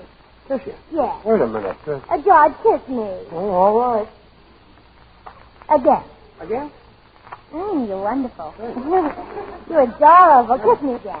Say, I must be pretty good. Oh, I'm crazy about you, big, strong, adorable boy. Kiss me again. Yeah, all right, George. Break it up. It's no use. It's no use. What's no use? Kissing you and trying to make believe it's Tony Martin. Oh, I say, I get the whole thing. Listen, Gracie, I wish you'd get over that romantic feeling about me. You see, you and I can never... George, did I show you the wire I got from the sponsor? From the sponsor? Mm-hmm. Now listen to this. It says, Dear Gracie, we like Tony Martin singing very much and will appreciate it if you can see your way clear to keep him on the program.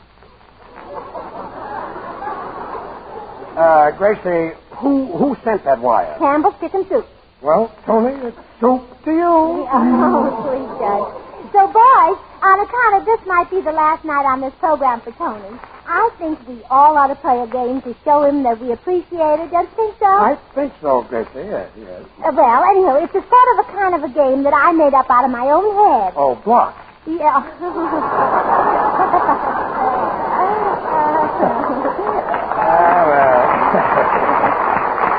I don't get it. You don't get it, huh? Say, what's the name of the game, Gracie? Fun for Fools. Fun for Fools? Yes, I'm sure you boys will enjoy it. Oh, thank you. Thank you very much. You're welcome. Now, the idea is this. You take any letter in the alphabet and put the word for after it. The word for after Yes. it. Now, for instance, the letter A. Yeah. A4. A4. Yes. And you just make up a sentence with A4. A4. Mm-hmm. Gracie, this is too complicated. All right, you make up something with A4. A4. Yes. A4. Oh, yeah. A for body meets the body coming through the rhyme. Why, that game is a beauty. Yeah. So that's it, eh? And oh, boys, I almost forgot. Anybody that can't make up a sentence when it's his turn has to kiss me. Oh, now it's coming. Gracie, I'm not good at games. It looks like I'll have to kiss you. Well, now, don't worry, Henry. If you or George or Ken get stuck, I'll help you. What about that fella called Tony Martin? Won't you help him? Oh, I should say not. I'll have to let him kiss me. He doesn't deserve to be helped. Well, Tony, I guess you can see the object of the game. Yeah, I think I get the hang of it. Well, all right, Gracie, make up something with the letter D. Letter D?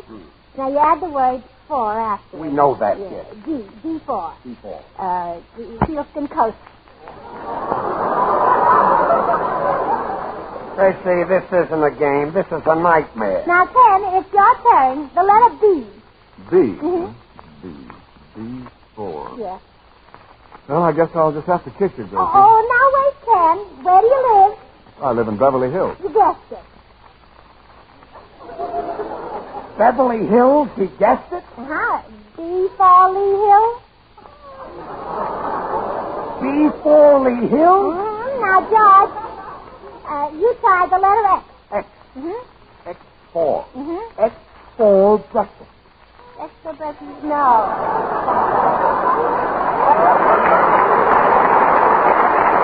That was pretty good. No, that's wrong. Wrong? What would you do with an X? Chop wood. Chop wood with an X. Now, Henry. Yep. The letter C. Oh, I'm not good at games, Gracie. I'll just have to give you a kiss. Oh, now wait, Henry. I didn't lose. Of course you didn't, Gracie. Henry, the letter C. Now think. What's the name of the car you drive? Lincoln. You guessed it? Wait a minute. You gave him the letter C. Yes. He says Lincoln, and he guessed it? Yes, C4. A Lincoln C4? A Lincoln C4? Yeah. Good? Yeah, that's good, yeah. And now, Tony. I'm ready, Gracie. The letter K. K? Yeah, this one is on you, Gracie. K4. Yeah. Oh, K for Rancis. Okay, for answers, the moving picture star. Yeah. Now, Tony. Gracie, if you had a brain, F. The letter F. F. F for Vesson. F for Vesson? Yeah. F for Vesson, for you, we wouldn't be playing this silly game. And now, Tony. I'm ready, Gracie. The letter V. V? V4. Oh, V for La France. V for La France? Yes. Good. And now, Tony. I'm ready, Now, Gracie. wait a minute. It's your turn. The letter S. Oh, the letter S. Yes. S4. S for a kiss, and I'll give it to you. Tony, you've got to sing your song. Will you give Gracie a kiss? You know, you might like it. Don't listen to George, Tony. The letter Z. Z4. Z for what? Z for yourself. Z for, Tony, your song. Come on.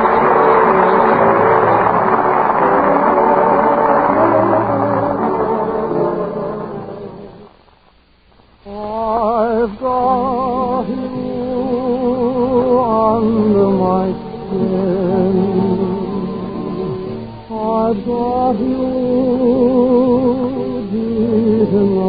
part of me.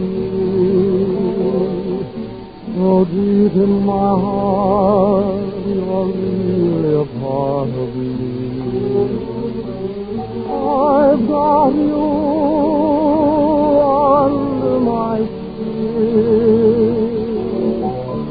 I've tried so not to give in. I said to myself that the fair never will go so well. But why should I try to resist when, darling, I know so well I've got you under my skin. I'd sacrifice anything, come what might, for the sake of having you near, in spite of a warning voice that comes in the night and repeats in my ear. Don't you know, little fool, you never can win. Use your mentality. Wake up to reality. But each time I do, just the thought of you makes me stop before I begin. 'Cause I've got you under my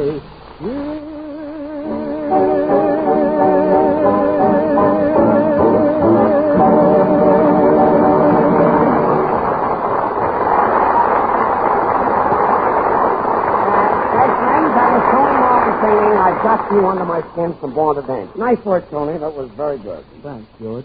I hope the sponsor and Gracie likes it, too. Well, Tony, the sponsor doesn't mean a thing. The sponsor even likes George. Thanks.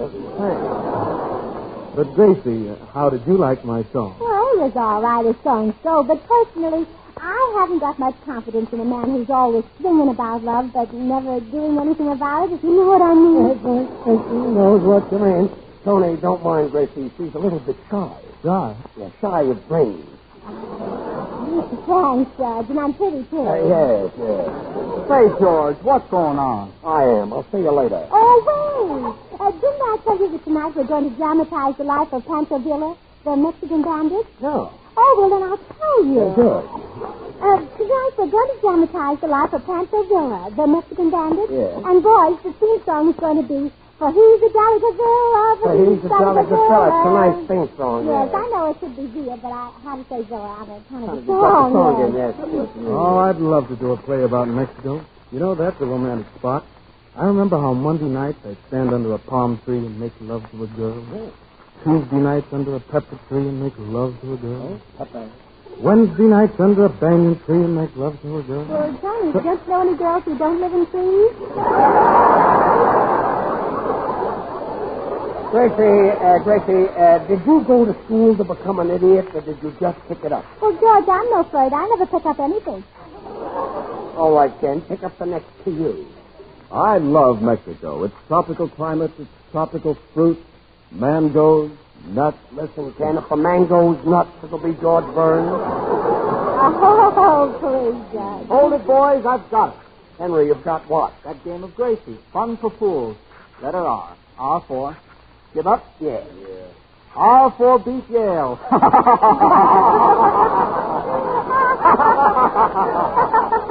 Oh, for Henry, the game has been over for a half hour. Why didn't you tell me? I've been sitting in a corner, and it took me a half hour to dope that out. Some dope. Well, getting back to your play, Gracie, I remember reading about Pancho Villa. He was quite elusive, wasn't he? Well, he was part elusive and part Mexican. Part elusive and part Mexican? Gracie, do you know the authorities chased him all over Mexico? George, Mexico. I know that. It comes later in the play. Anyhow, Pancho Villa tried to escape by hiding in lagoons. Lagoon? He hid in the lagoons for 2 months. In the lagoon? That's so. He must have known the bartender, huh? Severe Lagoon, yeah. I wouldn't be a bit surprised. You know, Pancho Villa was a sort of a bandit Casanova on horseback, wasn't he? Yeah. He used to gallop through a town, grab all the beautiful women. That reminds me, I better give out the cards. Tony, you're Poncho Villa. I thought so, And I'm all the beautiful girls in town. Thanks a lot for you, eh? In fact, I'm the widow of one Mexican president after another. If you were their wives, I'll bet they were glad to die. Oh, well, not only that, George. I was glad to have them a lot of friends by getting married often enough. Our widow of several Mexican presidents. Carmelita de la Gracie Allen de la Hot Tamale de la Figueroa and Pico. Well, that's a darn pretty name. But, Tony, you just call me Carmelita Costa. Carmelita? Hey! And, George, you're going to play the part of the president during Villa's time. Forenza. Stop swearing, George. Forenza is swearing? Well, tell him to stop, too. I'll tell him when he comes in. I'll speak to the kid. And Henry, your name is Manuel Labor. Manuel Labor. And Henry, you're the best boulder caballero in all Mexico. The best boulder caballero? George, you see, boulder is a dam. Yes. And you're not allowed to say that on the radio. I see. So he's the best boulder caballero in all Mexico. And, Ken, you want it, Ken. Ken, you're the head of the president's army, and your name is General Don Juan, and two to go. Don Juan and two to go. Yes. And Ken is my general. Yes. But in the play, he doesn't feel so good. He's got a stomachache. What's the matter? Oh, just things in general. Things in general? Yes. Now, Ken, in this play, you stick a knife in George's back. Oh, well, Gracie, do you think that I could stick a knife in George's back? Well, you could take a stab at it. Take a stab? Some switch? I say, I'll get the point. That's the idea. Well, what are you thinking about, George? He doesn't stop. He doesn't what? I'll take it again. 1, 2. He doesn't charge for stabbing you in the back. He doesn't charge? No, he's freelancing. Ladies and gentlemen, Henry King will play a medley starting off with Let's Put Our Heads Together. That's right. You and Henry put your heads together and score the nothing to nothing. Henry, the music.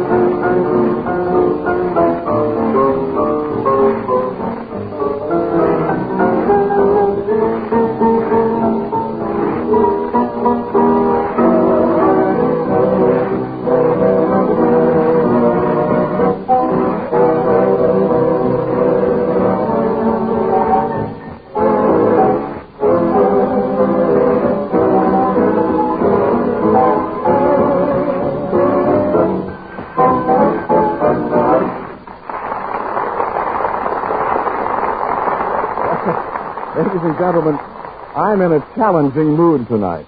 There are millions of women the country over I'd like to talk to individually and ask to try Campbell's chicken soup tomorrow. But it's not possible one at a time.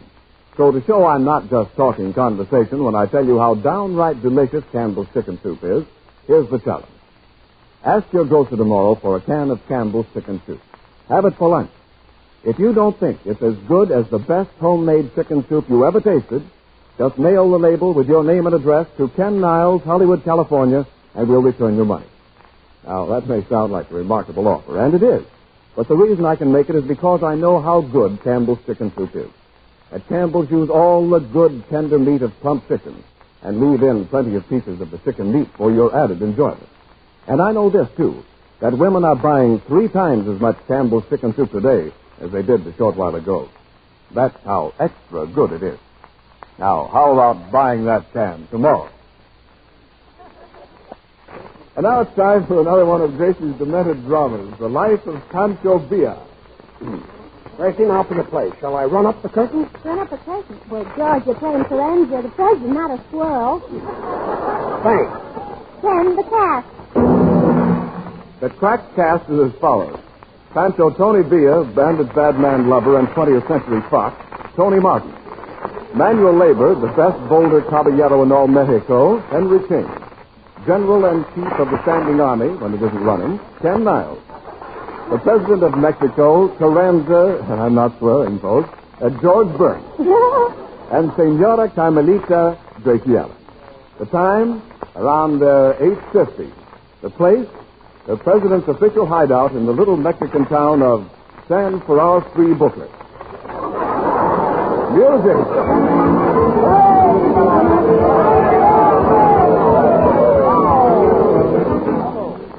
Oh, my good friend, you have made me president. Quietly, please, quietly.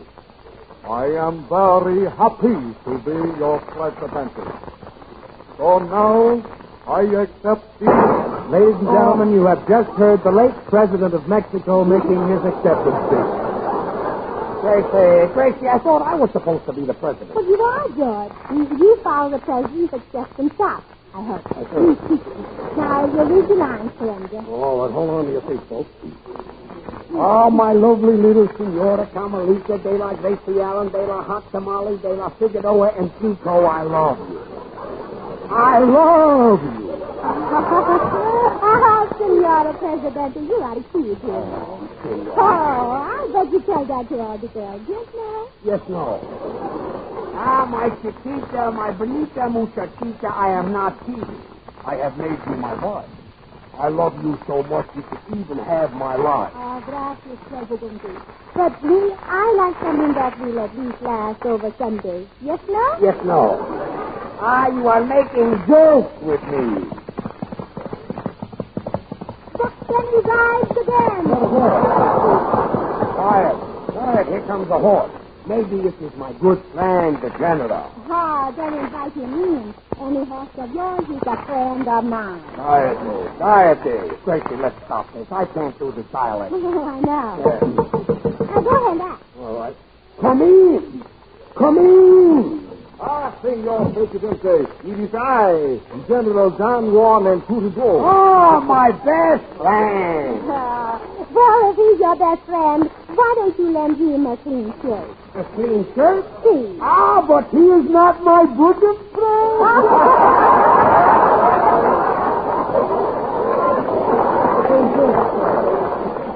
Presidente, I have 2 prisoners outside. I captured them both with one hand. Oh, well, if they both have one hand, they won. You captured them. Bravo. That is a good bit. Senora, the bandits I have captured, they are nothing to sneeze at. Oh, good, because, Senora, she do not feel like sneezing at strangers. This is all work and no play, folks.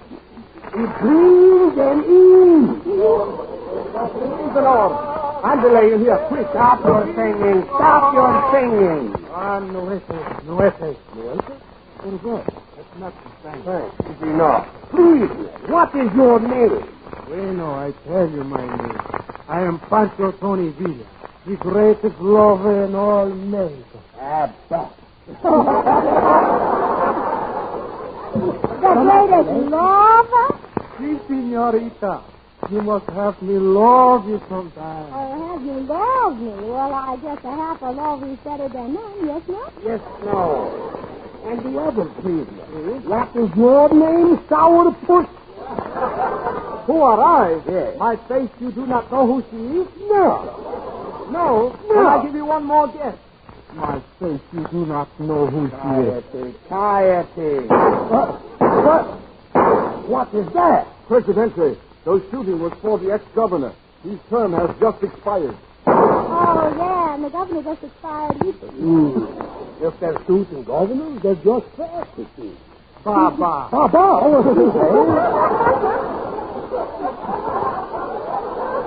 Wasting bullets on governors. I, Poncho Tony Villa. This morning, she 20 Americanos in one Mexican. The poor Mexican. Oh, the poor fellow.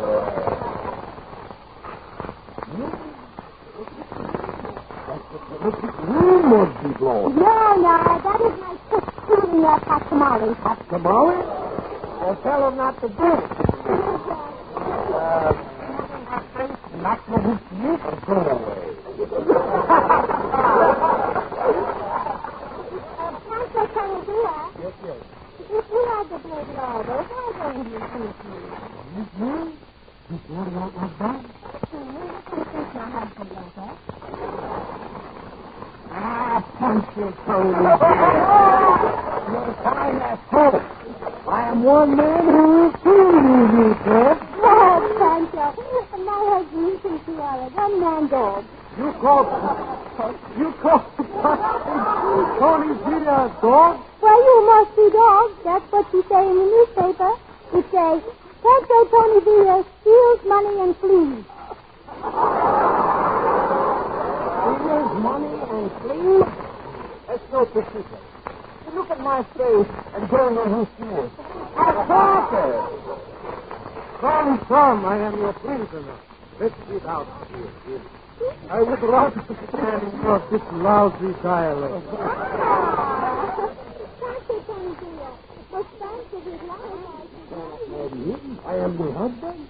I am still looking. That's what you're going to know of Bachelor, Georgie, Porgy, Saran, with the lake. Now, Gracie will sing the Reuben Swings the Music. Sing it, Gracie. Down to Havana, getting the music, making the street burn down. We put the breathing down, baby, the new romance, and all the farmers, maybe the planners know. Sweet senoritas, lovely papitas, gather the miles around. When you see the people in Havana town, everybody stops to playing up and down. Each stupid mellow says to her fellow, you ought to learn that too. When you see the people with the ladies swing, with a laughing sing. Come, like a leader, come and start to see your party for that new sachet. Everybody swing and sway and drop it to vanish, just like the Spanish. You never wear a crown. When you see the people in Havana town, you ought to be all round. Ay. I'm plenty Spanish. I am a gentle with Spanish, especially Spanish. Ay. I'm plenty Spanish. The gals think I'm silly, but they're full of silly. Spanish are certainly Spanish. And I'm plenty Spanish. You'll be knocked for a loophole by Campbell's chicken soup, always Spanish. I've strictly Spanish, folks. There was the gay serenader who played a wicked guitar. And every night when the moon shining brightly would from her a sweet little diddly-dum-dum, diddly-dum-dum, diddly-dum-dum, bum-bum-bum-bum-bum. Now that we're through with our Spanish, I guess the Spanish are through with us too. So boys now diminish, 'cause here comes the finish, and just to keep on playing. Adios. Arrivederci. Au revoir. Auf Wiedersehen. Goodbye. Hello. Woo-hoo. Woo-hoo. I love you, Dad. Come on. I love you. I invite you to listen in and laugh with Georgie. Meanwhile, remember that you can have the finest chicken soup you ever tasted simply by asking for Campbell's Chicken Soup. You'll find it to be the delicious, nourishing, old-fashioned kind. This is the Columbia Broadcasting System. KHJ, the Donley Station, Los Angeles. Time signal, courtesy Schaefer Pen and Pencil Company. A genuine Schaefer dry-proof fountain pen desk set will make anyone's eyes sparkle with delight Christmas morning. It's a gift that will be used daily and cherished for a lifetime. Over 100 styles to suit every taste and purse. $5 up. The tone indicates 15 seconds past 9 o'clock.